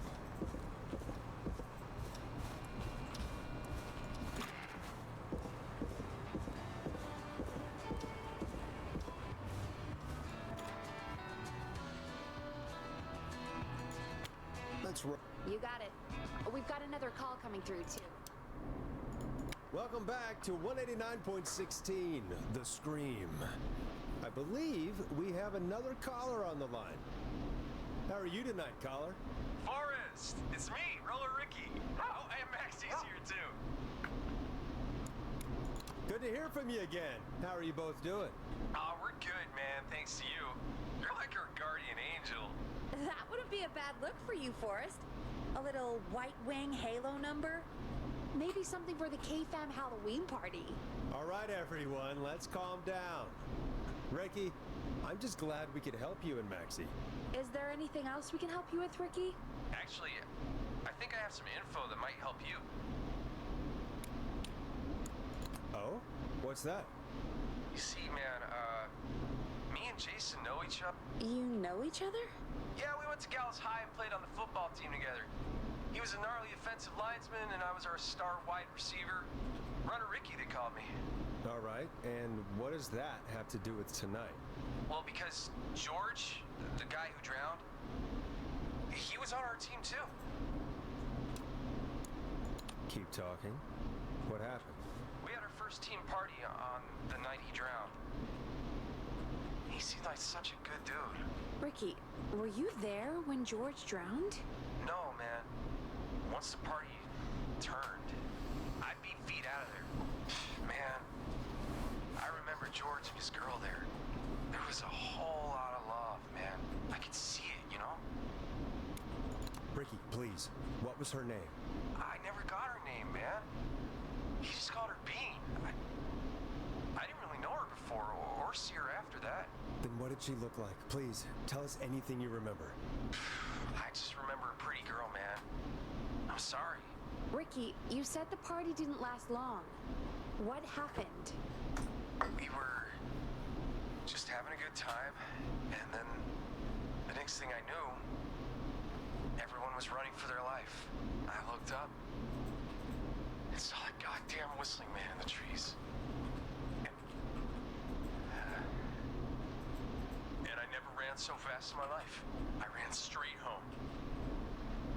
Didn't know about George until next morning at school. I'm guessing it was Whistling Night, wasn't it? That the Whistling Man was just another kid. Yeah. I don't know how George died, but I always felt like if anyone deserved to die that night, it should have been me. And Ricky, it wasn't your fault. You're not a bad person. I know that now, man. It took a long time to learn, but yeah, just thought I'd tell you all what I know. Thank you, Ricky. This helps. Thank you. You got it, man. Anyway, I think it's time for me and Maxie to free up your phone lines. Thanks for listening, man. I'll let you to it. Night, Ricky. All right, folks. Looks like we got a new lead in the case. If anyone has any info about this mysterious being, please call in. If she was George's girlfriend back then, she's probably in her mid to late 30s now. Huh. Oh, we have another call coming in, but... Well, I know that the hang on. Humpty Dumpty thing that we found in the basement mentioned that, so...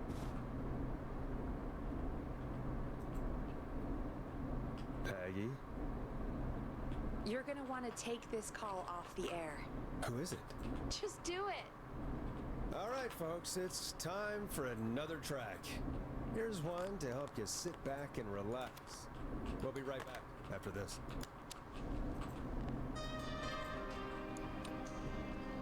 Coming up for your listening pleasure, it's Caged Tiger with their single, One Last Goodbye.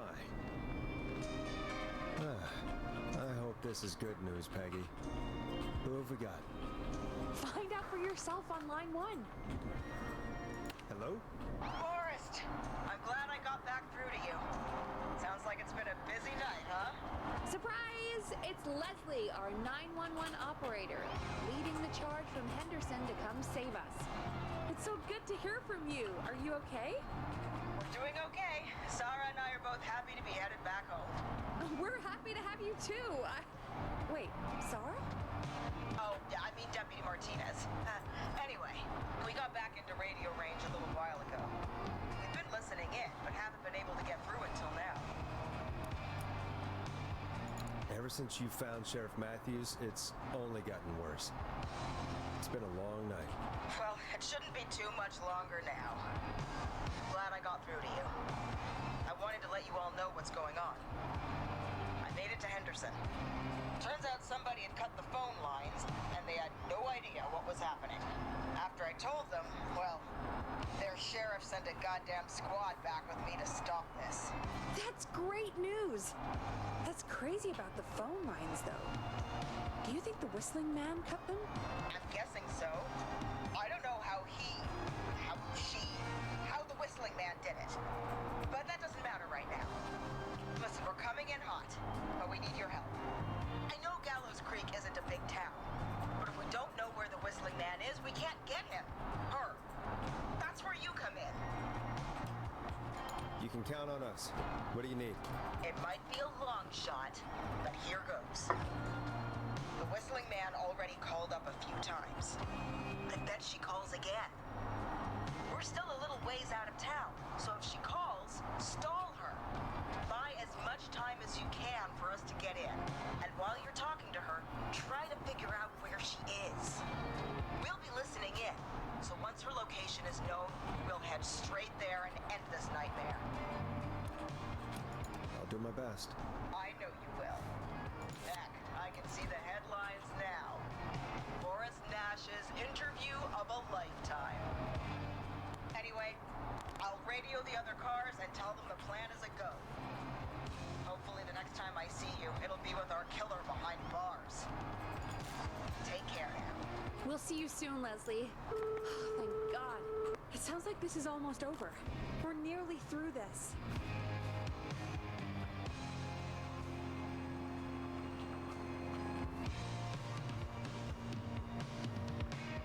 Oh. I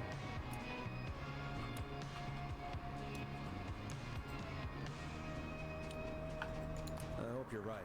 The sooner this is over, the better. I am right. Trust me. Anyway, we should get you back on air. Taking callers is the only way to see this through.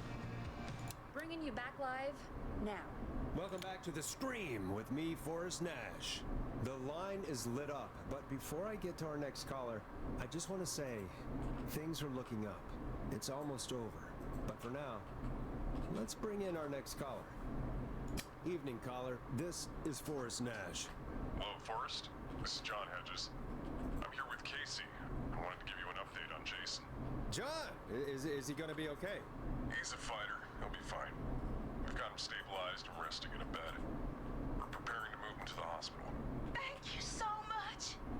If you hadn't been there, then... God, I don't even want to think about what would have happened. Of course, Casey. We're just happy he's okay. John, Casey, you two did all the work. Tell Jason to get well soon from us, whenever he's up for it. Well, why don't you tell him yourself? Is this Forrest? It is. I hope you're feeling better now. It's good to hear you, Jason. Well, I know that the only one person we lost is that one. Yeah. I've got a hole in my stomach, and there's a knife in my leg, but John gave me something to take the edge off. So, I might feel even better than either of you.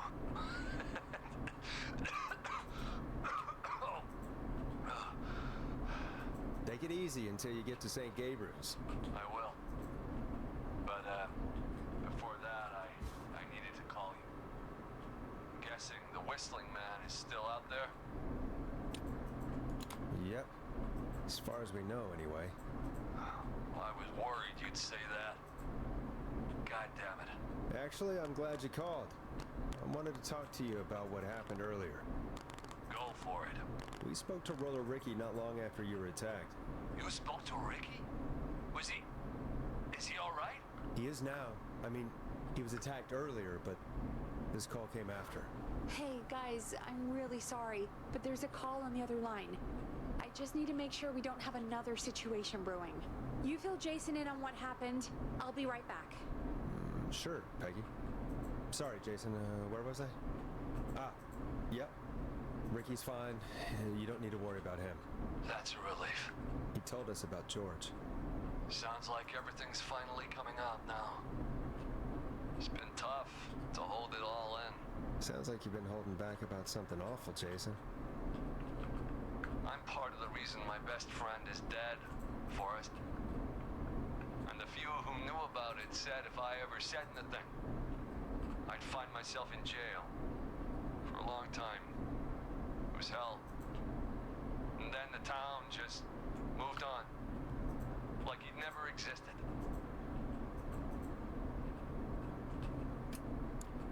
Who killed George that night? Some of the guys on the football team had an idea for a way we could haze the newcomers. We decided to plan a party in the woods and have the Whistling Man crash it. It was stupid. We each had a role. I was the stabbed friend. At the party that night, I left the group for a second, met our Whistling Man, pretended to get stabbed in front of everyone. Started an almighty panic. Those screams. That was the last time I saw or heard George alive. How did George die, Jason? I don't know. I was playing dead. But when I heard her scream... Ricky mentioned a girl named Bean. Is that who you mean? Bean? Oh, yeah. I guess George did call her that. Yeah. He called her Bean. I heard her again tonight, Forrest. Her name was... What? What happened? still up? No, we're not. Seems like the power is completely gone. How do we get it back on? I don't, we can use the emergency generator down in the basement. Reggie picked it up a while ago in case you ever needed to do an emergency broadcast. An emergency broadcast? Emergency? You know, nuclear war, alien attack, broadcasting a serial killer's location to the cops so we can end this nightmare. Fair point. It's in the storage area, in the far back corner, up on the wall. You might have spotted it earlier when you were digging around for all those tapes. It'll have a big red button. Just press that. I'll see you when you're back.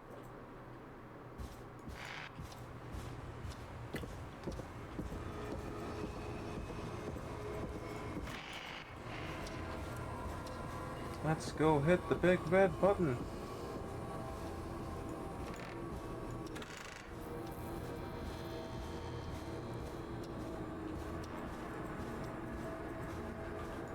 Not getting in there tonight.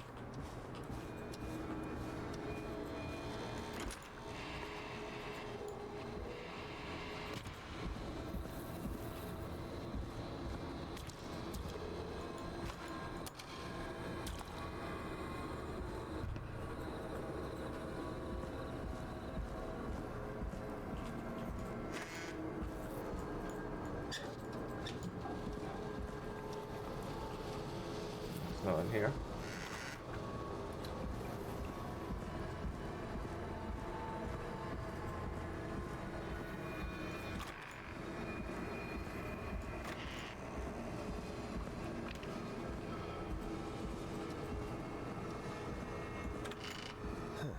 Far back corner. Why is this station so big?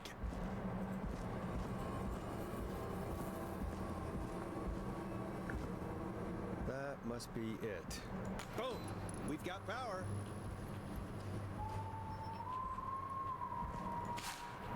This is the Whistling thing. man. I need to warn Peggy.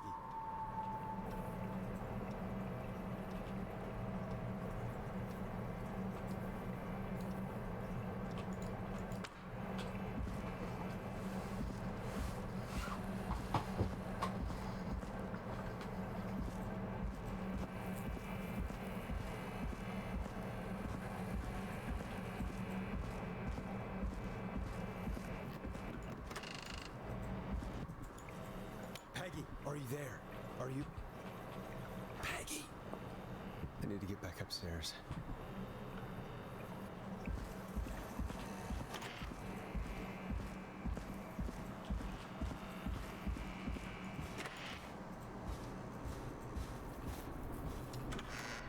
What the hell? I have no idea. I was looking away at the time.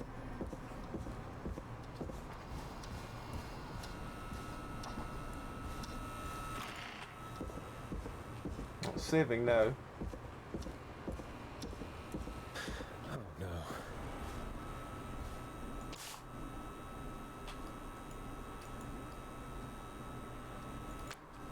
Peggy! Where'd you go?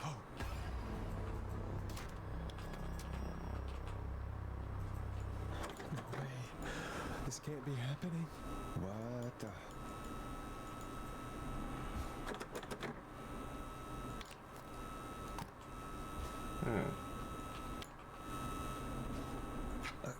A call.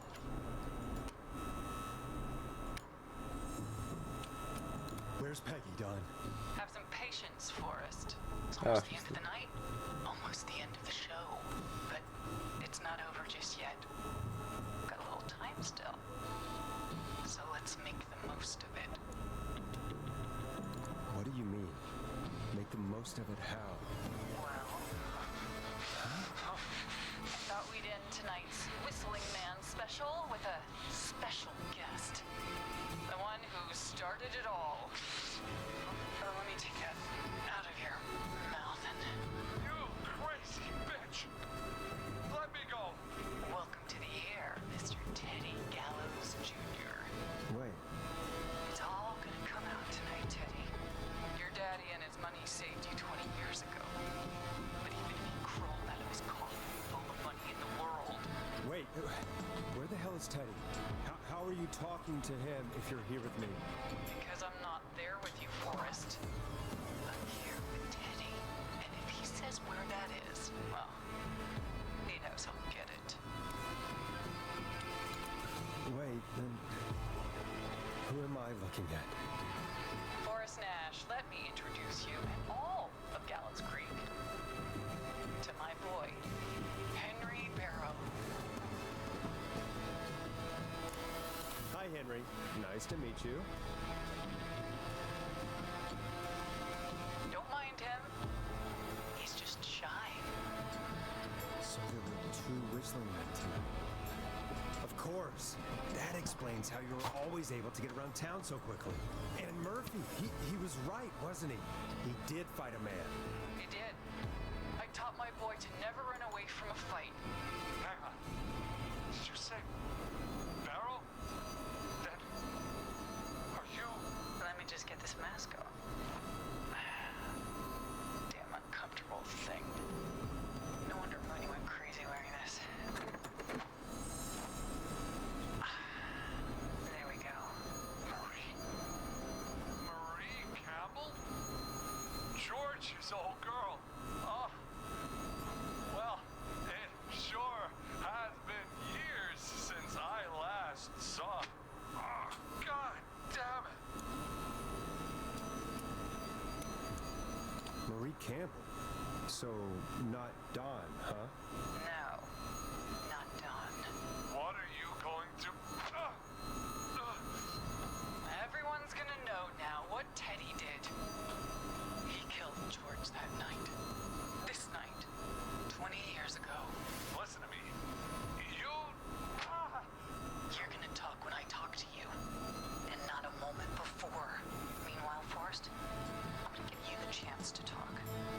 You're gonna help me reveal what really happened to George all those years ago.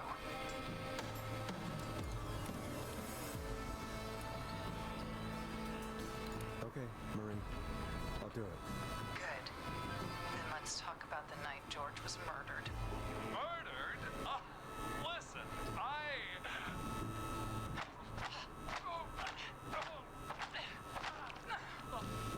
I said you speak when you're spoken to. Now, I know you've done some good work tonight in piecing together what happened to George 20 years ago, and that's why I want you to interview us. Interview you. All right, I can do that. Thank you. I want you to help me and Teddy tell the story, Forrest. Do a good job. And hell, you might be the only one to leave here alive.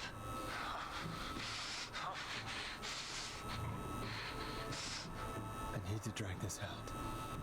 If I can buy Leslie time to get back to Gallows Creek, and if I can find out where Marie is, then this can end. Teddy, we'll start with you. Just, talk me through what happened that night. How did it start? how would I know? It was 20 years ago. Hit him again, Marie. Ow. What the hell? God damn it. Okay. Our first team party was coming up.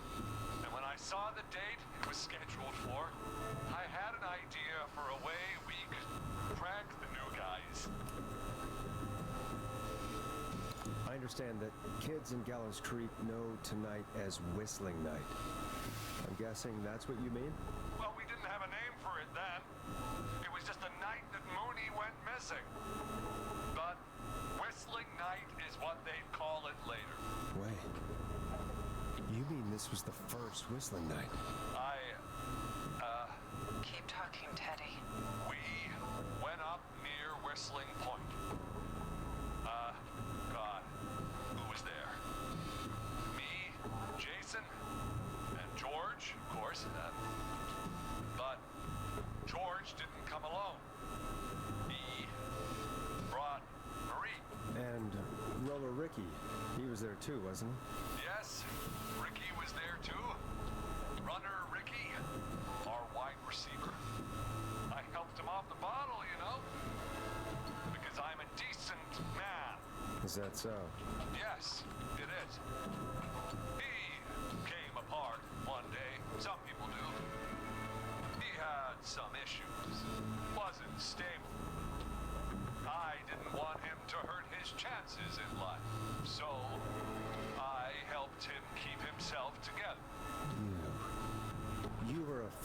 to talk about that night, weren't you? Keep talking. About midway through the night, we put the prank into action. Looked up at the trees and saw Jason there, bloody, like he'd just been stabbed. And the whistling man, screaming. George and I and Ricky, we got left behind. But Ricky was in on it too. I know he was. He and Teddy were as close as anybody. Teddy must have told him the plan.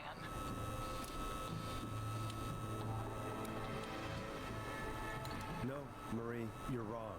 Ricky didn't know. What? Did you miss that part of the broadcast? I spoke to him earlier. He had no idea what was happening. He said he was as terrified as anybody. Isn't that right, Teddy? You didn't tell him, did you? Ricky never could keep his mouth shut. If we told him, he would have given everything away. But well, it doesn't matter. He didn't run his mouth enough to tell anybody about it afterwards. He's still guilty. It was just a stupid prank. How can you still say it was just a prank? Oh, come on. God damn it. You made George think Jason had been murdered. He thought his best friend was dead. And so tonight you stabbed him for real? It's the role he wanted to play. Jason's still alive, Marie. He was with a friend. We talked her through how to stop the bleeding and got him professional help just in time. Oh. Well, shame he didn't have the good sense to die earlier. He's gonna regret that. Enough about him.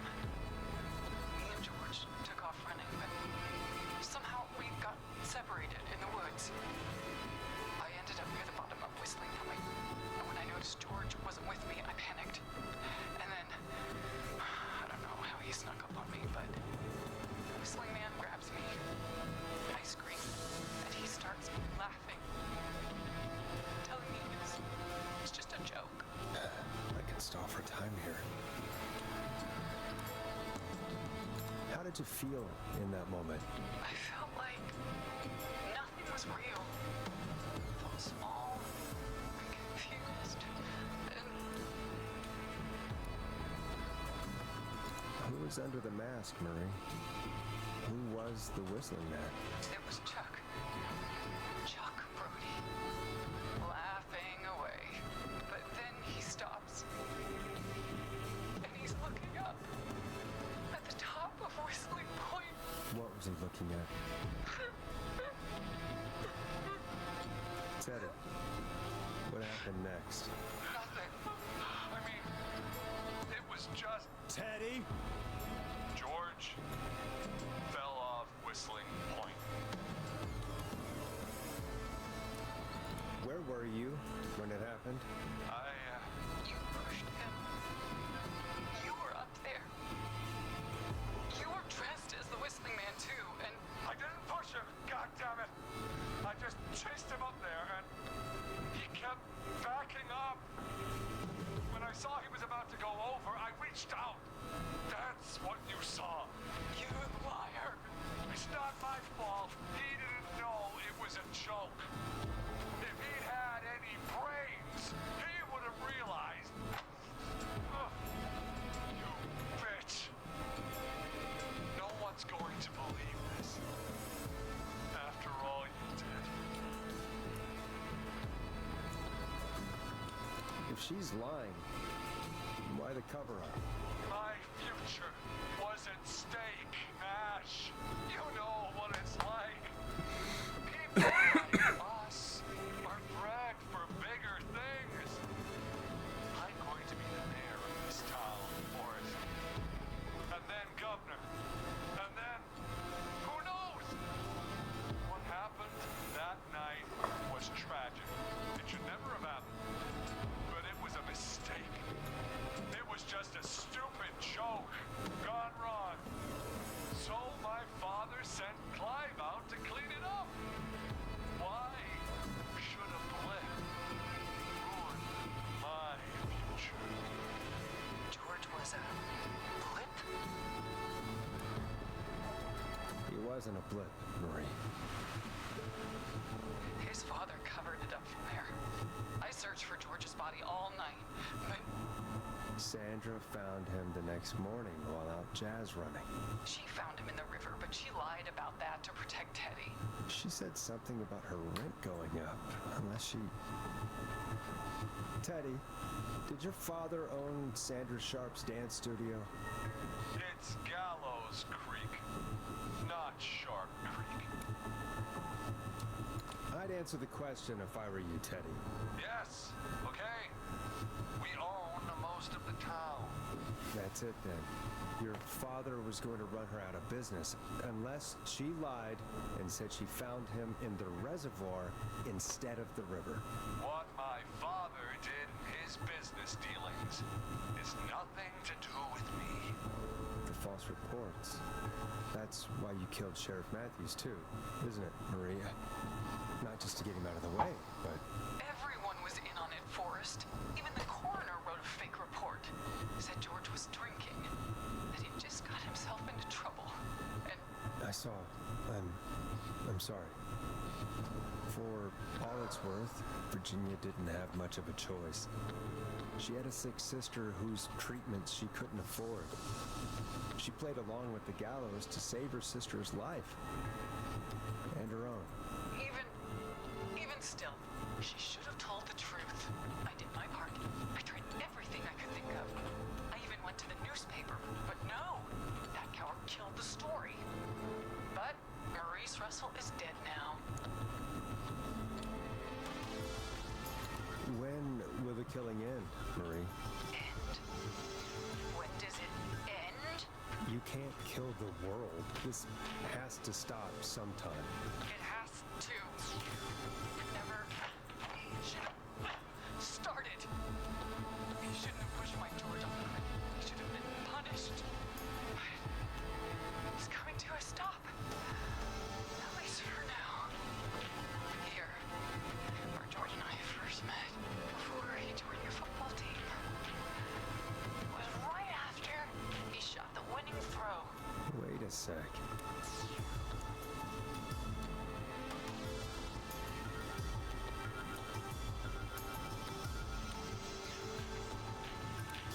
You're at the roller rink.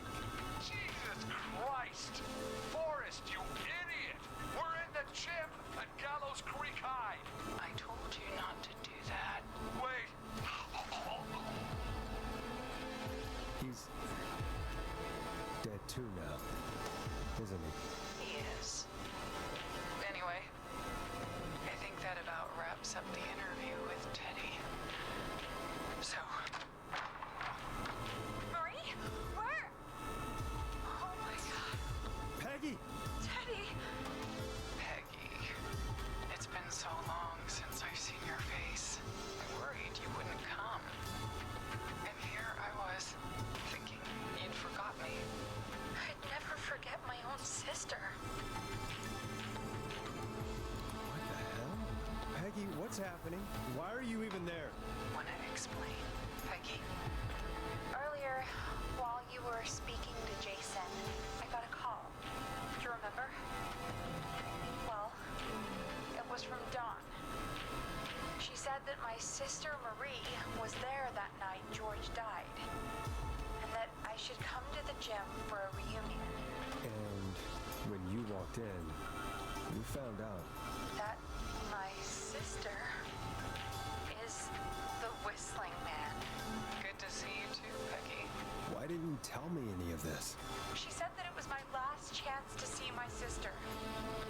I knew if I told you, you'd try to stop me or come with me when we need you on the radio. And I just... I'm sorry. This has to be a lot for you. What happened to you, Marie? You just disappeared one day. Disappeared? I was thrown out, Peggy.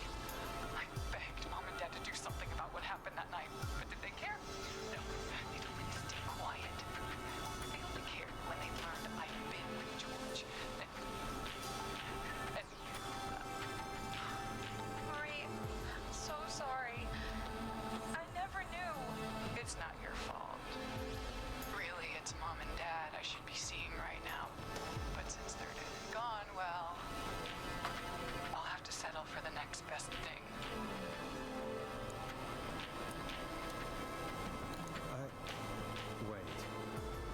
Is that why you went after that kid in the maze? Eugene Stein? Because his parents? That's right. Eugene's parents were there that night too. They got themselves killed in a bus accident. And since only their child was left. Marie, please. Mom and Dad are gone, Peggy. Besides, you forgot me. Just like the rest. You forgot. Is there any way I can prove Peggy didn't forget Marie?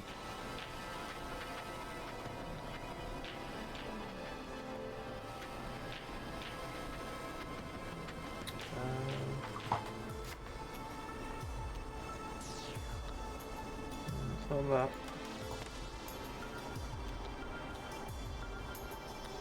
It hurt to be forgotten. I never forgot you. Well, no one's gonna forget now. Peggy, no! Oh well. God damn it, I found the thing just after.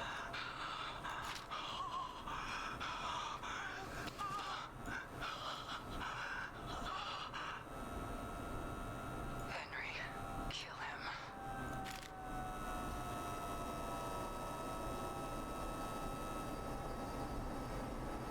Henry, you don't have to do this. There's still time to make the right decision.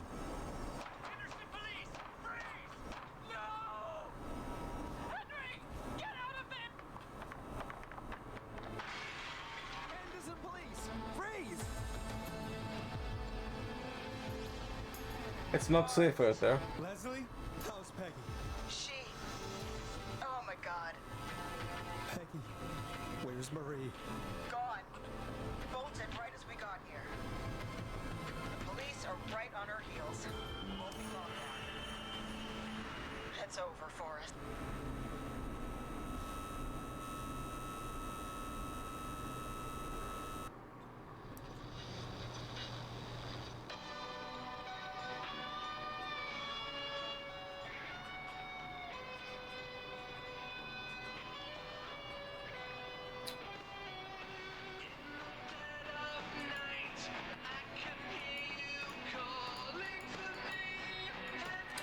Can't turn this down, can I? Come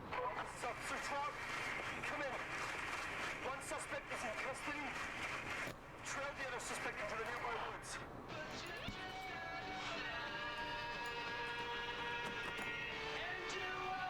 Oh, I don't want to skip the epilogue. Oh fuck, hang on.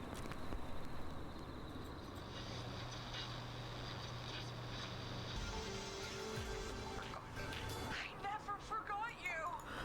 Well, no one's gonna forget now. Peggy, Oh. no! Let's try see if we can load that faster.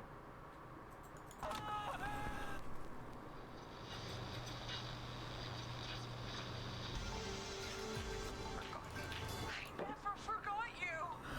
Well, no one's gonna forget now. Oh. Peggy, no! Oh well. Guess let's do the epilogue.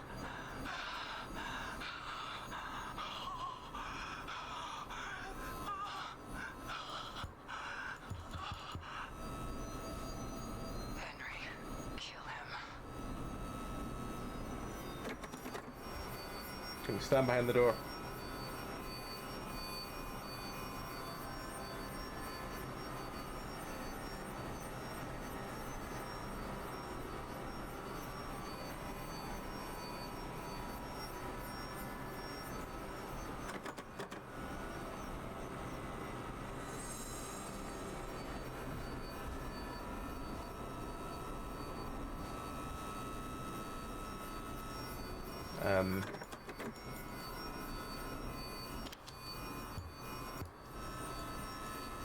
I think I bugged the game out.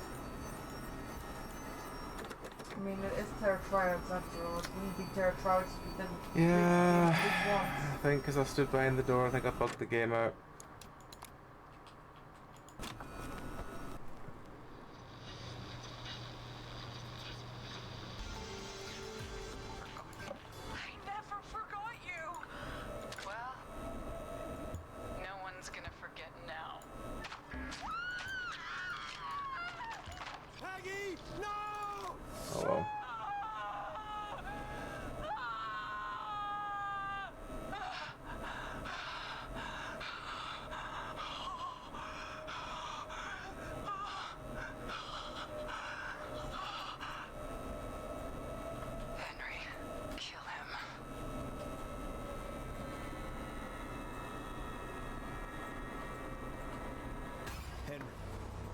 have to do this. There's still time to make the right decision. Henderson police! Freeze! No! Henry! Get out of there! Henderson police! Freeze! Forrest. Leslie? How's Peggy? She. Oh my god. Peggy. Where's Marie? Gone. Bolted right as we got here. The police are right on her heels. Won't be long now. It's over, Forrest.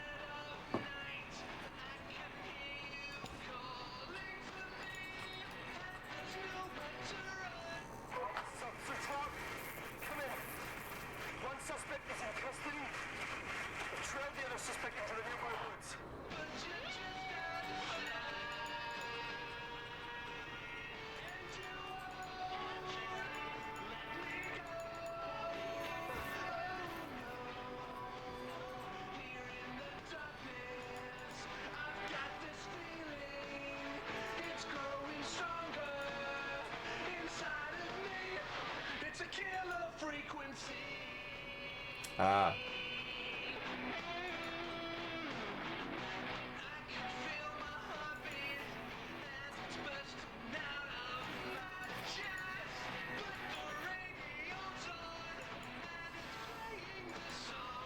So it's Maurice was the one that died in the radio place we nearly got by.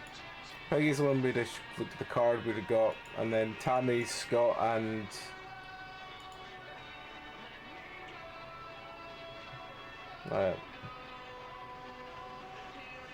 we could have saved those four. Him we'd have saved if we'd got the right location. And I think Teddy was just the one that we just let him die at the end.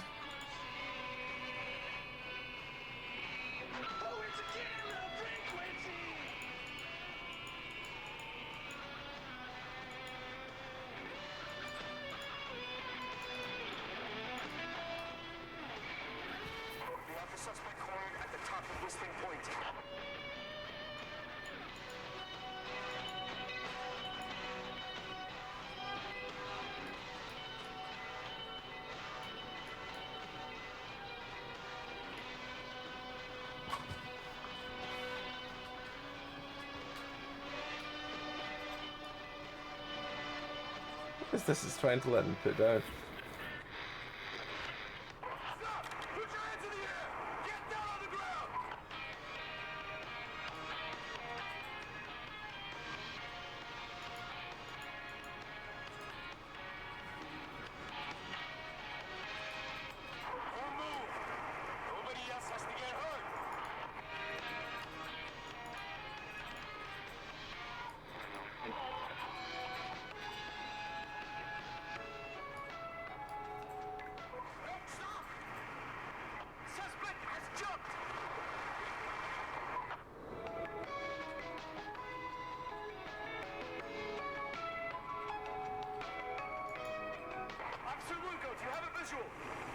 Negative.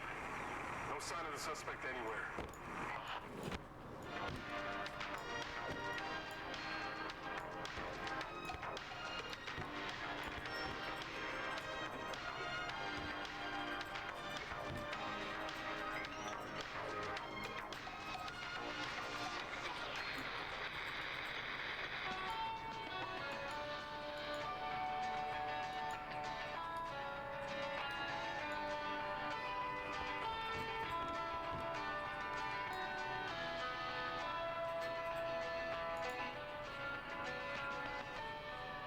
I assume there's nothing else worth looting, but we'll have a quick look around.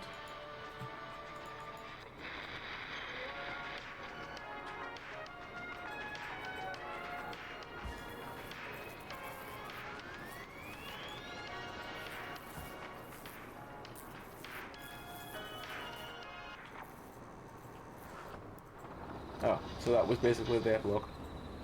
Okay. Interesting concept. Right, okay. Guessing you didn't find the records then? No, I didn't. No, well, I don't know. I don't know how many I'm missing. Well, you would have the achievement if you had all of them. That's true. Let me have a quick check on Steam, see if it actually does have a... Tell me how many I meant to find. No, it doesn't. It's... I think it doesn't. Might be wrong.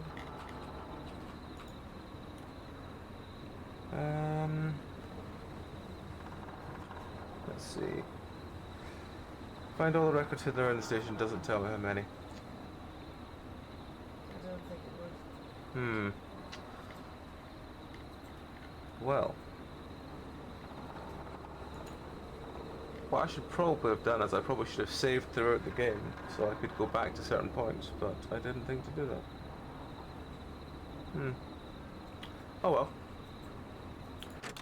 I will probably quickly come back to this at some point this week. I might quickly come back on Tuesday or Thursday and just see if I can finish off the little bits I need, because I can definitely hand in one dirt drop from today, and that's important. And that's at least one of the important parts. But yeah, I'll hand in that one, and I will try and see if I can find where the other things are.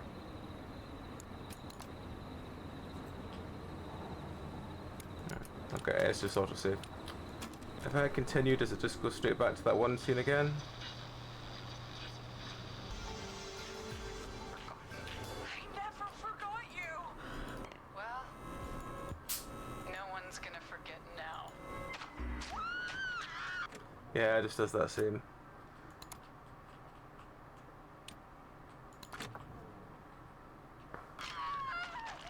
Peggy, no! Reload the autosave.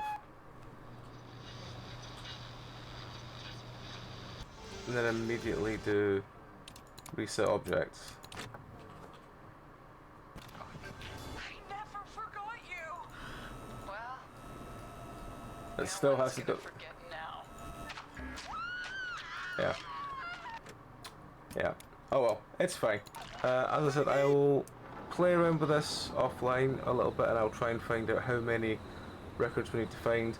But I think the only problem is you can't really skip through to certain parts. So I would have to try. I probably would have to do a full run again to get all the final. Then you could get the achievement for saving everyone. True. But yeah, I think that will do us for tonight. Thank you very much for everyone for watching along. As I said, I will come back. I actually did enjoy that. It was good. It was. I will say it's a little bit frustrating when it's things like you can't leave a room and it comes up with a no, there's more story you need to listen to. But again, that's just me not being as fine with like visual novel stuff. But it was fun. It was well voice acted. It was a decent story. The sort of puzzles throughout felt good. Yeah, that was a decent game. I definitely would say it would be recommending. I would definitely recommend it. So yeah, let me just let's just see if we know anyone on that we can bounce into. And we don't. There's no one on at all. Oh well, that's a shame. Guess we'll just end sort of cold again. But once again, folks, thank you very much for watching along. Our next streams will be tomorrow night. I think is me playing Bendy and the Dark Revival, I believe, or something short, depending how I'm feeling when I wake up. But that's the current plan. Tuesday will be Astroneer and Indie Horror. Wednesday will be I might be doing something Wednesday, might not be. Again, I'll wait and decide closer to time. Thursday will be more Indie Horror. Friday will be more Satisfactory and Sins of the Forest. And then next Sunday will be more Dark Tide, hopefully. And we'll get through more of it. So yes, thank you everyone. Again, so just stopping cold. I wish you all the best of the rest of your weekend, and I hope you all have a great week. Till then, take care. Good night.